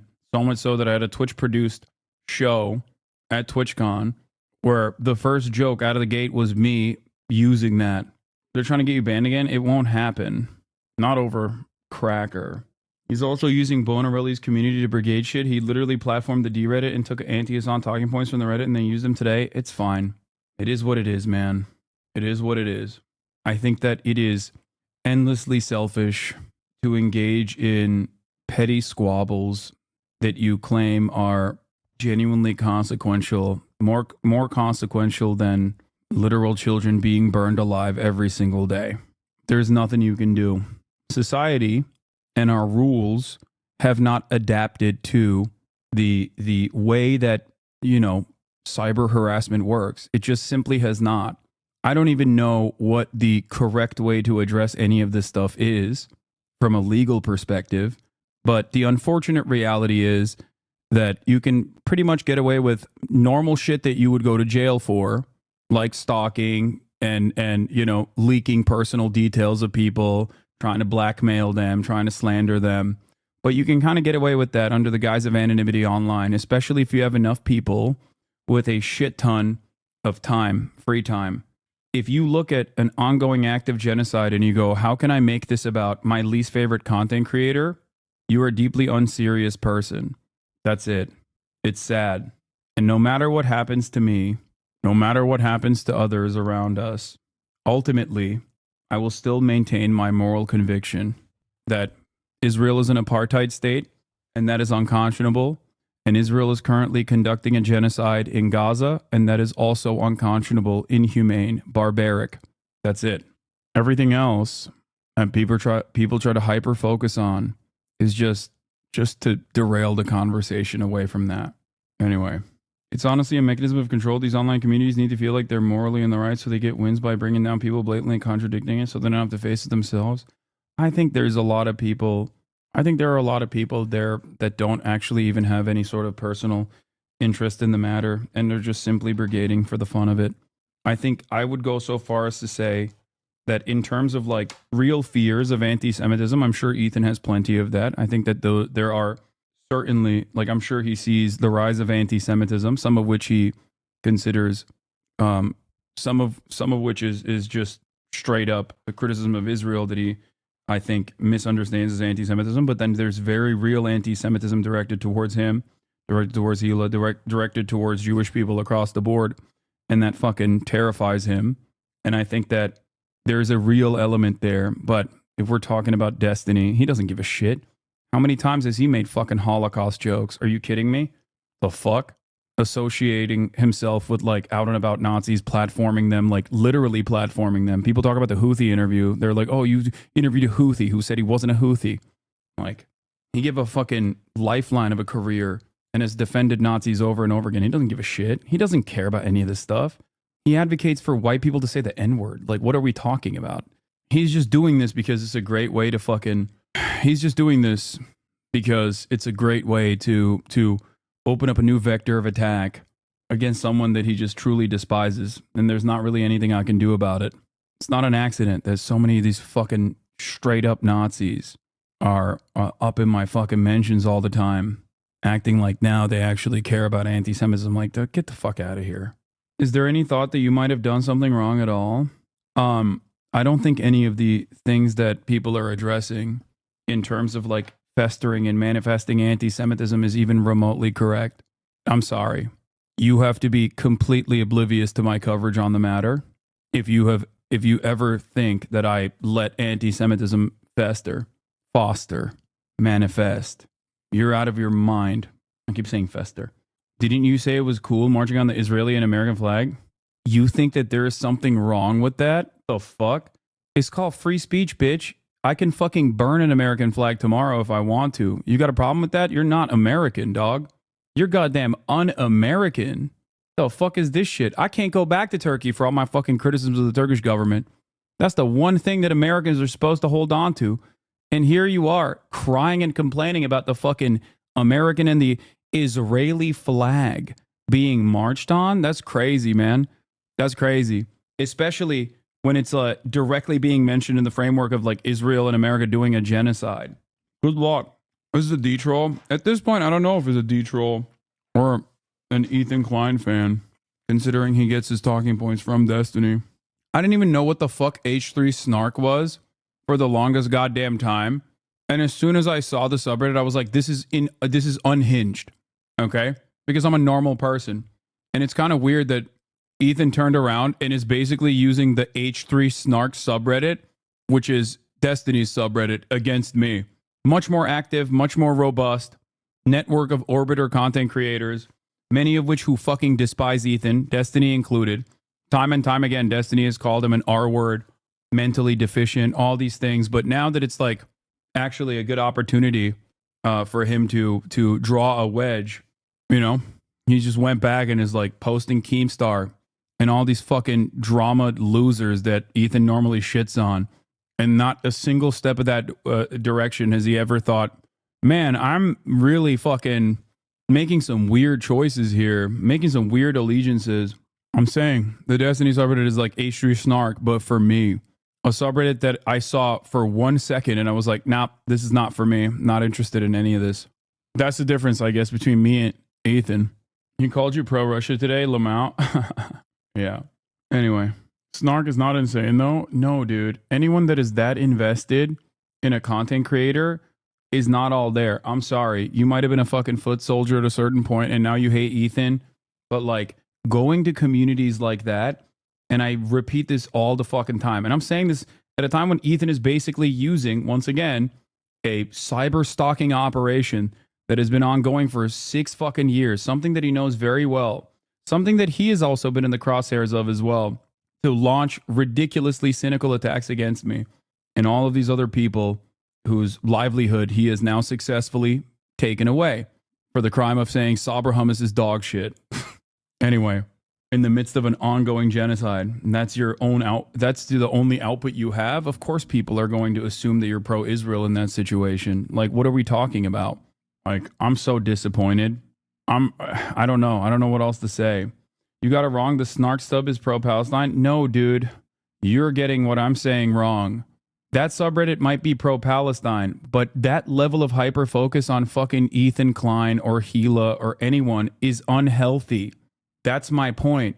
Getting together, even if you're like correct on an argument or whatever, but getting together and developing a community entirely about attacking a singular content creator is not mentally healthy. That's my point. Okay? It's not. It's not healthy at all. I'm telling you. That's what I tell, and for the record, that's what I tell Destiny fans that come in here all the time too. It is not healthy to hyper focus on one content creator like myself and cyber stalk them for 6 fucking years nonstop. You become a shell of what you once were when you engage in that process. Maybe it fucking feels good. Yes, my chicken is cold as fuck at this point. Maybe it feels good at first. You have like a shared sense of purpose, like a community. Okay, let them do that shit. Why are you bashing on people that are against your enemy? Because I care about every single person. Because I'm consistent. Okay, because even if someone is like bashing against someone who is relentlessly shitting on me, I promise you it is not healthy to be that fucking lasered in on every single thing that a person is doing. That dialed in. I wish that people would be more healthy and stop doing this kind of thing against me, against everybody else. I don't think it'll go away. I don't think it'll stop. But, you know, you don't want to be like Destiny's community, man. You don't. It's a sad state of affairs. Like, I'm going to tell you right now, one day we will die. Our bodies will perish. Okay? There is a finite amount of time you have on this planet. When you are staring down the barrel of your demise, are you going to look back at these moments that you spent on fucking random subreddits, perusing and endlessly hate scrolling, doom spiraling over a content creator that you hate? Do you think that that will be productive? Do you think it is productive? Bro, you spend 24/7 on the internet in front of your screen alone in your house. Great fucking retort. I do that. And I find a tremendous amount of emotional fulfillment out of what I do. Because if I can change one mind on any particular issue, if I can change one transphobic person, change their mind and have them not be transphobic, then that's it.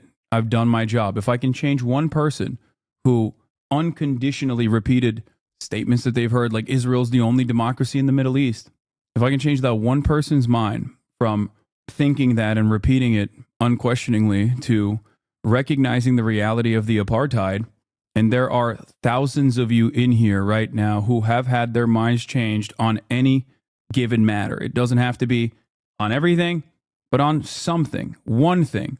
Then I think that everything that I'm doing is worth it. And for the record, I'm not saying don't disagree with Ethan. If you have disagreements with him, you have disagreements with him. I'm just saying that it's not healthy to constantly have him occupy your mind like this, nonstop. That's all I'm saying. It was clearly more than just bad hummus. Frogan's VOD on YouTube literally put Ben Shapiro next to H3 on the thumbnail. Yes, dude. Frogan is secretly an anti-Semite, but she's just like communicating it on expert difficulty despite railing against anti-Semitism time and time again. You're right. That's what's going on. Like, this is a fucking hallucination, dude. I'm sorry. Yeah. She expertly mind-controlled her Jewish podcast co-host into putting together this tier list with a common meme about how fucking Sabra hummus is dog shit, but actually it meant something so much more than that. Because all criticism of Israel is anti-Semitic. Once worked at the fast food chain while in college. She never worked at McDonald's. She says she did. He leaned through the drive-thru window to take reporter questions, but wouldn't say if he supports boosting the minimum wage. I think these people who work hard, they're great, and I just saw something, a process that's beautiful. Down in Georgia, Harris went to church. What kind of country do we want to live in? A country of chaos, fear, and hate, or a country of freedom, compassion, and justice? 2 churches, in fact, in hopes of convincing black voters to turn out. Happy birthday to you. Happy birthday. And later, Stevie Wonder showed up and sang to Harris on her 60th birthday. No people talk about a bucket list. I think I have just checked off a whole big one. In an interview Sunday with Al Sharpton, Harris said she's not taking the votes of black men for granted. Why would black men be any different than any other demographic of voter? They expect that you earn their vote. Sunday's events followed a new level of bizarre comments from Trump. In the middle of a rally in Latrobe, Pennsylvania Saturday night, he spent 12 minutes speaking about the late golfer Arnold Palmer, including this off-color comment. This man was strong and tough, and I refuse to say it, but when he took showers with the other pros, they came out of there, they said, oh my God. And he attacked Harris with vulgar language. You're a vice president, the worst. Harris responded on Sunday. Donald Trump should never again stand behind the seal of the President of the United States. He has not earned the right. He's not earned the right. And that's why he's going to lose. Today, Harris starts her day here in the Philadelphia suburbs at an event with former Republican Congresswoman Liz Cheney in a bid to woo GOP voters and independents. Trump is headed to North Carolina. What's good, big dog? Storm damage. All right, Ed. Thank you. Now, we're going to begin, of course, with a race for the White House. Just 15 days until the final votes. Vice President Kamala Harris getting ready to hit 3 battleground states today, and she's hitting back hard at former President Trump as he steps up his attacks on her. Our chief White House correspondent, Mary Bruce, starts us off in Philadelphia. Good morning to you, Mary. Ban Hasan Negs. Ban Hasan Negs. I do want to mention another thing, but okay, you ban me. Will your life improve? No, it won't. You will feel a brief moment of satisfaction, and that's it. All of the same troubles that you have yesterday will exist tomorrow. Okay? You ban me. Sure. Does the truth change? It does not. You ban me. My conviction doesn't change. The situation on the ground in Palestine doesn't change. In Lebanon, it doesn't change. I'm just one guy. Okay? You have to kill the part of you that hyper focuses on shit like this, because it obviously is looking for purpose, looking for meaning. You are seeking meaning. You are looking for a community that you can be a part of. And the community that you have found is breaking your brain. That's it. Hey, Robin, good morning. You said it 15 days to go now, and the Harris campaign is dialing everything up, doing more events, hitting more battlegrounds with more star power, and punching back even more against Donald Trump, now in almost real time. Heading into the final sprint, Vice President Kamala Harris this morning arguing voters are facing a stark choice between chaos and compassion. We face this question: what kind of country do we want to live in? A country of chaos, fear, and hate, or a country of freedom, compassion, and justice? In battleground Georgia, Harris visiting 2 historically black churches as she tries to reach out to every key constituency. I am very clear. I must earn the vote of everyone, regardless of their race or gender. With just over 2 weeks to go, Harris shifting strategies, calling Trump out in near real time, overnight responding to his recent profane attacks against her. It demeans the office. And I have said, and I'm very clear about this, Donald Trump should never again stand behind the seal of the President of the United States. He has not earned the right. Harris is upping her warnings about Trump, labeling him as unstable and unhinged. Channel 13 reports Israel is going to attack Iran soon. Breaking. Members of Israel's political security cabinet have been informed that a very significant attack will be carried out by Israel against Iran soon, according to Channel 13. Israel believes that Iran will react strongly to the attack. The report also says that Israeli cabinet members will not be informed about the nature of the attack before it happens. Obama follows the ADL on Twitter, and now he's aware of Frogan existing. That's kind of funny. There was a leak on this. Yeah, the real leak was that America was basically following closely the weapons and targeting capabilities of Israel, in which they actually openly admit to AUKUS partners that, or Five Eyes, right? Not AUKUS, to Five Eyes that they are, that they have nuclear weapons as well. This was posted by Mohammed Magadli, a journalist and Palestinian citizen of Israel. It's a video of a girl in Gaza, maybe 7 or 8, walking barefoot with her injured sister. I'm tired. I've been carrying her for an hour and I can't now. طيب وين مودياها؟ راح عارشتنا. وانت مش تعبانه وانت حملها هيك؟ تعبانه ولا لا؟ تعبان وصعب احملها ومش قادره. وين رايحه انت هالقيت؟ انا رايحه. Sorry, but this is an anti-journalistic trash argument. If you watched all kinds of arguments and attempts and explanations arose in you instead of compassion and deep sadness. There is no doubt that children in Gaza are suffering a lot, most of them for no fault of their own, which is really sad. But we are not a competition of who suffers more, and the one who suffers more is the winner. You are trying to silence the arguments and explanations for the question of how we got to the situation and why the situation did not end a long time ago. As a journalist, you are supposed to explain who is inflicting the suffering on his people. That's cool, man. You are just contradicting yourself. It's not really a competition. Oh, this person. I was just reading his replies for some reason. There's comments on this video from Knesset members. Oh, God, I don't even want to know what the fuck they're saying. He ain't heavy. Amir Barkol. Heartbreaking, really. But such videos only strengthen my understanding that neither we nor the Palestinian children or other innocents in Gaza can afford Hamas to remain in power there. God damn. This is Almog Cohen. He's an elected Israeli politician in his mid-30s, a former police officer who founded a militia force in the Negev. His tweet has been liked 1,200 times. I watched. No one is happy when children suffer, but when our children suffered, were slaughtered, forests burned alive, they were there sharing in the kalva. I guess helva. So now their children will pay. May 1,000 children of the enemy cry, and not one of ours. Here's an Israeli woman that says there are no innocents there. This Israeli does strategic consulting and crisis management. He declares, we will be comforted in the destruction of Gaza. In turn, this Israeli citizen responds, referring to the journalist. This stupid Arab does not understand that he is unwelcome guest here. He and his scumbag friends. The Arabs have no faith. This guy describes himself as head of the party planning committee. There is a huge social cost to a Nazi society. The Gazans chose the Nazi regime, support him in his actions. And today, they and their children are paying the price for a murderousness as a society. Ironic, coming from someone who is very clearly defending the death and destruction caused by the ethno-supremacist country and its ethno-supremacist project. The party planning committee is part of the office. Not sure if it's real. It's probably not. He's not saying that it's a real party. He's just simply saying that, like, this person is, like, look at the juxtaposition of how this person carries himself or how this person sees himself versus what his output is when it comes down to actual genocide. This is a columnist for Israel Hayom, Israel's most widely distributed newspaper. Those who started the war and celebrated the slaughtered bodies of the net are now paying the price. The hostages now. Surrender now. Until then, there will be no rest. Let them eat what they cooked. The running theme is Israeli citizens referring to this mainstream TV commentator as a supporter of Hamas. If your friend, the terrorists in Gaza, don't care about these children, then why should ours care? Like, do you think anyone is allowed to speak like this about Israelis? Like, think about it. Yeah, I think it's unacceptable to think about Israelis like this. I don't think it's appropriate at all. And this is not even like, I'm not even saying that because it would be anti-Semitic. Okay.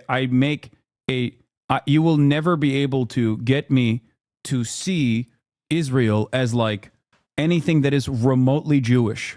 You know, it's not. It's a country. It's a nation state with an ethno-supremacist, ethno-religious supremacist project. Ridiculous.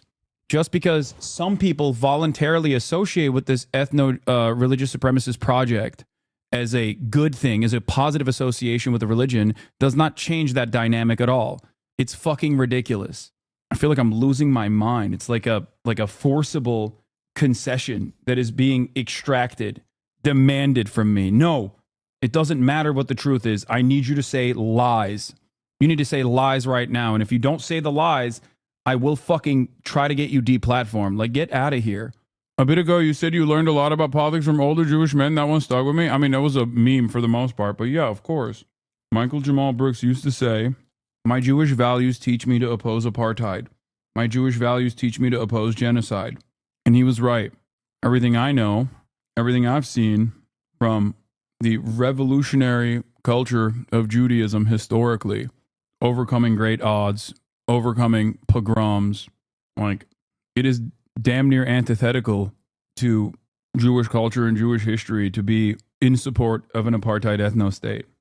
And seizing on reports that Trump is exhausted by the rigors of campaigning. Have you noticed he tends to go off script and ramble? New Dropside News, Israeli-American businessman pitching $200 million plan to deploy mercenaries in Gaza. What the fuck? It involves Eric Prince Stewart Soldowitz, the ex-Obama official who fucking harassed the halal truck and got fired. A Green Beret who worked with the CIA. The man at the center is a passionate supporter of Kamala Harris.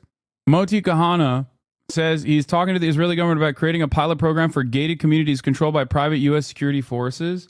That's awesome. In general, for the life of him, cannot finish a thought. And he has called it the weave.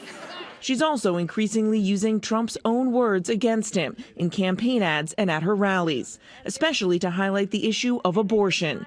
In Georgia, Harris welcoming the family of Amber Thurman, who blamed the state's strict abortion ban for her death, and accusing Trump of creating a healthcare crisis across the country, calling him cruel. He even mocked Amber's family for sharing their story. Play the clip. Amber Thurman's family have come out on a press call, and they're doing what's called a pre-buttal 2-hour town hall right now. Oh, that's nice. Yeah? And I want to get better ratings, I promise.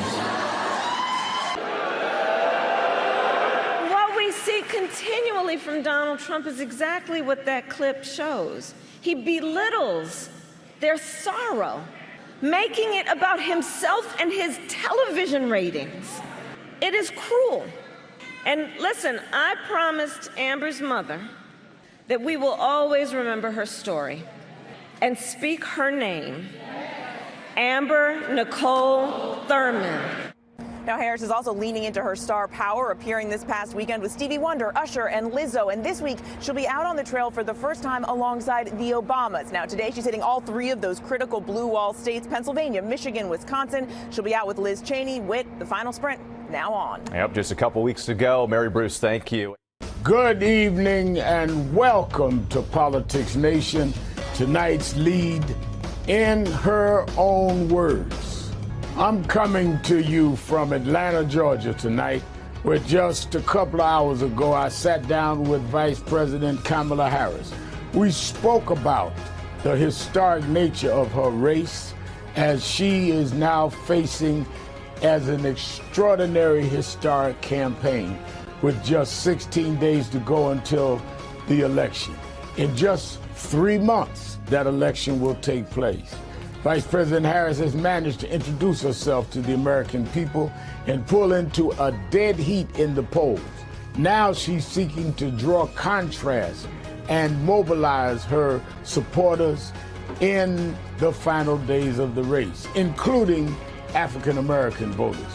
Dude, this fucking intro is so weird. Anyway, Reverend Al Sharpton is like, it's just like he doesn't have the smoke that he once did. And before people say Ozempic, he lost the weight before Ozempic was a thing. Like, I don't think he he lost I think he might be a lap band king. I don't think he's a Ozempic guy. Here's a 3-minute ad break, by the way. Meantime, her opponent, former president. He used to be fat. I thought he was always skinny. Oh, he used to be a lot of things. He used to be a lot of things, my friend. But yes, fat was also one of them. Brother, I beg of you, make your Chatterino font bigger tomorrow. Here, there you go. I made it bigger. President Trump is ending with an increasingly hostile and erratic closing message. And that's where we start. Here is my exclusive interview with Vice President Kamala Harris. Well, thank you for allowing us on your birthday to sit down and talk. Of course, Raph, it's good to be And with you. I want to get to the Georgia vote and other issues, but let me ask you, as Vice President, and if you hopefully not presented with it, but as President, with Sinwar having been killed, how would you move toward a ceasefire? What do you think the United States should be doing? So first of all, look, it's going to be hard. It's going to be difficult, but we have got to get this war over with. We got to get the hostages out. We need the war to end. In fact, we're sending Tony Blinken, Secretary of State, out next week to go and meet with the parties there.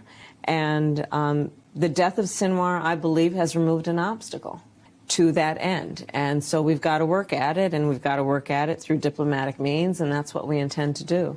But listen, the reality of it is that the difficulty of it all is not new to any administration in recent history, and it cannot be the reason that we don't work at it around the clock and be vigilant, and that's what we're going to do, and I think it's very important that that's what we do. And balance. I mean, I remember in Selma, you made very strong statements about civilians being killed on both sides, and you stood up strongly on that. And I think that's a concern in all communities. Well, I mean, listen, the number of innocent Palestinians that have been killed in Gaza, it's really unconscionable. And we have to be honest about that. And at the same time, listen, I will always stand in terms of Israel's right to defend itself. And we need this war to end. We're in about a little over 2 weeks to the election. Yes. I have to ask you about your opponent. He used a very ugly term about you last night, using the S word as vice president. And how do you react to this kind of street talk from someone who wants to be president again, that was president? I've known you a long time, and I know you have thick skin, but I'm not asking you as a person, because I know you're used to that. But what does it do, in your opinion, to... Am I crazy? Sexy. Yeah, Trump called her sexy. Schlonged. I feel like there's like nothing new that she puts out. Am I crazy? There's some Kamala heads in here, chatters. Some real fucking ride or die Kamala heads, like Megaphonics, Idishder, maybe even Mind Drive. Like, where are my liberals at? I need to hear. Am I going crazy? Or is she just like fucking rehashing the same talking points over and over again? Not a diehard Kamala, but she's basically running stump speeches. Yeah, it's like I know messaging discipline is important, right? Obviously, I've talked about that quite a bit. There's a couple different issues here, though. One, your messaging discipline doesn't mean shit if the message isn't good. But also, two, if like the policies aren't solid. But also, two, like there's a difference between messaging discipline and just like straight up taking a pre-canned answer and like trying to fit it into the same, like trying to fit the exact same word structure, exact same sentences into any kind of question that is like tangentially related to one thing. Like it almost feels like a AI where something gets activated when she hears like a certain keyword. Something gets activated where she'll be like, transnational gangs, I prosecuted them. Right? I don't know. I feel like there's something that is odd about it. I asked about this because it was grating on me, and PodSafe had someone on to talk about it. An average event she does like this have 20% to 30% of the audience never heard her speak before on average. It seems crazy, but I've heard that before in past campaigns. That's why message discipline from Birdie also matters. Maybe we watch Kamala Harris too much. You know what I mean? And that's probably what it is, because a lot of people just don't give a shit. Like, they don't. I always try to remind people that like we are not like low info voters at all. Even if you're not voting, even if you're just straight up like 10 toes down, not voting, you're still not like a low information non-voter. By the very definition of coming to a community like this one and just like consistently fucking being laser focused on whatever the fuck's going on, you are a high information voter or non-voter, right? Like, we are not the average American at all. And I don't mean like we're not the average American in the sense that like we want Medicare for all, but the average American doesn't. Like, that's not what I'm saying. I think that would be a valuable policy for every single person. It's just that, to be honest, part of it is also that Trump has zero message discipline. So listening to him is way more fun for us, but way less fun. No, Trump is boring as fuck too. Trump is noticeably juiceless. He has lost the sauce entirely. He does the same shit too. He's always like, the immigrants. Stop your toe, it's a migrant. They're killing hundreds of thousands, millions, and gorillions of Americans every day. It's like, dude, shut the fuck up. Jesus Christ. No, I don't think it's that. At least Trump uses different words, though, when he's talking about it. And then he peppers in, like, Arnold Palmer had a massive schlong. But, like, I don't know. I feel like on any sort of question that is not, like, because she does this thing where she has like answers. I think they've given her like a speech for every single issue, right? I feel like she has an answer for every single issue. So if there's a question that is like kind of related to whatever the answer block that she has for it, she just hits that block. It feels memorized. What do I mean by this? Like anything that like tangentially is related to immigrants, she will talk about how she prosecuted transnational gangs in a border state, right? Like, you shouldn't know that. You shouldn't know exactly what her speech is going to look like. She's using macros. Exactly. You know what I mean? You could be like, well, immigrants are contributing quite a bit to the American economy. She'd be like, I prosecuted transnational gangs. It's like, what? That wasn't the expected question. And I've seen her do that. I've seen her do that to migrants that are that have family members that are undocumented citizens, and they want like a pro-immigration answer out of her, and she will just hit that line again. She'll be like, I prosecuted transnational gangs. Like, it just, not that it matters necessarily. When I talk about this sort of stuff, like, I don't give a shit. My anger or resentment towards Kamala Harris will always be surrounding her policies, and will always be like what I perceive is her running a bad campaign because I don't want Donald Trump to win. And so it doesn't fucking matter that she's like, you know, not very charismatic or sometimes comes across as like inauthentic, like an old, like not even an old school politician, because like Joe Biden was an old school politician, but at least he was a good retail politician. So I think like ultimately I fear that this is the type of shit that they will have to focus on. We know you're a single issue voter and it's okay. She's still in the introductory phase. Unfortunately, we're running blind this season. We got what we wanted with Nancy Dropkick Joe. We know you're a single issue voter. It's okay. Yeah. I don't know if you know this, but aside from the intersectionality of genocide, which I'm not even talking about, do you guys just like close your ears when I talk about immigration and stuff? Or when I talk about like certain policies that she advances? Should we go into this? I think we should read my fucking Newsweek.com article that just came out, because I think I I talk about this quite a bit in this conversation. The Democratic Party has this profound skill in snatching defeat from the jaws of victory. It's an issue that they would not have had if they had leaned on where people were hurting and how they were going to help them. And they didn't do that. They went with a very conservative lean. The Democratic Party's like harm reduction strategy as a way to just like shame voters away from extracting concessions and just voting for the Democrats every single time without making any demands whatsoever, as they actively push a lot of people in the base of the party away. If you rely on that without offering things to people, well, then you're inevitably shrinking your base. Whether Trump wins or loses, we are, and I mean this, living in Trump's America. Like, he might lose this election, and the Democratic Party will push Trump's 2020 agenda. That's what they're running on. That to me is crazy. That to me is genuinely terrifying to think about. Notice how I did not bring up Gaza at all in that conversation, because I understand that America is uniparty on foreign policy. When I talk about issues, when I put my fucking electoral hat on, okay, I'm talking about it specifically in terms of Kamala Harris's chances and what she's fucking up. It's not me cynically trying to talk about Kamala Harris running a bad campaign because I care too much about Gaza and I can't just like openly admit that.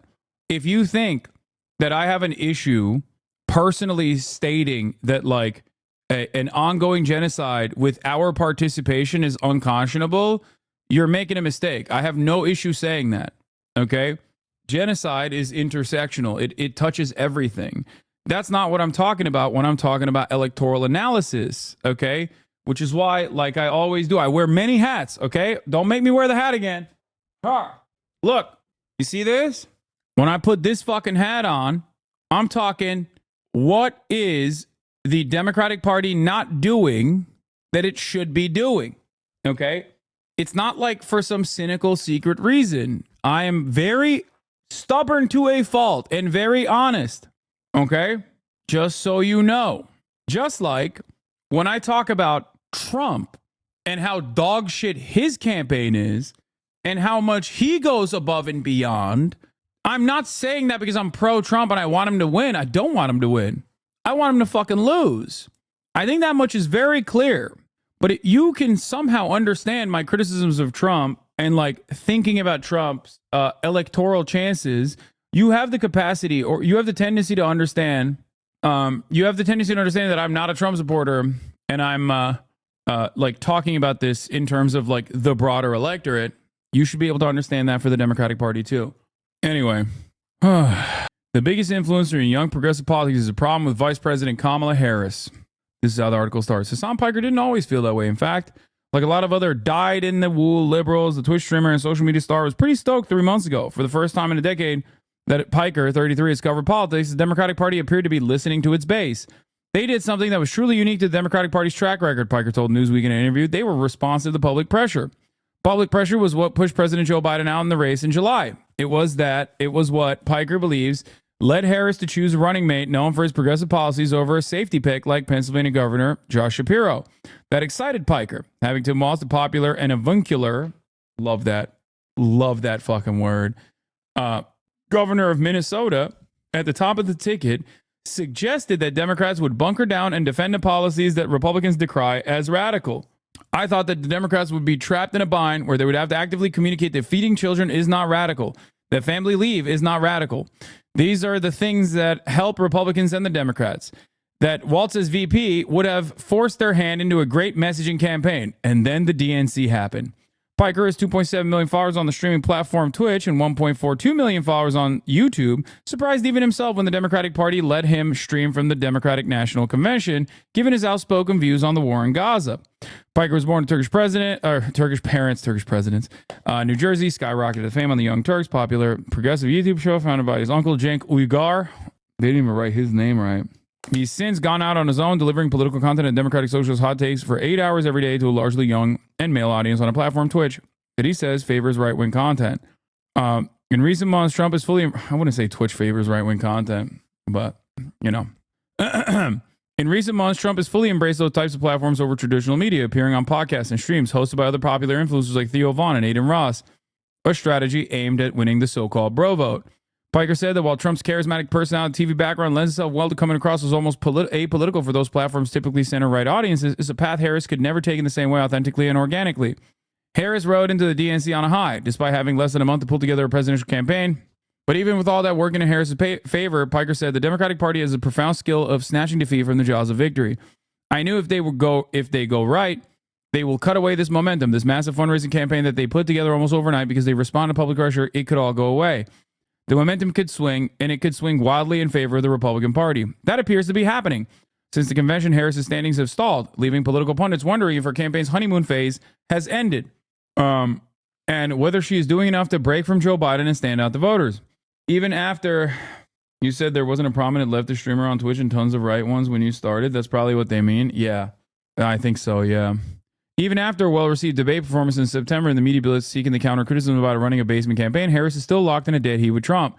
In order for her to win the White House, Piker believes the vice president needs to avoid running the campaign Biden ran in 2020 or the campaign Hillary Clinton ran in 2016. Instead, he said she needs to hark back 16 years ago to Barack Obama's historic run. She has to run on hope and change. She has to activate younger voters. This is going to be an election where people are obviously demanding change from the current path that we're on. Polls show that voters desperately want said change, especially on issues like immigration and the economy, and Harris has positioned herself as a change candidate. But only 46% of Americans said Harris embodies change more than Trump. That's a real issue for the Democrats. It's an issue that they would not have had if they had leaned on where people were hurting and how they were going to help them. They did not do that. They went with a very conservative lean. That lean is almost evidenced in matters of immigration and border security, which have long been a political weak spot for Dems. After 3 years of GOP attacks, both Biden and Harris have separately taken firmer stances on the issue. In February, the White House proposed a bipartisan bill that sparked fury among immigration advocates who sounded alarms that it was a return to Trump-era policies. The package would ultimately fail after Trump convinced his MAGA allies to knife it. On the campaign trail, Harris has cast Trump as a killer of that bill, suggesting that her administration would support similar legislation. For Piker, the Democrats' concession on the border is part of a greater compromise that the party is giving into. The political landscape has essentially forced the Democrats out of the left. Whether Trump wins or loses, we are living in Trump's America, he said. He might not lose this election, and the Democratic Party will push Trump's 2020 agenda. He might lose this election, and then the Democrats will still push Trump's 2020 agenda. That's what they're running on, at least in terms of immigration. That to me is crazy. That to me is genuinely terrifying to think about, he continued. It's why I voted for Biden, right? I didn't want Donald Trump to get a second term. And now 4 years after the fact, we're going to have a Trump second term, but with a D next to it. Harris's willingness to appear more moderate in hopes of appealing centrist voters is the reason her chances of winning remain on a tight rope, Piker said. He blasted the party's harm reduction strategy, which he said Democrats use to shame voters from extracting concessions and towards voting the Democrats every single time without pause, pushes a lot of people away from the party. If you rely on that without offering things to people, well, then you're inevitably shrinking your base, he warned. Notice how there is no mention of Gaza in this, even though in our conversation I did bring up Gaza, I think once overall. Do you want to know why? because I have the capacity to fucking offer American domestic politics to an American audience that does not give a shit about American foreign policy. Because while I give a shit about American foreign policy, I know my fucking base. I know that a lot of Americans are, you know, little piggies, okay? Little piggies that want treats, that love their little treats and nothing else. And by the way, I'm not even saying it's fucking treats that the Democratic Party is like caving and capitulating to right-wing framing on issues. I think that's a devastating fucking future. But overall, I recognize that most people don't care, okay? Merrick Garland may start to be de-thought about Gaza. New DOJ lawyers internally pushing Merrick Garland to investigate Israel's illegal settlements, alleged war crimes, killing of Americans. Oh my God. Activate Merrick Garland. Holy shit. Dude, lawfare time. Lawfare time. Let's fucking go. That'd be sick. I mean, I doubt he will, but it's fun to dream. Let a boy dream. Activate the Garland bot, dude. Not gonna lie, I only saw this site posted. It's Zeteo. They do fantastic original reporting. So they're pretty solid. It's from Prem. So I 100% believe it. If he's writing about it, not that it's gonna go anywhere, but if he's writing about it, they're probably thinking about it. Biden says he regrets appointing Merrick Garland according to Woodward. Wait, what? Really? Oh, because of Hunter Biden? That's funny. That's cool. I'm leading 64 House Democrats in calling for unimpeded media access to Gaza for U.S. and international journalists. Biden must push for independent access for U.S. and international journalists in the interest of transparency, accountability, and the fundamental principle of press freedom. At a time when reliable information is more critical than ever, restrictions on foreign reporting undermine the very foundation of democratic accountability. Yeah, every time this kind of shit happens, another fucking like Muslim commentator will get banned by the ADL, or another Weather Channel ad will get taken out because they were wearing a keffiyeh. Anyway, isn't Kamala pretty get on key issues like progressive stances on taxes, healthcare, green investment, freedom of choice, and good historically with unions, Biden? Like she isn't just Trump 2020. That's why I specified that we are in Trump's vision of America in terms of immigration. Okay. And for the record, she literally is running on I'm always pro fracking. I love fracking as a campaign. Now you can say it's because she wants to win. That's Neek's skit. Oh my God, is it? Did he change his fucking name? Because he's writing exactly like this. Oh my God. That's amazing. This community is amazing. I love you guys. Never change. Okay. That's crazy. Ay, ay, ay. All right, now this, 22 minutes before the top of the hour, Lawrence has been visiting blue cities with an exclusive barbershop talk series. Why'd you have to do the quotes with it? Because it was in the prompter. Okay. And last week, we had a very special guest. So former President Donald Trump joined me at Knockout Barbershop in the Bronx to talk. He's got to feel like he can feel the resentment that people have around him, right? Like there's no way. Yo, you're anti-Semite of the week this week again?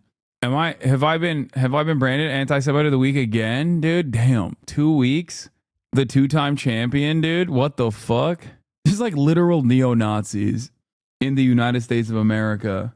Sam Parker, the nephew of Hamas sympathizer Cenk Uygur, has been on an insane anti-Semitic pro-terror rampage for over a year now, streaming on Twitch. What did Twitch CEO DJ Dan Clancy do about it? Block Israeli users. DanClancySucks.com. Yeah. Good stuff, man. You guys are really killing it. You seem very normal. Nah, they just reposted the old one. Yeah, they reposted the old one. He's absolutely one of the worst. Up there with Hinkle. Hassan the Hun has spread more hatred for the Jewish community than a lot of people, and he pretends it's against the government of Israel and the Zionists. If he knew anything about Jews, he would realize how hateful and disgusting he's being. Stand up to the hate. Anti-racism is in this dude's fucking bio. He's had Israeli citizens and a Knesset member on his broadcast, as well as other anti-Zionist Jews. You're a blue check idiot, so you didn't know that. Him discussing Gaza with a Jewish lawyer, lol, overruled. Yeah, it's great stuff. What is this? Aha Kastad? Thank you for the 50 gifted subs. Since it might seem that there's a new barrage of hate coming at you for the moment, here's a small token showing you that there are many friends here as well. Please keep giving a voice to the voiceless. I mean, I'll keep doing that no matter what. Now they're going after Twitch's trust and safety employees. Congratulations, you played yourself, Twitch. Yeah, that's what's like. It's kind of crazy. It's kind of crazy that like these people are so fucking unhinged. And I think a lot of people just don't know how they operate. So when they're met with like this onslaught of mass hatred and mass targeting campaigns that they engage in, like, how are there no guardrails against this? There's not really anything. Like, there's not really anything you could do. You just have to wait it out. There's really, and capitulating to them makes it so much worse. What do you do to get past this vial? I imagine, even though it's bullshit stuff like that floating around, add some weight to your days. I'm so used to it after 6 fucking years of endless harassment, dude. So for me, it's like, I don't know. I've figured out like defense mechanisms against it where, I don't know. I just live my life. There's not really anything you can do. I do think that, I will say it like this. I think that there is like most people look back at stuff like this and laugh at it a year down the line, you know? Cry yourself to sleep, laws. No, I don't do that at all. I live a very normal life, you know? It sucks. It sucks when things get heavy. But again, it's nothing. It's nothing in comparison to the death and destruction that people that I speak out for are experiencing on a daily fucking basis. You know what I mean? It's nothing. Oh man, you know? Oh man, people are once again lying on my name, lying about the things that acting like I believe the exact opposite of the things that I truly believe. See? And then people will go, just your average normal American millionaire. It's like, no, that's not what I'm recognizing the privilege that I have. I recognize the profound privilege that I have. A privilege that you guys have given me by tuning in, by watching, by subscribing. The editorial control that I have is profound. And it's all because of this community that I've cultivated. And that's it. And that's the reason why they can't go after my sponsors. So they have to go after fucking Twitch, which is psychotic. Like, it's insane. Fucking up hundreds, if not thousands of people's lives and livelihoods, you know? The voters. Here's a look at that. Nice to see you all. Wow, how are you? Nice to see you. Huh? How good are the barbers here? Excellent. I'll bet they're good. Let's see. I can see they're good. They look good to me. Nice soft floor. What's that all about? Why is it so? What wrestling matches? Thank you. Nice to see you all. How are you? Nice to see you. He knows you are an anti-Semitic, but keeps implying what you said is anti-Semitic. Then he says you used to sneak behind his back and say different stuff to your broadcast as opposed to your show together. It's all stupid, all bad faith. Yeah, cutie HasanRella, thank you for the 10 community gift to subs. Yeah. Is this a real barbershop? How are you? Nice to see you. So you the owner? My son's the owner. Oh, you did that very nice and easy, huh? Is he as good as you? He's great. Good. Nice to see you. Thank you. Thank you very much. So, Mr. President, you know I've been going to the... Wait, ain't no fucking way. What a train wreck. Staging a photo op at a barbershop, Secret Service falling over. Yikes. Wait, no, it's a real barbershop. It's not... They just have like oh my God, is Trump going to get hit with a Dominican Ray, dude? Like Mark Zuckerberg? He would be undefeated. Everybody knows. Everybody knows. Once you get hit with a Dominican Ray as a swagged out white boy, you become too powerful. The barbershops all across the country. Yeah. So I wanted to have a natural conversation, you know, with these folks right here. So this fellow right here, he used to be in law enforcement for some years. What would you say is the most important issue facing the country right now? For me, it's the border. Right, For right. me, it's the border. I agree. And how to control that, how to keep illegal migrants from coming into the country. Right. Very important for me. And if I had a question to ask. Bro, that haircut is ass, dog. What the fuck? I question the integrity of this barbershop. I'm sorry. You know, you could be like, oh, there goes Hasan going after a small black business. But goddamn. Oh no, it started? Bro, don't even do this shit right now, okay? There's a lot of fucking eyes here. There's a lot of fucking eyes here who are like, they're gonna be like, Hasan is trying to get people to write in Kaya Piker. About it would be, how do we control the city, sanctuary cities? Because New York is a... We get rid of them. Yes. We get rid of them because they're sanctuary. You know what they're for? Criminals. And all over the country, the criminals go there.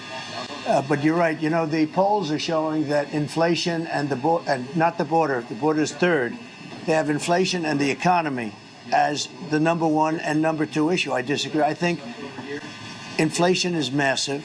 The economy is massive. But the border, to me, is like it's the fabric of our country. And we had the strongest border in recorded history. 4 years ago, you had a border. You didn't have the problems that you have now. Last week, they announced that we had 13,099 convicted murderers released from jails all over the world. You know, it's not South America. It's all over the world, including South America. So I agree with you. I think the biggest problem we have is the border. It's something, and it's also the hardest thing to solve. And the only way you can solve it, you have to get the criminals, the murderers, you got to get them out. You got to get them out fast before they prey on our people. That was a big question for me because I'm a retired New York City detective. Right. So in New York here, we've run across that for a long time. Well, the other problem you have is that you're not allowed to do your job. Yeah. And when you were there, you go back 10, 15 years, when you were there, you were allowed to do your job. Yes. New York's finest. They're still New York's finest, but they're not allowed to do their job. So when you were president, I know for a fact I was able to do three things. I was able to see money, save money, spend money. Right. Now in the past almost 4 years now, I'm losing my business basically. The money's just not there. It's your business? It's my business. I started it for the past 10 years, and the only time I knew I made it was when you were in office, so I could speak for myself. Right. And the thing is, it's like, I don't know what more to do. How can we... Stop and frisk, by the way, a horrifically racist policy that was struck down by the courts because of its unconstitutional nature, which was an abject fucking failure in terms of stopping, gun violence, because it just simply was a carte blanche approach to allowing cops in New York to fucking stop and detain black and brown people. Their fucking gun apprehensions from stop and frisk was like so unimaginably low. It was crazy. Make the economy come back. How do you get to the bottom of this? So here's what we're doing. Number one, it all began with the oil. They screwed around with what I did with oil. We had the greatest. We were energy independent. You remember back 4 or 5 years ago, $1.87 for a gallon of gas. We actually had it lower than that for your car, $1.87. Now it's at $3.50, but it was much higher. They brought back my policies to break even, but by that time the damage was done, and now you have inflation and you have the cost so high, and they haven't gone down. We're going to do two things. Interest rates are going down. It's going to be brought down. It's going to be brought down fast, but much more importantly and quicker, we're going to drill, baby, drill. You've heard that, right? Drill, baby, drill. We're going to get our oil. We're going to have much more of it that we're going to do 4 to 5 times more than we're doing right now. We can do that. These people are amazing. They can do it. And we'll be supplying it to Asia. We'll be supplying it to Europe. We'll be supplying it to everywhere. And that's going to bring down prices. It's going to bring down the cost of everything. If you make donuts, when you look at these stores, they have trucks that deliver, they have stoves and ovens, you have your lighting, you have all this, equipment. And all of that electric equipment that he's using on your beautiful head of hair, you have a good-looking head of hair. I'm jealous. Look at that flat top. I'd have a flat top. I wish I had a flat top. You never had a hair loss problem, did you? It's lucky. It's one of those gifted ones. Anyway, what you do, those machines are very expensive. They're running the machines at electric. When that comes down, like in a shop like this, no matter what you do, it's about energy. We're going to bring it down. We're going to get the prices down. How's your rent done in terms of, do you own the store or is it rented? No, it's rented. And is the landlord a good guy? Is he okay? Yeah, he's a good guy. He's all right? Yeah. Do you cut his hair, I hope? I mean, he comes in from time to time. You know what? If you're as good as your father says, right, and you cut his hair great, that's very important to barber to a guy. So he could be a wealthy landlord, but he'll give you a low rent because having a good barber is a very important thing, I can tell you. So, Mr. President, you got a young guy right there. Bro, you can't say that. Bitch, your hair sucks. Fuck you mean having a good barber is a very important thing to a guy. It's like you've never met a good barber, dog. The fuck are you talking about? The thing, though, it's a huge thing. So how has your rent been? So where was it like 5 years ago, the rent? I mean, the rent was significantly lower. Now it's gone up. Shut the fuck up, Hasan. Your hair is ass. Bro, there's nothing funnier than fucking trying to defend Trump's haircut. Like, bro, MAGA supporters, please, dude, please. I beg you, open your fucking eyes, dude. You are literally, you have to be hallucinating. you have to be fucking hallucinating, man.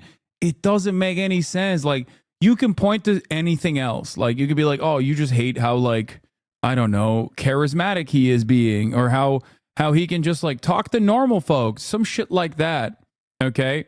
Like, even that would be wrong, but at least that's like a little bit more in tune with like things that you can optically hold on to, things that you can fucking see. Trump supporters are so fucking crazy. They just like, they will defend really indefensible shit. I don't know. Like, yeah, next thing he's going to be like, oh, Trump's tan. So much more real than your fucking tan, dude. Oh my God. Yeah, Trump, best fucking skin tone out there. From the standpoint of skin tone, it's the best. 1,200 cents. Yeah, it's okay. It's a big increase. My issue was more the energy. I've been paying $2,100 since I first opened up. In the last 7 months, it shot up to $15,000. What? It's $15,000, and that's you went from 2,100 to $15,000 in this establishment. Yeah. How many heads can you take care of? That's a lot, right? It's like somebody stealing from us. So when from 2,100 to 15,000. Yeah. So they. So there's an example though, energy, right? So energy, when that comes down, ready? I almost hate to say because you'd be at 7,000, right? But your energy bill from January 20th, if I win, we gotta win. And we're gonna, by the way, and we're in New York, and these guys love New York. If we win, oh, I love this guy. Look at that. Give me that hat. I'm gonna sign it. Come on, give me that hat. I love this guy. Thank you very much. That's beautiful. I'll sign yours too. Look at that one. We fighting with them. You might not be able to book him. He's very busy. I don't know why. He's going to keep busy for a long time. Yeah. So let me ask you, how much is it like a haircut? An average haircut. Guy comes in, he wants $30, $40. Yeah. Right now. What did it used to be? 15, 12, 15. Yeah. Oh, we're talking about 10 years ago. Now, and yeah, we have to make it make sense. You know, right. Like we can't charge the regular prices, especially out here in our. Do you have guys like these guys? Do they come in and negotiate the price? Yeah. They probably do. I would. What's your question for the president? What is the plan to do about the the food healthcare industry and getting the artificial foods banned in our urban? Yo, Hassan, based on the sample size, Kamala's getting maybe 10% of the black vote. Trump is winning Detroit, Memphis, and Atlanta. Yeah. Let Republicans fucking delude themselves, dude. Whatever. I mean, to be fair, every time Barack Obama comes out and says shit like, yo, black people, like black men gotta fucking, you know, not be misogynistic or whatever, like they probably are pushing. The Democratic campaign is probably pushing some black voters away, but like it still doesn't fucking matter. This is like Dems thinking Republicans will vote for them. Exactly. It's exactly like that. Dude, Trump has like 94% approval rating in the Republican Party right now. What the fuck do you think you're picking up? Have you met a Trump supporter? Like, I don't think Democrats have met an honest-to-God Trump supporter. They literally think that they can capture the attention and maybe even the loyalty of some of the most insane fucking freaks out there. They are literally living in an alternate reality, okay? They are not living here.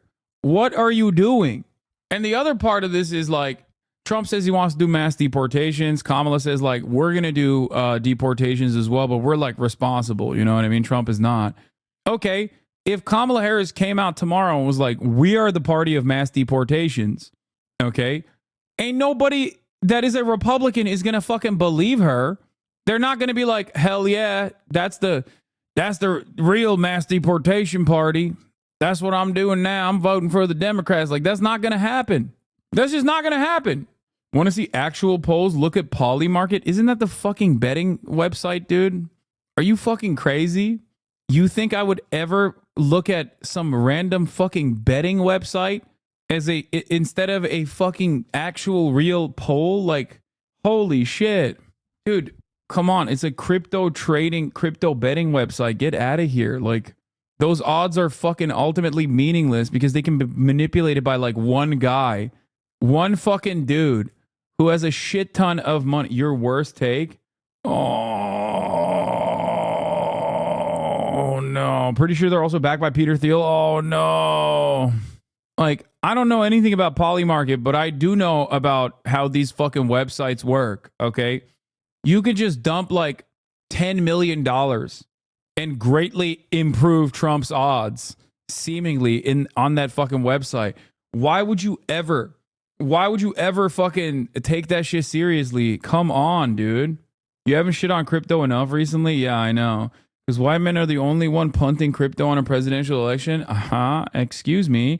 You haven't heard Kamala Harris's brilliant policies about how she's going to protect the crypto assets of black men. They put their money on it, though, Hassan. Yeah, who gives a shit? Polymarket and Nate Silver are both backed by Peter Thiel. How ingrained betting has become in our society is wild. I know, that's another devastating aspect of existence in America in 2024. But don't get me started on that shit. Don't get me started on unrestricted, unregulated crypto casinos, brother. That's another reason why I draw so much ire from many different parts of the internet. Okay? Come on now. Communities that have less access to organic whole food. So, Bobby Kennedy, right? Everybody likes Bobby. And he's so big into the health food and women, things, everything. He's so Bobby Kennedy. He's big into women. Olivia Nuzzi. That's right. What a smoke show, you see. Olivia Nuzzi. I call him Nuzzy. All right. RFK, so into women. Women things. Olivia Nuzzi, big liberal writer. Wanted to do the thing. The ladies here are sophisticated. They know what I'm talking about. They know what I mean when I say they love Bobby Kennedy. Do things in the environment, and he endorsed me. First time a Kennedy's ever endorsed a Republican. Maybe it's going to be the last, but I doubt it. And he's a great guy. He would be so perfect. He doesn't like artificial foods, and he doesn't like pesticides and all the stuff they put on them. Bro, you look like you've only eaten McDonald's for like the last multiple decades of your fucking life. What do you mean you don't like artificial foods? Like, what the fuck are you saying? Does Trump eat anything that is not fucking processed? Does Trump eat a single fucking thing? Like, listen, I feel like at this stage, if Trump ate like a real potato, he would perish. Like his body, your ego is showing. Wait, what? Why? What? I know he's talking about Bobby Kennedy, but like, it doesn't matter. He's like, this is not a thing that he fucking gives a shit about, is my point. You should give more of a shit about the top of the hour ad break, though, which is coming right now. Subscribe for $6 or free with Twitch Prime if you no longer want to see those ads. To him for 10 minutes, I mean, he says other countries that don't do anything are healthier than us, okay? We're not that healthy, to put it mildly. So no artificial foods. We don't want artificial. We have plenty of food. The food isn't our problem. And our farmers are great. And our farmers aren't allowed to do their job. You know, our farmers did great. 4 years ago, they were doing just about the best they've ever done. They're not doing well at all now. We're not going to have artificial foods. We don't want artificial foods. We want healthy foods. And a lot of... What do you mean? Who's we, motherfucker? Are you speaking French? What do you mean we don't want artificial foods, bro? That's crazy. A lot of things are going to be going. And I'll tell you, I'm going to have Bobby Kennedy involved in it. He's a great guy. And even the way when I mentioned his name, all you guys, and you're tough cookies. You know, you wouldn't think... Sometimes you'd say, maybe you wouldn't like a guy like Bobby, but he's a person that talks more about food and health than anything else. So I think that's cool. So we'll get it taken care of. You'll be healthier in 4 years from now than you are now, and you look very healthy to me, by the way. All right, brother. Thank you. Go ahead. What do you have for the president? Mr. Trump, my biggest concern is the future and the future generation, my kids' generation. Yeah. A lot of people are worried that attaining the American dream at this point in time and in the near future is going to be unattainable for this upcoming generation, which I have kids that are part of that generation. How many kids you have? I have two, a 17 and an 18-year-old. Good. Now, I believe one of the biggest hurdles we have when it comes to attaining that American dream is overtaxation. Yeah. When it comes to federal taxes, right. I know we're going to bring back, I'm sure you're going to start back up the pipeline, right. The Keystone Pipeline, which is going to generate an abundance of revenue. Right. Also, with the tariffs that you've spoken of. So my question is, with all this extra revenue we're going to be bringing into the country, so do you believe at some point in time we could find a way, once the country's back on its feet and getting enough revenue and paid off our debt, do you think it's possible to find a way to eliminate federal taxes? There is a way. And how do you feel about it? You know, in the old days, when we were a smart country, in the 1890s and all, this is when the country was relatively the richest it ever was. It had all tariffs. It didn't have an income tax. Yes, sir. Okay? Now we have income taxes, and we have people that are dying. They're paying tax, and they don't have the money to pay the tax. No. In the old days, 1890, 1880, we had so much money, they had to set up committees, blue ribbon committees, how to spend our wealth. We had no idea how to spend it with so much money. Then we went to the income tax system, and the rest is sort of history. But no, there is a way. I mean, if what I'm planning comes out, it's a great question, by the way. Everyone could attain the American dream. Sophisticated cat, you know.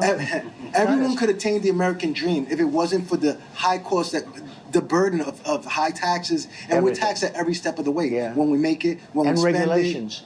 And regulations. So I cut more regulations in 4 years than any other president by 4 times. Yeah, let's go. You would ask one question. Yeah, it's really going to help this guy out when he cuts regulations, dude. Or taxes for the extremely wealthy. Maybe he'll get $5 in return. You know what I mean? He might get like $5 back at the end of the month. Meanwhile, fucking billionaires are just doing tricks. Okay? They're doing trick shots, 360 no scope, getting fucking... I don't even know how much you can lower billionaires' tax rate at this point. Like, they already pay like 0.07%. Like, what is 0.01 extra percent at this point? Like, what do you mean?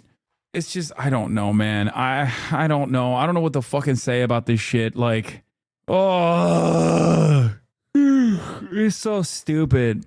It's so fucking stupid. What do you do?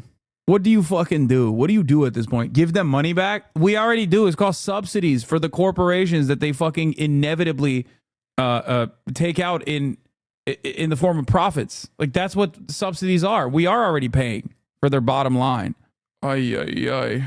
Bro, I'm literally from the Bronx. I'm from New York City. I'm not lying. This barbershop literally gives out the worst phase. They fucked my brothers up before his high school graduation. I can tell.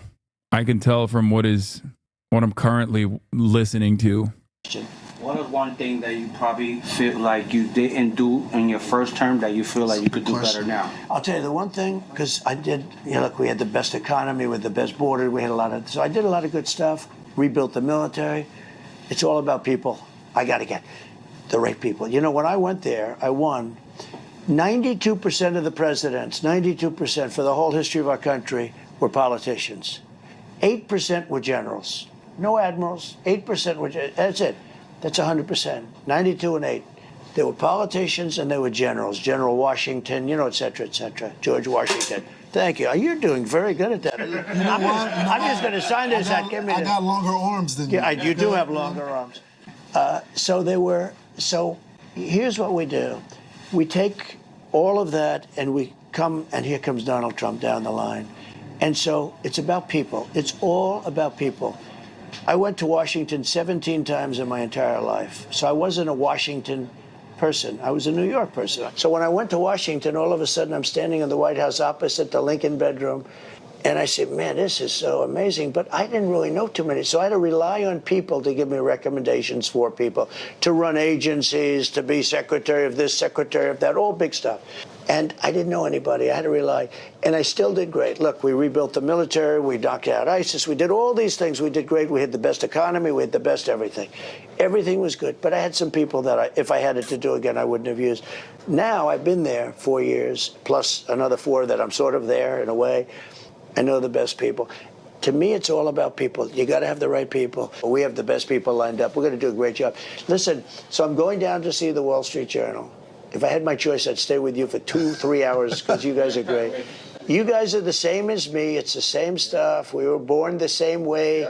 I grew up in Queens and all of that. I mean, you know, it's... Yeah. He was born and had the exact same experiences as these guys.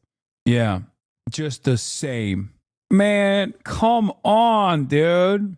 Come the fuck on. How does this even read in a room like this where there's sitting in a room with a fucking billionaire Okay, fake or not, doesn't matter. Okay, I don't know what his actual net worth is, but like they're sitting in this fucking room and he's like, yeah, that's right. I have the same lived experience as you, Dominican man in a Queens barber shop making fucking $45,000 a year.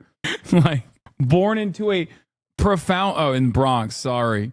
Born in a goddamn, okay, my bad. I forgot. It says Bronx barbershop right in front of me. Okay. He said Queens, so I got primed about Queens. It's ridiculous. Spreading misinfo again, yeah. I had a great father. I had a father who was a great guy. He was tough but good, big heart, big heart. And he was a construction guy, pretty much. And he was a construction guy, pretty much. Real estate guy.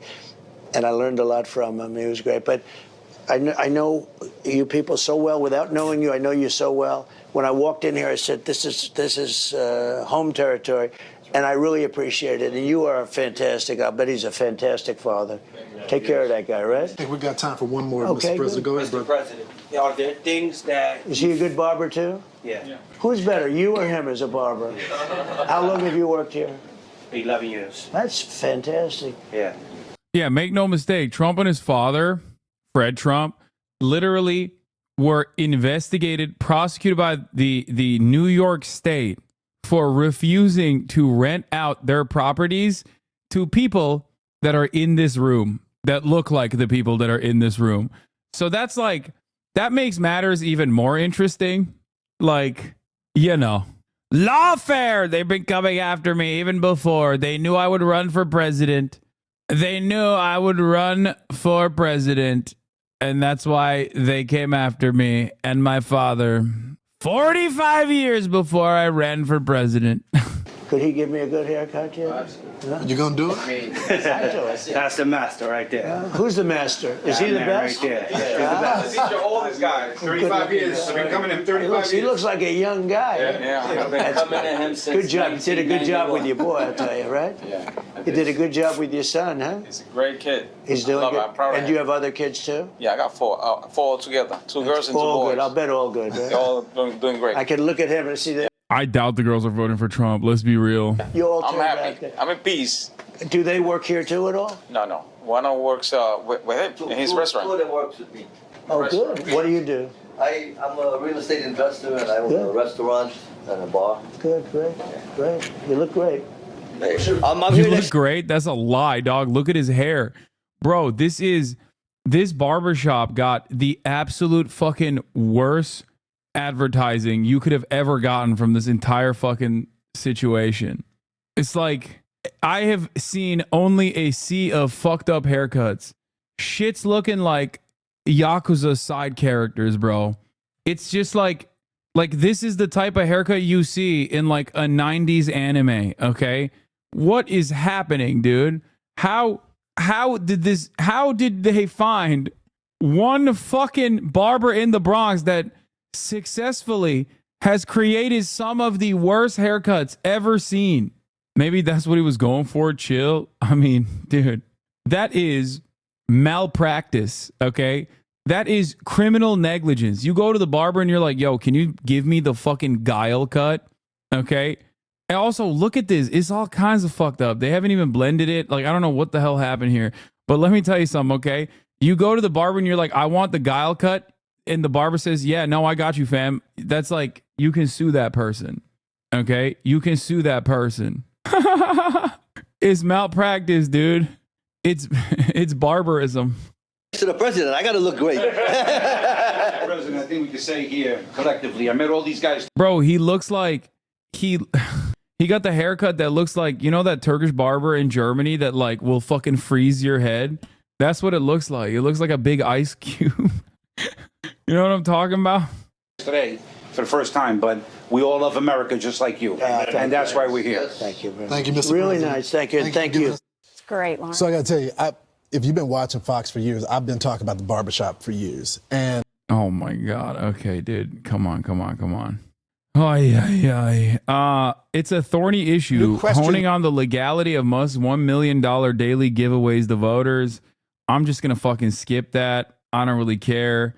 We already covered the far right Israelis gathering for a news conference near Gaza to talk about how they have to fucking how Gaza belongs to them and they're gonna settle it.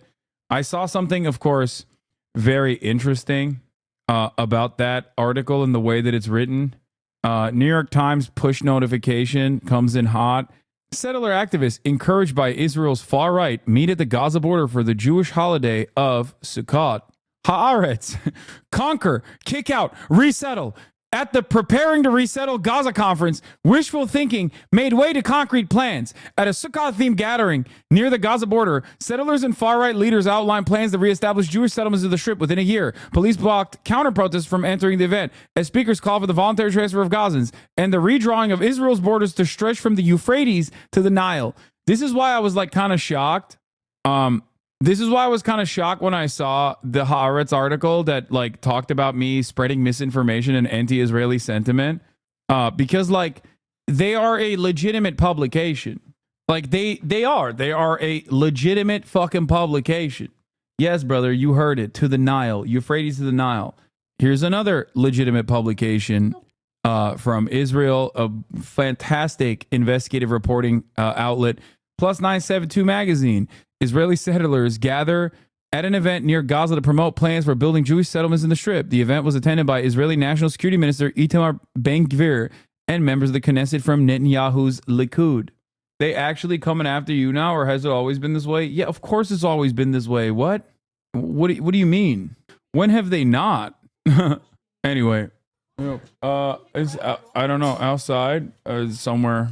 Who does Chatter mean by they? What do you think, bro? What do you think? Do you think he means Jews when he says they? Or do you think he means like legacy publications, or rather people with an interest of defending Israel? Like what are you doing? Why are you guys so desperate to fucking why are you guys so desperate to like extract some hidden anti-Semitism from every single person in here? Ay. Please stop. Liberals not coming out against the use of pronouns. Yeah. You ever bust back at the ops? Have you ever seen Haaretz?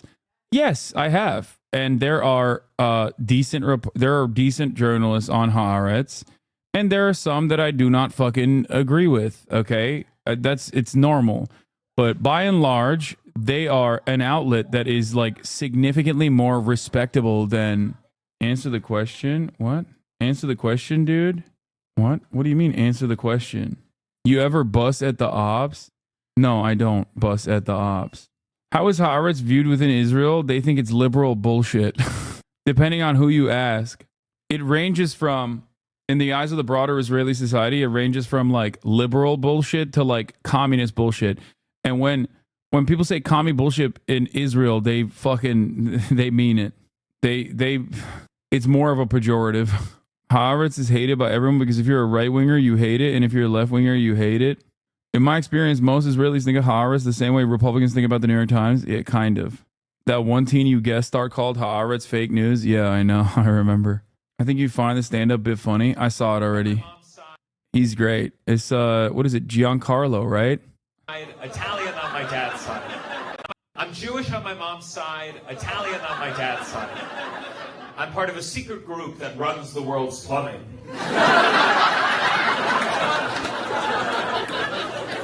That's an example of an anti-Semitic joke. And I bring that up because that's what anti-Semitism used to mean. It used to mean you'd say, oh, Jews, they run the banks, they run Hollywood, they're all cheap, they all have big noses. But then something changed. Something changed, and now anti-Semitism seems to mean criticizing Israel in any way, shape, or form, which feels different. I mean, now if you say something like, oh, I think Israel should stop bombing innocent civilians, some people are like, that's a stereotype. Not all Jews should bomb innocent civilians. Little Ben Shapiro cringe as we transition into scary gaming. We're not transitioning into scary gaming today. Watch the full clip. We're getting Bernie Valorant before GTA 6. Yes. Gaming frogs are shriveling up. Do you see that jackass attack Jeff Nippert in the gym? There's a video. What the fuck is... People keep sending me this. What happened? How do you assault Jeff Nippert? He's one of the nicest people on the planet. What the fuck? Send me the clip. So this just happened. Big Mike Van Wyck just assaulted Jeff Nippard in the gym. What the fuck? Is he okay? Jeff stitched a video of Mike's yesterday. Now I feel like I need to show you the video that Jeff made. Some of the science-based guys. Science guys really need to answer this question before anything. Why is it that you remain so mediocre, yet you know... Respond to this, but since he asked, using science-based training, I won Natural Bodybuilding Nationals. I earned competitive stage in the World Natural Bodybuilding Fed. I placed second in my first bodybuilding. And while doing this, I set the Canadian record on the bench press, and I set a provincial record. I only weigh 180 pounds at 5 inches tall, which is pretty close to my natural limit, given my height and my genetics. The point, though, because if the people with the best physiques had the most knowledge, why would C-Bum need a coach? He has the best physique on the planet. Who could possibly know more than him? Well, that's the reason why this dude tried to kill him? What the fuck is wrong with him, dude? Like, this is the reason? it's pretty obvious that body comes from great genetics and really hard training, and if you want to make it in the IFBB, steroid use. I like science because it gives me more confidence in what actually went, because it isolates variables. It's also weird because, like, science-based lifting helps people who take steroids. Like, what the fuck is wrong with you? What do you think steroids are? Where did steroids come from? Like, that's literally peak science-based lifting, okay? It's science juice. That's what it is. And also beyond that, okay, I don't like to throw the term around, but roid rage, dude, this is disgusting, dude. What the fuck? Like, listen. You guys know I love Jeff. He is the strongest HasanAbi head out there. He is the best HasanAbi soldier. Okay, but beyond that, he's also a fantastic person. Like, he is an awesome human being. He is just like an overall very nice guy. And this response to this other guy who was like rage baiting is literally in line with the kind of content that he makes. Variables. If you trust a big guy's advice over scientific studies, that doesn't bother me. I listen to what... That was the nicest response I have ever seen. Is there anything, and I mean anything there, that could justify something like this? Well, Mike, you got dude, first of all, jail, okay? That's like, right? I mean, that's crazy. You can't just like fucking assault someone physically. Okay, he posted an update. He said, if you've seen the video by now, I want to clarify the incident. First, I just want to give you an update that I got a CT scan done and I'm okay. In case you didn't see it, this is exactly what happened. There were many witnesses. Mike Van Mick jabbed me in the throat twice in the middle of the gym and then shoved my cameraman. There's already a lie going around that Mike asked me to stay away from him and that I didn't listen and approached him first. This is false. And Pure Muscle and Fitness has security footage to prove it. I think they should release it. This is exactly what happened. As I was filming bicep curls for a YouTube short, Mike brushed by me and said, "Sup." This was our first engagement that day. I chuckled. Mike said, "Oh, things are about to get real funny," as he walked past me. Then I asked him, "What did you mean by that?" And I made sure my cameraman was filming in case he tried any funny business. Then he walked back towards me. He said, "Turn the camera off," and immediately jabbed me in the throat, and I fell onto the floor. Pure Muscle and Fitness allows filming, by the way. I stood back up, and he told me to never talk about him ever again. Then he jabbed me in the throat a second time. Then he turned to my videographer and pushed him against the cable machine. Then he walked away. This is the full story, and there's gym security footage to prove it. It's up to the gym if they want to release it. As of now, Pure Muscle and Fitness is still allowing Mike to train clients at the gym. I also want to say I really, really appreciate the outpouring of support from community and from other gym members. It is honestly making the situation a lot easier to deal with for me, so thank you all so much. I don't know why he attacked me other than that he really, really hates my training style. I certainly gave him absolutely no reason to hate me, and even if I did, there's no excuse to physically attack someone over a disagreement. My opinion is that this is the result of anger brought on by the clip I posted yesterday responding to his question about science-based training. Pretty wild stuff. I don't know if he's like allowing comments on his post or not, but the Mike guy used to be Drake's bodyguard and a former bodybuilder. I think it is actually fucking insane that he did that. Jeff also, for those of you who don't know, in a sea of like fucking weirdos in the fitness space, in a sea of like weirdos, misinformers in the fitness space, is like a beacon of honesty, and also is not a mean-spirited person at all. Jail, yes, but what if he eats through the bars? True. That's crazy, man. He is like a beloved I would say he is one of the most beloved figures in the fitness space in general.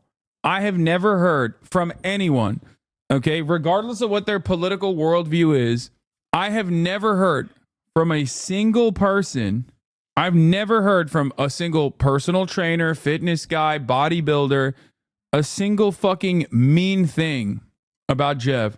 Talking about honesty, do you want to retract your false statements on the Israeli rapes? On the Israeli rapes?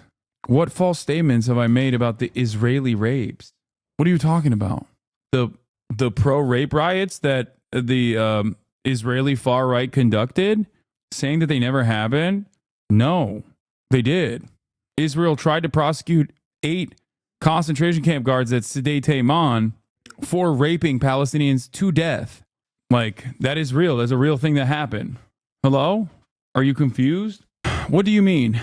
8 Israeli concentration camp guards at Sde Tayman were slated to be prosecuted by the Israeli state for crimes including but not limited to raping a Palestinian prisoner to death. Israeli society caught wind of it, got very upset, and did a January 6th style armed mass pro-rape riot. The primary responsible party went on Israeli national television with a balaclava and explained how he has a right to rape Palestinians. Then he took his balaclava off and he became a famous Israeli television personality. Is that what you're talking about? Did you know that this happened? Or are you completely oblivious to this reality? Yeah. Maybe you are also oblivious to the reality that Israeli emergency Knesset session had to be taken. An Israeli emergency Knesset session took place where a member of Benjamin Netanyahu's Likud party, a Knesset member from Benjamin Netanyahu's Likud party, openly argued that Israeli prison guards should be able to rape Palestinian prisoners. That's precisely what happened. Now, were you familiar with that or not? Because your unfamiliarity with that I have never denied, by the way, is perhaps the reason why you're also unfamiliar with my commentary on the mass rape, systematic rape charges that were unsubstantiated on October 7.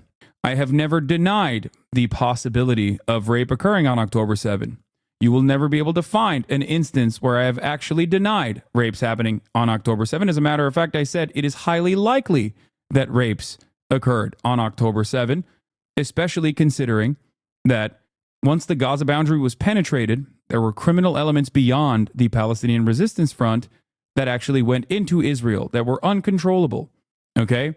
Having said that, however, the only substantiated rape report comes from the UN Commission report that was not a sexual assault that occurred on October 7, but rather a sexual assault that occurred in captivity to an Israeli citizen.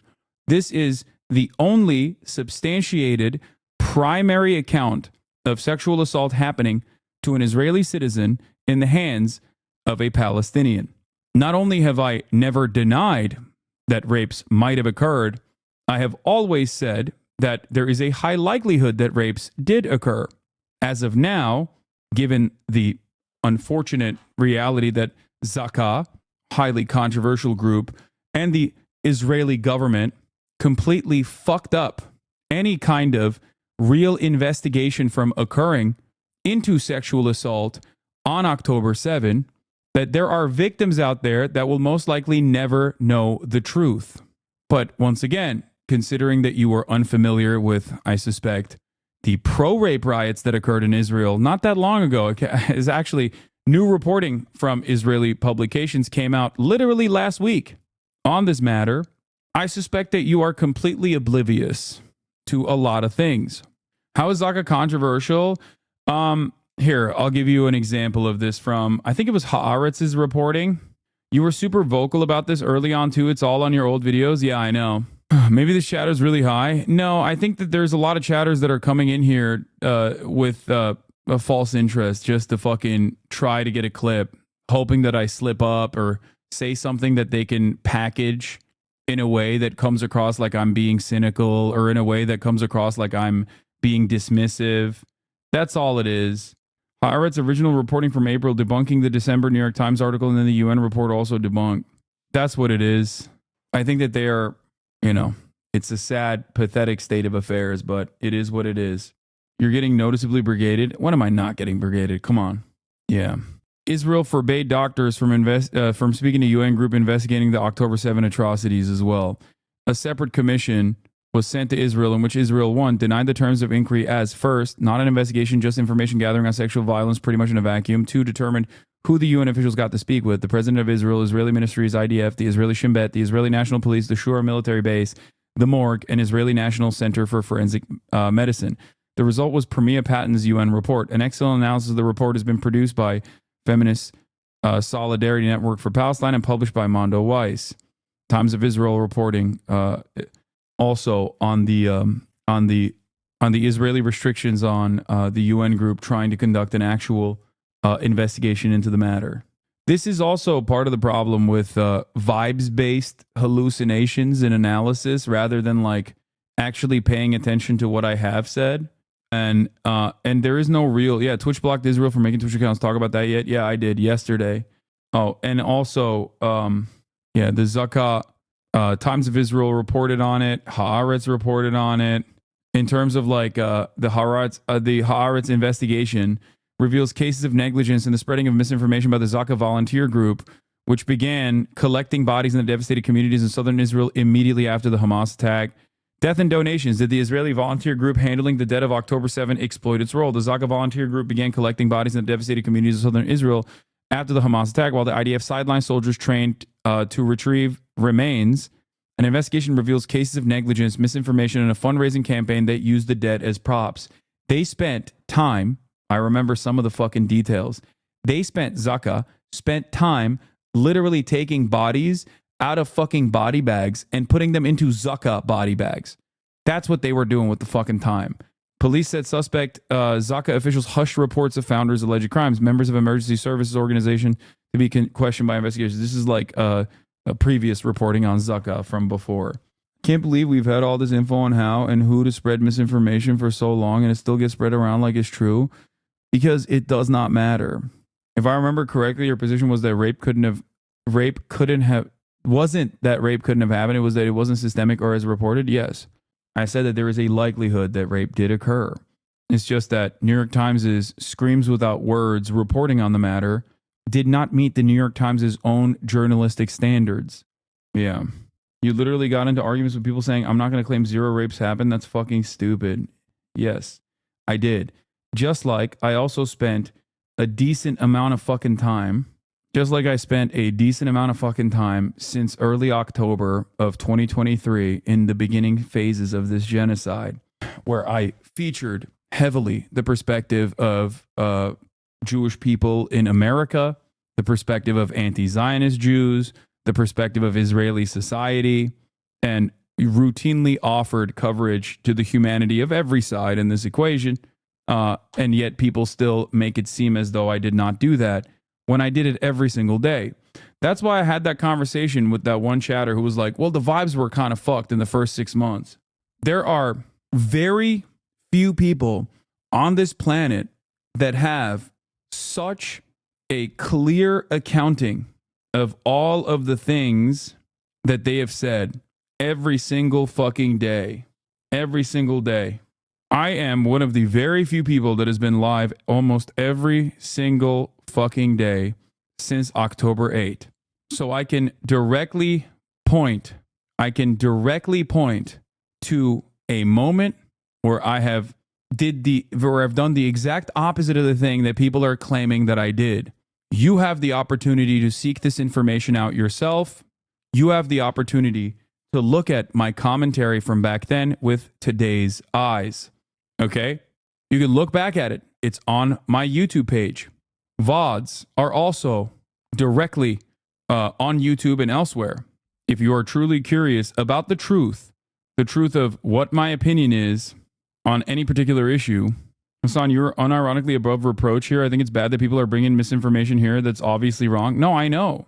It's additionally ironic that we're having this conversation when I brought up systemic sexual abuse claims that Palestinian prisoners gave 10th of October. I mean? Because listen to me. Listen, is it likely? Is it possible? Certainly. It is. It is absolutely fucking possible. Okay? These sorts of things do happen. But I do not understand how our supposedly objective media, which we know is never objective anyway, can't stick to the actual facts of the matter and have to like beef up the narrative. That's on fucking October 10. That's the VOD from October 10. Why seek something out when they can get a bunch of PowerPoint clip chips talking points with D subreddit fed them directly either from the source or via Ethan? Yeah. After watching one video of yours, I realized that there's no hope for humanity given the preconceptions that I had about you due to the common narrative about you. Yeah, but what matters in the situation is that you watched a video and you were like, okay, everything I heard about you is fucking wrong. If you had that capacity to change your attitude, then there are plenty of other people who have that capacity as well. That's what I believe in. That's what I hope for. That's the only thing I can hope for. That's it. Don't take this the wrong way, but why you care about Palestinians? You are not even an Arab. Why you care too much about Palestinians? You are not even an Arab. I mean, why do I care about women not being able to get fucking access to reproductive rights? I'm not a woman. Why do I care about trans people getting fucking legislated out of existence? I'm not a trans person. Why do I care about black people being disproportionately targeted by police brutality? I'm not a black person. Why do I care about the working class? I have now actually accrued enough financial success that like I don't ever have to fucking worry. I can just vote for either party I want to and be comfortable for the rest of my fucking life. Why do I care about the working class? Why do I want people to have fucking health care? I can pay for my own because it is antithetical to my worldview. It's like, you know, it's silly. It's empathy, I think. And I also personally believe, legitimately, genuinely believe that if we are to elevate every single person, if we are to truly evolve as a society beyond the current constraints that capitalism has brought upon us, everyone will prosper. Everyone will thrive. We will be in a better position overall. That's it. That's where this comes from. I personally believe that, for example, if we had a more fair and more just process in this country in terms of economic redistribution, everyone would be better off. I don't think this is like naive idealism either, by the way. I think this is just true. And I hope more people see it that way as well. Anyway, I see something that is like horrifyingly wrong. I think genocide is completely unacceptable and it's horrific and it's wrong. I see my tax dollars going to fund and facilitate this genocide. Of course, I'm going to speak out about it. Can you consider my last comment? 538 shows Trump over Harris for the first time since she announced her run. Thoughts? This guy. Anyway, Intelligence said it best here. A decade ago, I became friends with Bayer Logic because of our mutual interest in foreign policy being our number one issue. He told me, if you do not care about the well-being of those overseas, no matter who, then you don't really care about anyone. It stuck with me for life. How do you deal with this every day and aren't miserable genuinely? I've already answered this a million times over. I get a tremendous amount of emotional fulfillment from being able to change people's minds. Okay? That's it. If I can get one person who is, again, transphobic to not be transphobic, if I can get one person who is racist to not be racist, if I can get one person to recognize that Israel is an apartheid state and that is unconscionable, then that's good. If I can motivate one person to go out and run for local office, if I can motivate one person to go out and unionize their workplace, as many of you have, then I'm happy. It does not matter. I'm a profoundly privileged person. I'm living in fucking West Hollywood. I could take care of my entire family. My family's here right now in my house. Okay? It would be disgraceful, if not disgusting, if I didn't use all of the profound amount of privilege that I have to advocate for those who are voiceless. That's it. Did you see this? I mean, yeah, I didn't. But there's no. What's crazy is there's nobody on the entire platform to call him out. Nobody. They've all been banned. They've all been banned. Yeah, I know. Yeah. Yeah, Destiny should be unbanned so he can call me out is a crazy take. I don't recognize Ethan any longer. I'll be honest. Like who would call me out? Like right-wing shitheads? Like, what do you mean?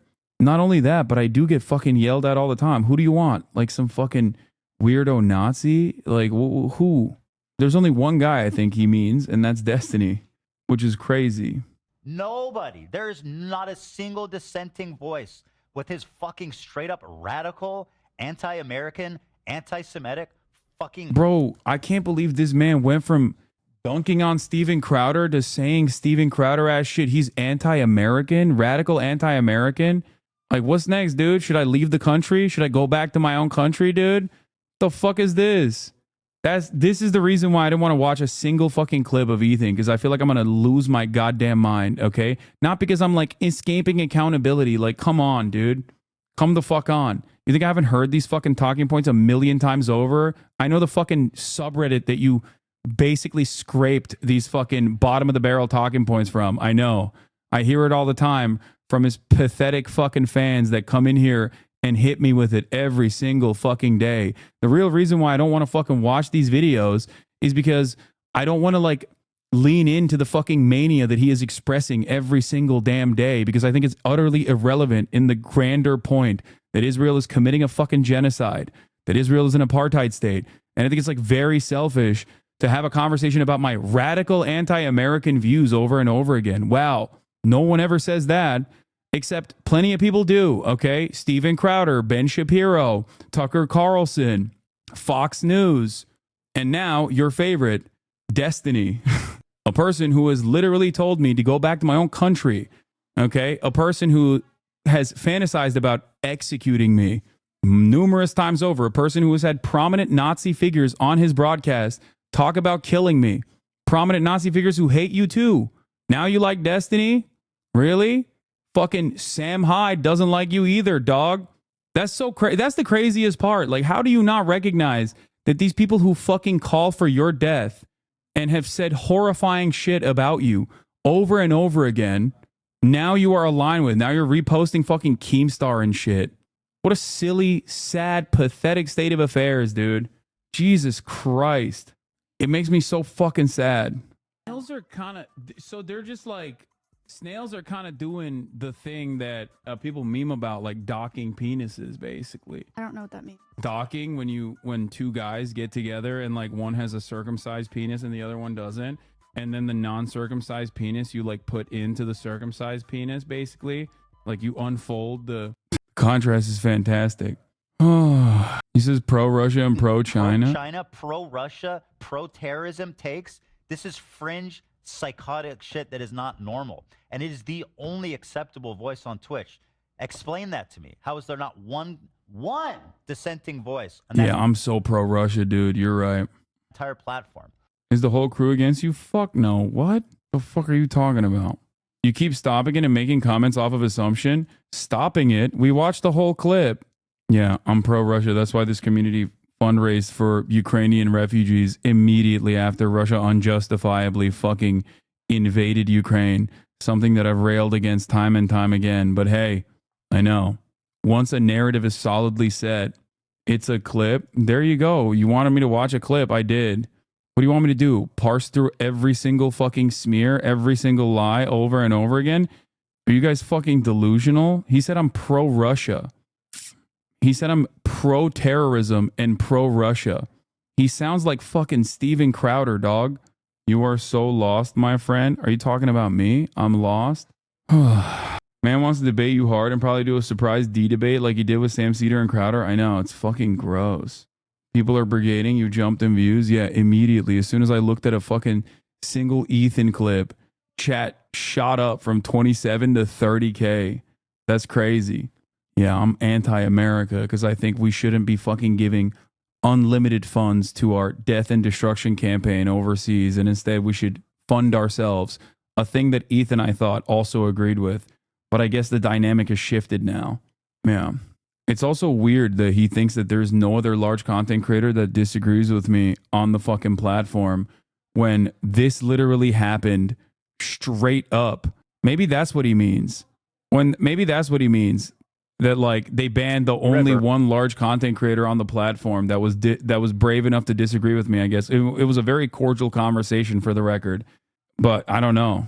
Do you not think he's possibly correct about anything, even partly?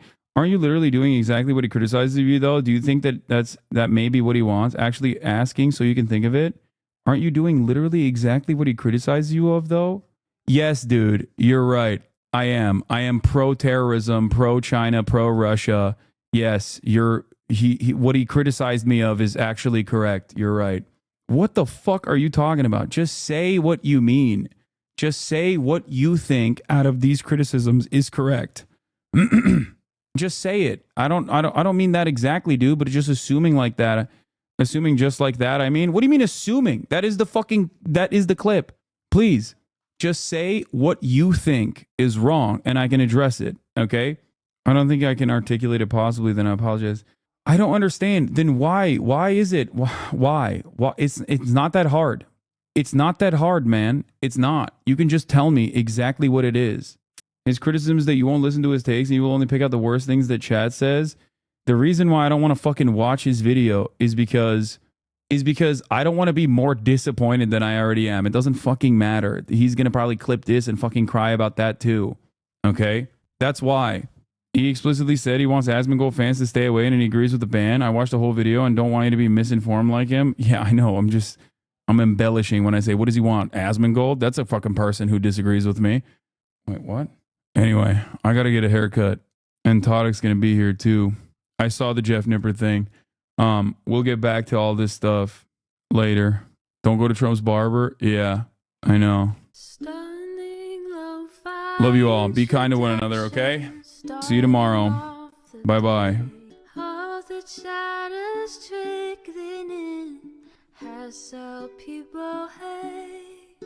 Sunny Los Angeles, California, says Hasan. The starlock to the starlock to the topic just begun. There he is again. Hasan is streaming. Hasan is streaming. There he is again. Hasan is streaming. Hasan is streaming. Reviewing the P.O. box. Uncle Uger's face. Sudden Discord agitprop. Great names take on breaks. Tiny Bernie Sanders, LGBTQ Air Force. The whole left at your fingertips, Ane at your door. H3 crowded debate, the Young Turks online show. 3 full fucking years of this, plenty more to go. 90-day fiance talks of champagne bourgeoisie. A Trump rally live reaction, a mass riot at DC. There he is again. Hasan is streaming. Hasan is streaming. There he is again. Hasan is streaming. Hasan is streaming. Reading live stream fair comments, Austin show chat advice, and all the ways the right-wing pipeline can suck you in online. JCS react, Lord frame gets broken, cover blown. A full-blown mass pandemic, monster streaming at your home. Total radicalization coming out to find. The system you were taught to trust in was broken the whole time. All these daily streams, whether big or whether small, have helped me and so many find the meaning through it all. There he is again. Hasan is streaming. Hasan is streaming. There he is again. Hasan is streaming. Hasan is streaming.